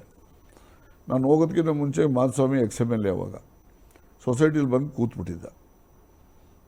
ನಾನು ಫಂಕ್ಷನ್ದಾಗ ಹೋಗೋ ನಡೆಯಪ್ಪ ಕಾರಲ್ಲಿಗೆ, ಅದು ಇಲ್ಲ ಸರ್ ಇಲ್ಲಿ ಕೂತ್ಬಿಟ್ಟವ್ರೆ ಅಂತ. ಇವರು ಬ್ಯಾಂಡ್ ಸೆಟ್ ಬಾರಿಸೋರ್ಗು ಅವರು ಎಲ್ಲ ರೆಡಿಯಾಗಿದ್ದರು. ಇವರು ಅಲ್ಲಿ ಕೂತಿದ್ದೆಲ್ಲ ಸರಿ ಕೂತಿದ್ದಾರೆ ಅಂದ್ಕೊಂಡು ನಾವು ಜೊತೆ ನಡ್ಕೊಂಡು ಹೋದೋ. ಅಲ್ಲಿ ಫಂಕ್ಷನ್ ತಗೋ ಅಲ್ಲಿಗೆ 1.5 ಕಿಲೋಮೀಟ್ರ್ ಮಠ ಮಧ್ಯಾಹ್ನ ಬಿಸಿಲು. ನನಗೆ ಈ ಅವರು ಯಾವನಪ್ಪ ನಮಗೆ ಕರ್ಕೊಂಬಂದವನು ಅಂತೇಳಿ ಆಮೇಲೆ ಕೋಪ ಇತ್ತು, ಅಷ್ಟು ಕೋಪ ಇದ್ದು ನನಗೆ. ನಾನು ಸೀದಾ ನಡ್ಕೊಂಡು ಅಲ್ಲಿ ಡಯಾಸ್ ತಗೋ ಹೋದೋ, ನಾನು ಮಾಧುಸ್ವಾಮಿ ಇಬ್ಬರೂ. ಅಲ್ಲಿ ಹೋಗ್ತಿದ್ದಂಗೆ ನಾನು ಹೋಳಿ ಮಕ್ಕಳು ಅಲ್ಲಿಂದ ನಡ್ಕೊಂಬಂದು ನಡೆಸಿದ್ದೀರ, ನಮಗೇನು ಬೈದೋ ಇವ್ರಿಗೆ, ಯಾರಿಗೆ ಬ್ಯಾಂಡ್ ಸೆಟ್ ಗಿರಾಕಿಗಳಿಗೆ. ಅವರು ನನಗೆ ಹೇಳ್ತಾರೆ, ಸ್ವಾಮಿ ಅವತ್ತು ಸಿಕ್ಕಿದ್ರಲ್ಲ ನಾವೇ ಸ್ವಾಮಿ, ಈಗ ನಾನು ದುಡ್ಡು ಇಸ್ಕೊಂಡಿಲ್ಲ ಸ್ವಾಮಿ, ಇಲ್ಲಿ ಪುಕ್ಸೆಟ್ಟೆ ನಾವು ಬಾರಿಸಿದ್ದೀವಿ ಸ್ವಾಮಿ ನಿಮಗೋಸ್ಕರ ಅಂತ. ನನ್ನ ಮಕ್ಕಳು ನೀವು ಬಾರಿಸ್ತಿರೋ, ನಮ್ಮನ್ನೇ ಯಾಕೆಲ್ಲ ಹೆಣ ತೆಗಿತಿರೋ, ನಡೆಸಿ ಅಲ್ಲಿಂದ ಇಲ್ಲಿಂದ ತನಕ, ನಮ್ಮ ಖುಷಿ ಸ್ವಾಮಿ ನಮ್ಮದು ಅಂತ ಅಂದ. ಆಮೇಲೆ ಕೇಳಲಾಗಿ ಆ ಹೆಂಗಸ್ರುಗಳು ಆ ಬಡ್ಡಿ ಇಲ್ಲದೆ ದುಡ್ಡಲ್ಲಿ ವ್ಯಾಪಾರ ಮಾಡಿ ಇವಾಗ ಬ್ಯಾಂಕಲ್ಲಿ ಡೆಪಾಸಿಟ್ ಇದೆ. ಇವರು 5,000 ರೂಪಾಯಿಗೆ 500 ರೂಪಾಯಿಗೆ ಹೋಗ್ತಿದ್ರಲ್ಲ, ಇವರು 5,000 ಕಮ್ಮಿ ನಾವು ಹೋಗಲ್ಲ ಸ್ವಾಮಿ, ಈಗ ನೋಡಿ ಎಲ್ಲ ಚೆನ್ನಾಗಿದೆ ವ್ಯವಸ್ಥೆ, ಎಲ್ಲ ಯೂನಿಫಾರ್ಮ್ ನೋಡಿ ಸ್ವಾಮಿ ಅಂತ ತೋರಿಸಿ. ಹಿಂಗೆ ಒಂದು 10 ಕುಟುಂಬ ಅವು ಕೂಡ ಒಂದು ಆರ್ಥಿಕವಾಗಿ ಒಂದು 10 ರೂಪಾಯಿನ ಜೊತೆ ಜೋಬಲ್ಲಿ ಇಟ್ಕೊಳ್ಳೋ ಶಕ್ತಿ ಬಂತಲ್ವ. ಆ ಥರ ನಾವು ಮಾಡಿದಾಗ ಅವರೇ ನಮಗೆ ಸರ್ಟಿಫಿಕೇಟ್ ಕೊಡಬೇಕಾಗಿಲ್ಲ, ನನಗೆ ತೃಪ್ತಿ ಇದೆ. ಈ ವಿಚಾರದಲ್ಲಿ ಸರ್ ಸಹಕಾರಿ ಕ್ಷೇತ್ರದಲ್ಲಿ ಬೇರೆ ರಾಜಕಾರಣಿಗಳು ಕೂಡ ಇದ್ದಾರೆ. ಆದರೆ ನಿಮ್ಮ ಹತ್ರ ಯಾವುದೇ ಕ್ಷೇತ್ರ ಆಗಿರಲಿ, ಇಡೀ ಕರ್ನಾಟಕದಿಂದ ಯಾರೇ ನಿಮ್ಮ ಹತ್ರ ಬಂದು ಒಂದು ಲೆಟರ್ ತೊಗೊಂಡು ಬಂದರೆ ನೀವು ಏನನ್ನೂ ನೋಡೋದಿಲ್ಲ. ಅಕಸ್ಮಾತ್ ಅದರಲ್ಲಿ ಏನೋ ಒಂದು ಏರುಪೇರಿದ್ರು ನಿಮ್ಮ ಸ್ವಂತ ಕೈಯಿಂದನೇ ಕೊಡೋ ಒಂದು ಗುಣನ ಕೂಡ ನಿಮ್ಮ ಹತ್ರ ನಾವು ಕಂಡಿದ್ದೀವಿ. ಯಾಕೆಂದರೆ ಕೆಲವೊಂದು ಸಂದರ್ಭದಲ್ಲಿ ಇದರಲ್ಲಿ ಆಗೋದಿಲ್ಲ, ನಿಮ್ಗೆ ಅಧಿಕಾರಿಗಳೇ ಆಗಲಿ ಯಾರಾಗಲಿ ಇಲ್ಲ ಸರ್ ಇದ್ರಲ್ಲಿ ಆಗಲ್ಲ ಅಂದರೆ ಬೇರೆ ಏನೋ ಒಂದು ರೂಪನ ನೀವಲ್ಲಿ ಕಂಡಿಡ್ದು ಕೊಡ್ತೀರಾ. ಆದರೆ ಬೇರೆಯವ್ರ ಹತ್ರ ಯಾಕೆ ರಾಜಣ್ಣವ್ರ ಮನೆ ಬಾಗಿಲಿಗೆ ಜನ ಹುಡ್ಕೊಂಡು ಬರ್ತಾರೆ, ಅವ್ರ ಹತ್ರ ಅಧಿಕಾರ ಇರಲಿ ಇಲ್ದಲೇ ಇರಲಿ, ಯಾಕೆ ಬರ್ತಾರೆ ಅಂದರೆ ಇದು ಒಂದು ತುಂಬ ದೊಡ್ಡ ಮೂಲ ಕಾರಣ ಅನಿಸುತ್ತೆ ಸರ್. ನೋಡಿ, ಈ ಹಳ್ಳಿಯಿಂದ ಒಂದು ಯಾರೋ ಅರ್ಜಿ ಹಿಡ್ಕೊಂಬರ್ತಾರೆ, ಯಾವುದೋ ಊರು ಬರ್ತಾನೆ ಅಂತಿದ್ರು. ನೀವು ಅವನು ಅರ್ಜಿ ಬರ್ಕೊಂಬಂದವನು ಅವನೇನು ಬರ್ದಿರಲ್ಲ, ಯಾರ ಕೈಲೇ ಹೇಳಿರ್ತಾನೆ, ಅವ್ನು ಬರ್ಕೊಟ್ಟಿರ್ತಾನೆ. ಆ ಬರೆಯೋದ್ರಲ್ಲಿ ಇವನ ಅಭಿಪ್ರಾಯನೇ ಅದರಲ್ಲಿ ನರೇಷನ್ ಬಂದಿರ್ತದೆ, ಸ್ಪಷ್ಟವಾಗಿ ಬರೆದವ್ರೆ ಅಂತಲ್ಲ. ಇವನು ಹೇಳಿದ್ದು ಯಾವಾಗಲೂ ಅಷ್ಟೇ, ನಾವು ಹೇಳಿದ್ದು ನಿಮ್ಗೆ ಹೇಳಿದ್ರೆ ನೀವು ನಮಗೆ ಹೇಳಿದ್ರೆ ಏನಾಗ್ತದೆ, ಅರ್ಧ ಹೋಗ್ತದೆ, ಅರ್ಧ ಮಾತ್ರ ಹೇಳ್ತೀವಿ. ಹಂಗೆ ಬರೆಯೋನು ತಪ್ಪು ಬರೆದಿರ್ತಾನೆ ಕೆಲವು ಸರಿ. ನಾವು ಅದು ತಪ್ಪಿದೆ ಅಂತ ಹೇಳ್ಕೊಂಡು ಅವನ ಉದ್ದೇಶ ಏನಿದೆ ಅದನ್ನು ನಾವು ಪ್ರಯತ್ನ ಮಾಡದೇ ಇದ್ದರೆ ಅವನಿಗೆ ಅನ್ಯಾಯ ಮಾಡ್ದಂಗೆ ಆಗ್ತದೆ. ಅದಕ್ಕೋಸ್ಕರ ಏನೇ ಇದು ಅಂತ ಅವನು ಒಂದು ಸರಿ ಕೇಳಿದ್ರೆ ಏನೋ ಒಂದು ಹೇಳ್ತಾನೆ, ಅವ್ನಿಗೇನಾದ್ರು ಒಂದು ಸಹಾಯ ನಾವು ಮಾಡಲೇಬೇಕು. ಯಾಕೆಂದರೆ ಅವನು ಯಾವುದೋ ಹಳ್ಳಿಯಿಂದ ಇಲ್ಲಿ ರಾಜಣ್ಣನ ಮನೆಗೆ ಹೋದರೆ ಏನಾರೋ ಒಂದು ನಮ್ಗೆ ಅನುಕೂಲ ಆಗ್ತದೆ ಅಂತಕ್ಕಂಥದ್ದು ಮನಸ್ಸು ಇಟ್ಕೊಂಡು ಬಂದಿರ್ತಾನೆ. ನಾವು ಅವನಿಗೆ ಮಾಡದೇ ಇದ್ದರೆ, ಅನುಕೂಲ ಮಾಡದೇ ಇದ್ದರೆ ಅವನ ನಂಬಿಕೆಗೆ ಅಪಚಾರ ಮಾಡ್ದಂಗೆ ಆಗ್ತದೆ. ಅದಕ್ಕೋಸ್ಕರ ಆದಷ್ಟು ಪಾಪ ಕಾಲಲ್ಲಿ ಚಪ್ಪಲಿ ಇಲ್ದಿರೋರು ಬರ್ತಾರೆ, ಬಸ್ ಚಾರ್ಜ್ ಇರೋದಿಲ್ಲ, ಬಸ್ ಚಾರ್ಜ್ಗೆ ಹಳ್ಳಿಗಳಲ್ಲಿ ಕೋಳಿ ಮೊಟ್ಟೆ ಮಾರ್ಕೊಂಡು ಬಸ್ ಚಾರ್ಜ್ ಇಟ್ಕೊಂಬರೋರು ಇರ್ತಾರೆ. ಅವೆಲ್ಲ ನಾವು ಗಮನದಲ್ಲಿ ಇಟ್ಕೊಂಬಂದಾಗ ಅದಕ್ಕೆ ಬೆಲೆ ಕೊಡಬೇಕಲ್ಲ. ಅದಕ್ಕೆ ಬೆಲೆ ಕೊಡದೇ ಇದ್ದರೆ ನಮ್ಮಲ್ಲಿ ಮನುಷ್ಯತ್ವ ಏನಿರ್ತದೆ. DCC ಬ್ಯಾಂಕ್ನ ಮೊದಲನೇ ಅಧ್ಯಕ್ಷ ಸ್ಥಾನದಲ್ಲಿ ನೀವು ಕೂತಾಗ, ಈಗ 6ನೇ ಬಾರಿ ಕೂತಾಗ ಏನೆಲ್ಲ ಬದಲಾವಣೆಗಳಾಗಿದೆ ಸರ್? ನೋಡಿ, ಮೊದಲು ಸಂಸ್ಥೆ ಅಂತ ಹೇಳಿದ್ರೆ ಬ್ಯಾಂಕು ಬರೀ ರೈತರು ಯಾರೋ ಒಂದು ಊರಲ್ಲಿ ಒಂದು ಸೊಸೈಟಿನಲ್ಲಿ ಒಂದು 2,000 ಮೆಂಬರ್ಸ್ ಇದ್ದರೆ ಒಂದು 100-150 ಜನಕ್ಕೆ ಸಾಲ ಕೊಡೋರು. ಆ ಸಾಲ 100-150 ಜನ ಯಾರಿರೋಪ್ಪ ಅಂದರೆ ಅಲ್ಲಿ ಡೈರೆಕ್ಟ್ರುಗಳು ಇರೋರಲ್ಲ, ಅವ್ರ ಕುಟುಂಬದವರು, ಅವ್ರ ಮನೆಯವರು, ಅವ್ರ ನೆಂಟರು ಇಷ್ಟರು ಇರ್ತಾಯಿದ್ರು. ಸಾಮಾನ್ಯ ಜನಗಳಿಗೆ ಅಲ್ಲಿ ಅವರಿಗೆ ದೊರಕ್ತಾ ಇರಲಿಲ್ಲ. ಅದಕ್ಕೆ ನಾನು ಅಪೆಕ್ಸ್ ಬ್ಯಾಂಕ್ ಚೇರ್ಮನ್ ಇರೋವಾಗ ಅಪೆಕ್ಸ್ ಬ್ಯಾಂಕ್ನಲ್ಲಿ ಒಂದು ಬೋರ್ಡ್ ಹಾಕ್ಸಿದ್ದೀನಿ ಮೇಲ್ಗಡೆ, ರೀಚಿಂಗ್ ದಿ ಅನ್ರೀಚ್ಡ್ ಅಂತ. ಯಾರನ್ನ ಮುಟ್ಲಿಕ್ಕೆ ಸಾಧ್ಯ ಇಲ್ಲ ಅವರನ್ನು ನಾವು ಮುಟ್ಟಬೇಕು, ಅವ್ರಿಗೆ ನಾವು ತಲುಪಬೇಕು. ಅಪೆಕ್ಸ್ ಬ್ಯಾಂಕ್ನಲ್ಲಿ ಒಂದು ಬೋರ್ಡ್ ಇದೆಯಲ್ಲ, ನೇಮ್ ಬೋರ್ಡು, ಅದೊಂದು ಕಾರ್ನರಲ್ಲಿ ಹಾಕ್ಸಿದ್ದೀನಿ. ನಾನೇ ಹಿಂದೆ ಇದ್ದಾಗ ಬರ್ಸಿದ್ದೀನಲ್ಲ, ಹಂಗೆ ಇದೆ, ರೀಚಿಂಗ್ ದಿ ಅನ್ರೀಚ್ಡ್ ಅಂತ ಹೇಳಿ ಹಾಕ್ಸಿದ್ದೀನಿ. ಸೊ ಹಾಗೆ ನಾವು ಇರಬೇಕೇ ಹೊರತು ಯಾವಾಗಲೂ ಕೂಡ ಹೊಟ್ಟೆ ಹಸ್ದವನಿಗೆ ಊಟ ಹಾಕಬೇಕು. ಹೊಟ್ಟೆ ತುಂಬಿರೋನಿಗೆ ಊಟ ಹಾಕಿದ್ರೆ ಅಜೀರ್ಣ ಬೈಕಂತಾನೆ. ಹೊಟ್ಟೆ ಹಸ್ದವನಿಗೆ ಊಟ ಹಾಕಿದ್ರೆ ಅವ್ನು ನಮ್ಮನ್ನು ನೆನೆಸ್ಕೊತಾನೆ, ಅಯ್ಯೋ ಯಾರೋ ಮಾರಾಯನಪ್ಪ ನಮ್ಗೆ ಏನೋ ಇವತ್ತು ಊಟ ಹಾಕಿದ್ದಾನೆ ಅಂತ ನೆನೆಸ್ಕೊತಾನೆ.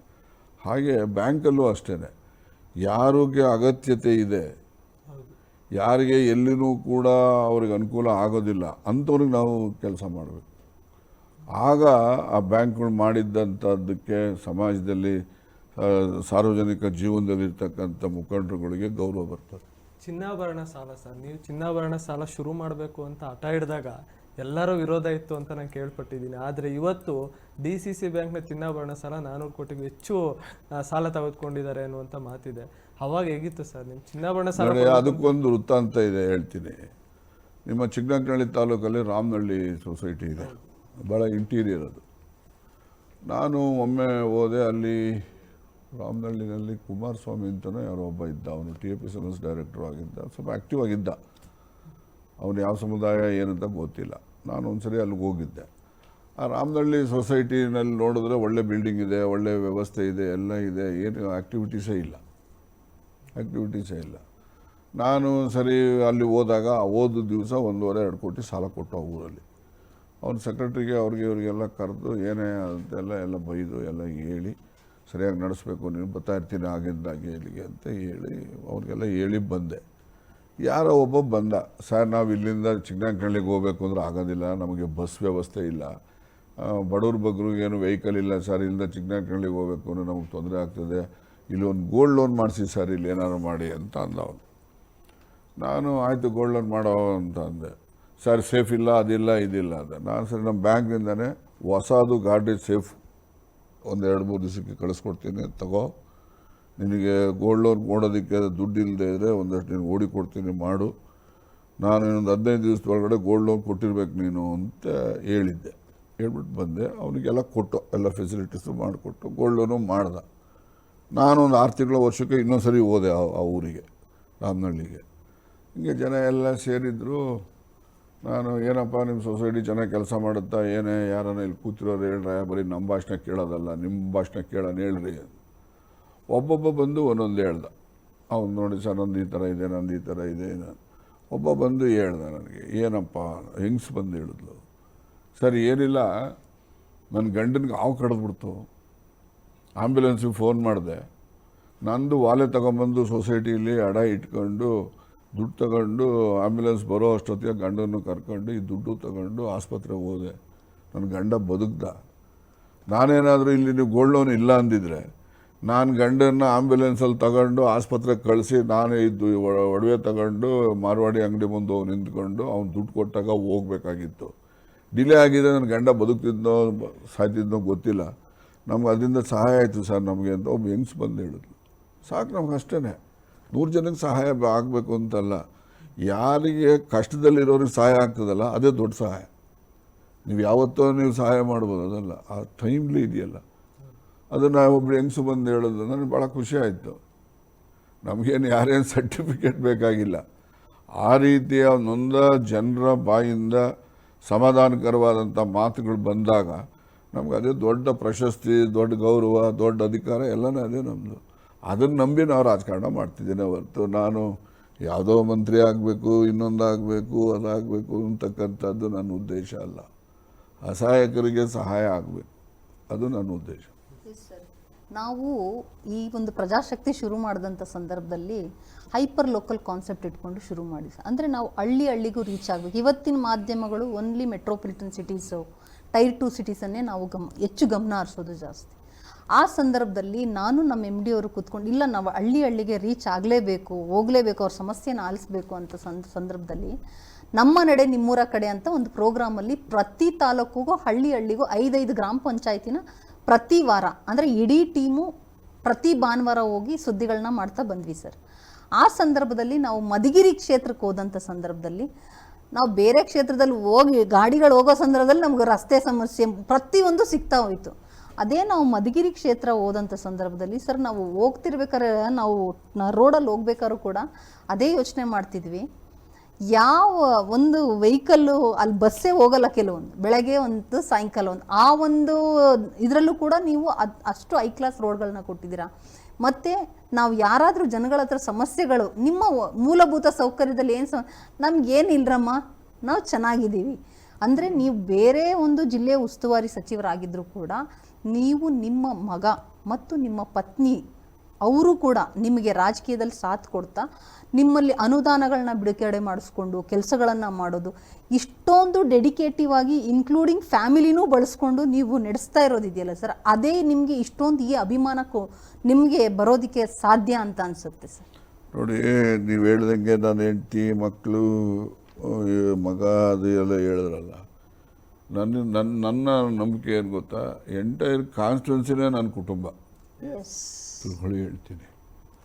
ಯಾಕೆಂದರೆ ನಾನು ಇಲ್ಲಿ ಹುಟ್ಟಿ ಬೆಳೆದವನಿಗೆ ಅಲ್ಲಿ ನನಗೆ 35,500 ಓಟು ಬಹುಮತ ಕೊಡ್ತಾರೆ. ಅದು ಜನರಲ್ ಕಾನ್ಸ್ಟಿಟ್ಯೂನ್ಸಿನಲ್ಲಿ ಒಬ್ಬ ಶೆಡ್ಯೂಲ್ ಟ್ರೈಬ್ನವನು ಹೋಗಿ ನಿಲ್ತಾನೆ ಅಂದರೆ ಆ ಜನ ನನಗೆ ಗೌರವ ಕೊಡ್ತಾರೆ ಅಂತಂದರೆ, ನಾನು ಅವ್ರ ಸೇವೆ ಇನ್ನೂ ಎಷ್ಟು ವರ್ಷ ಎಷ್ಟು ಜನ್ಮದಲ್ಲಿ ಬಂದು ಮಾಡಿದ್ರು ಕಡಿಮೆನೇ ನನ್ನ ಇದು. ಆ ರೀತಿಯ ಒಂದು ಹಂಬಲ್ನೆಸ್ ನಂದು. ನಮ್ಮ ಕಾನ್ಸ್ಟಿಟ್ಯೂನ್ಸಿನಲ್ಲಿ ನಮ್ಮ ಮನೆ ಹುಡುಗರು ಮನೆಯವ್ರು ನೋಡ್ಕೊಳ್ತಾರೆ ಅನ್ನೋದ್ರ ಜೊತೆಯಲ್ಲಿ ಅಲ್ಲಿರ್ತಕ್ಕಂಥ ನಮ್ಮ ಪಕ್ಷದ ಎಲ್ಲ ಮುಖಂಡಗಳು ಜನಪರವಾಗಿ ಕೆಲಸ ಮಾಡ್ತಾರೆ.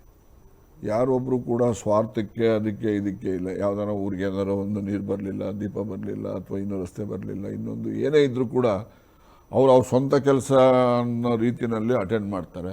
ಅವ್ರು ಹೋಗಿ ಅಧಿಕಾರಿಗಳ ಗಮನಕ್ಕೆ ತರ್ತಾರೆ. ಅಧಿಕಾರಿಗಳಿಗೆ ನಾನು ಸ್ಪಷ್ಟವಾಗಿ ಹೇಳಿದ್ದೀನಿ, ಯಾವುದೇ ಸಾರ್ವಜನಿಕ ಅಭಿವೃದ್ಧಿ ಕೆಲಸಗಳಲ್ಲಿ ಯಾರೇ ಬಂದು ಹೇಳಿದ್ರು ಮಾಡಬೇಕು. ನಾನೇ ಹೇಳಬೇಕು ಅಂತ ಇಲ್ಲ, ಅವ್ರು ಬಂದು ಹೇಳಿದ್ರು ನಾನು ಹೇಳ್ದಂಗೆ. ಅವ್ರು ವೈಯಕ್ತಿಕ ಕೆಲಸಗಳು ಮಾಡೋದು ಬಿಡೋದು ಅದು ನಿಮಗೆ ಸೇರಿದಂಥದ್ದು. ಸಾರ್ವಜನಿಕ ಕೆಲಸ ಯಾರೇ ಬಂದು ನಿಮ್ಮ ಗಮನಕ್ಕೆ ತಂದರೆ ಅದನ್ನು ನೀವು ಮಾಡಬೇಕು ಅಂತಕ್ಕಂಥದ್ದು ಸ್ಪಷ್ಟವಾದಂಥದ್ದು ಹೇಳಿದ್ದೀನಿ. ನನ್ನೇ ಕೇಳಬೇಕು ಅಂತೇನಿಲ್ಲ, ಯಾರೇ ಬಂದು ಹೇಳಿದ್ರು ನಾನು ಹೇಳೋದ ಅಂತ ತಿಳ್ಕೊಂಡು ಮಾಡಬೇಕು ಅಂತಕ್ಕಂಥದ್ದು.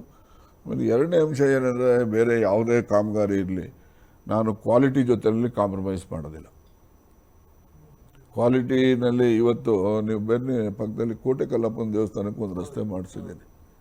ನೀವು ಹೋಗಿ ಈ ಮಳೆಗಾಲದಲ್ಲಿ ಹೋದರೆ ನೀವು ಊಟಿಗೆ ಹೋದಂಗೆ ಅನಿಸುತ್ತಲ್ಲಿ.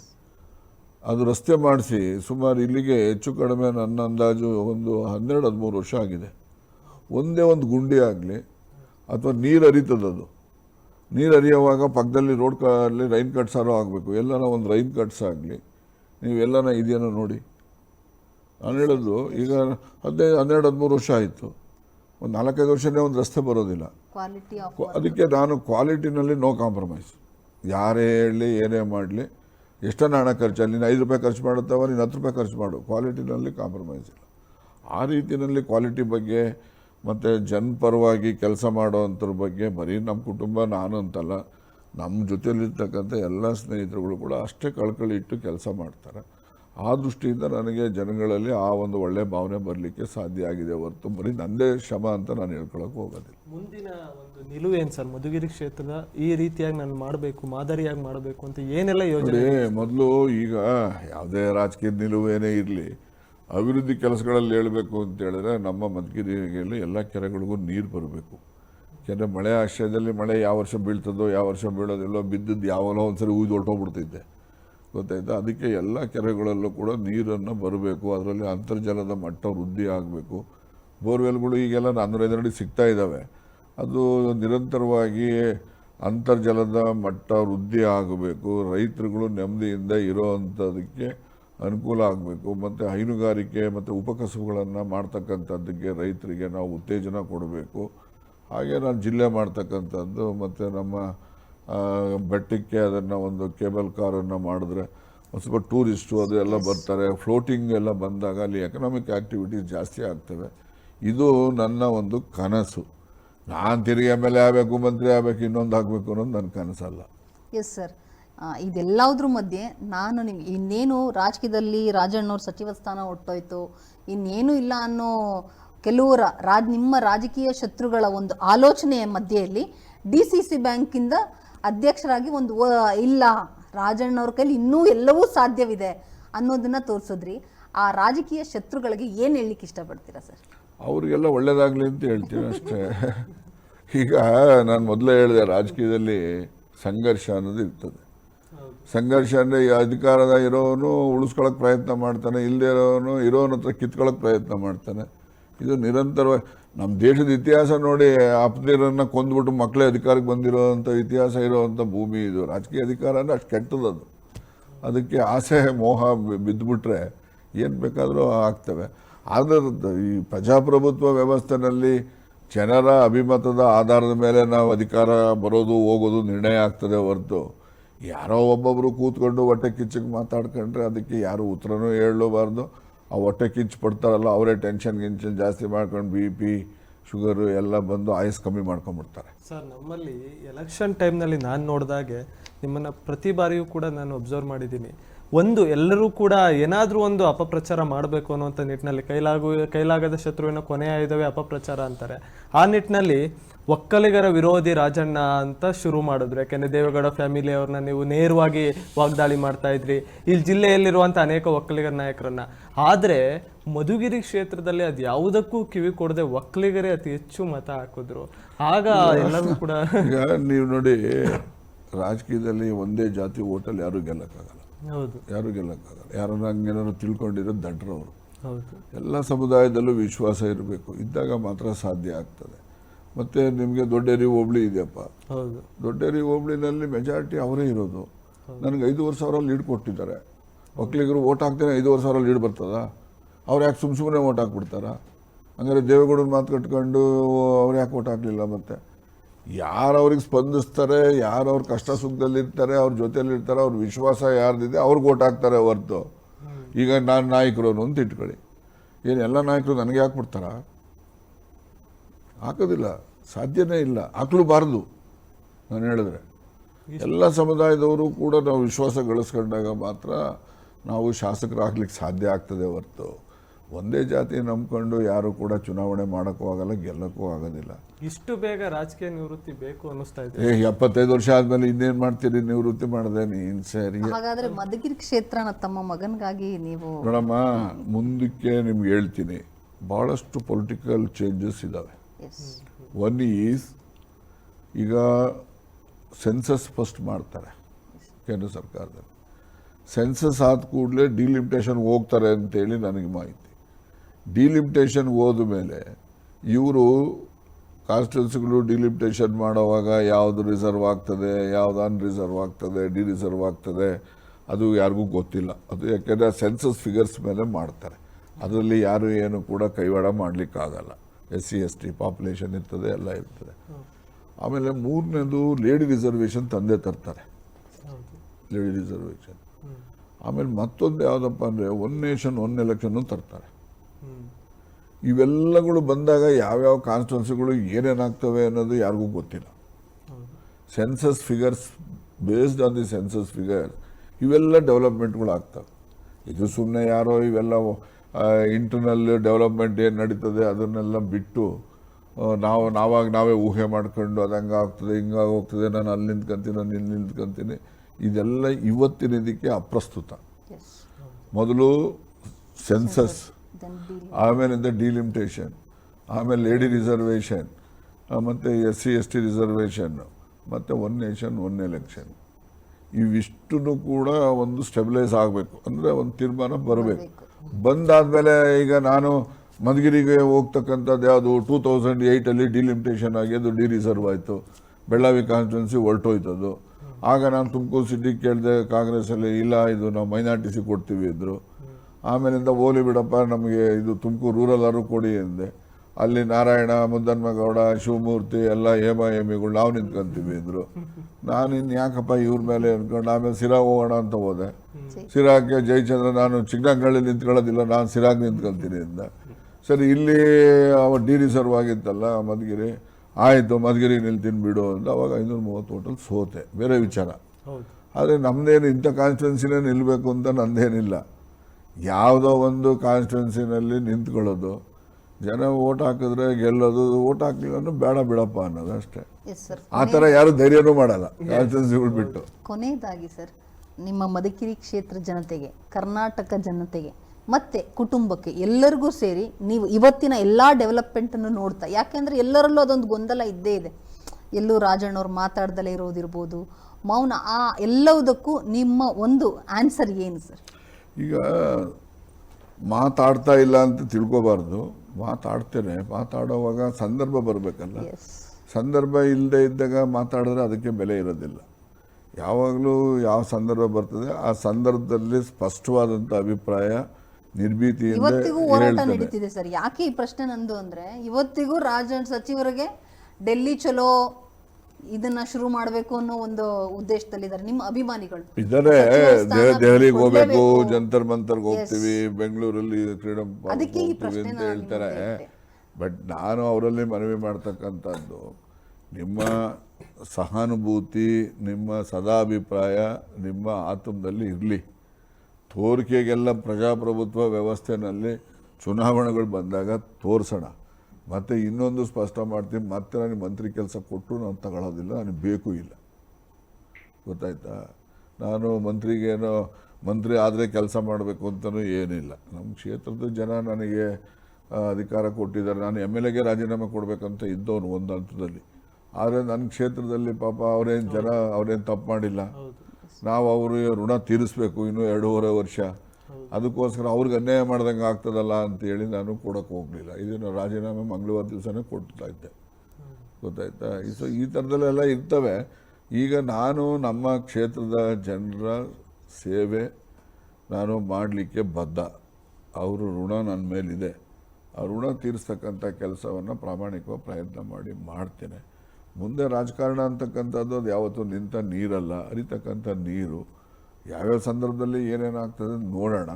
ಮತ್ತು ಅಂತಿಮವಾಗಿ ಈ ಬೇರೆಯವರು ಅವರು ಇವರು ಸುಳ್ಳು ಹೇಳ್ತಾರಲ್ಲ, ಇವರು ದಳಕ್ಕೆ ಹೋಗ್ತಾರೆ, ಇವರು BJPಗೆ ಹೋಗ್ತಾರೆ, ಕಾಂಗ್ರೆಸ್ ಬಿಟ್ಬಿಡ್ತಾರೆ.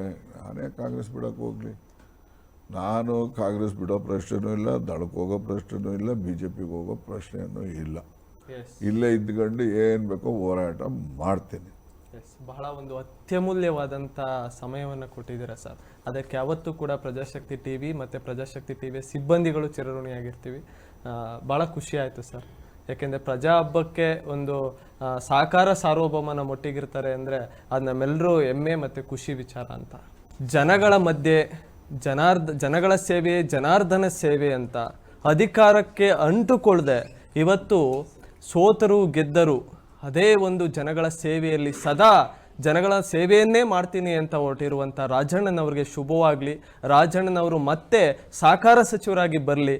ಮತ್ತು ರಾಜಣ್ಣನವರು ಎಲ್ಲರೂ ಕೂಡ ಅಭಿಮಾನಿಗಳ ಆಸೆಯಂತೆ, ಅವರ ಕಾರ್ಯಕರ್ತರ ಆಸೆಯಂತೆ ರಾಜಣ್ಣನವರು ಯಾವತ್ತೂ ಕೂಡ ಕಾಂಗ್ರೆಸ್ ಅಂತ ಅಲ್ಲ, ರಾಜಣ್ಣನವರು ಯಾವತ್ತೂ ಕೂಡ ಜಾತಿಗೆ ಸೀಮಿತವಾದಂಥವ್ರಲ್ಲ, ರಾಜಣ್ಣನವರು ಯಾವತ್ತೂ ಕೂಡ ಧರ್ಮಕ್ಕೆ ಸೀಮಿತವಾದಂಥವ್ರಲ್ಲ. ಅವರು ಜಾತ್ಯತೀತವಾಗಿ ನಮ್ಮನ್ನು ಪ್ರೀತಿಸ್ತಾರೆ ಅನ್ನುವಂಥದ್ದು ಅಭಿಮಾನಿಗಳು ಅವರು ಯಾವತ್ತೂ ಕೂಡ ಹೃದಯದಲ್ಲಿ ಇಟ್ಕೊಂಡಿದ್ದಾರೆ. ಆ ಹೃದಯವಂತನಿಗೆ ಒಂದು ಸಲಾಮ್ ಅಂತ ಹೇಳ್ತಾ ಈ ಕಾರ್ಯಕ್ರಮವನ್ನು ಇಲ್ಲಿಗೆ ಮುಗಿಸ್ತಾ ಇದ್ದೀನಿ. ನೋಡ್ತಾ ಇರಿ ಪ್ರಜಾಶಕ್ತಿ TV, ಇದು ನಿಮ್ಮ ಧ್ವನಿ.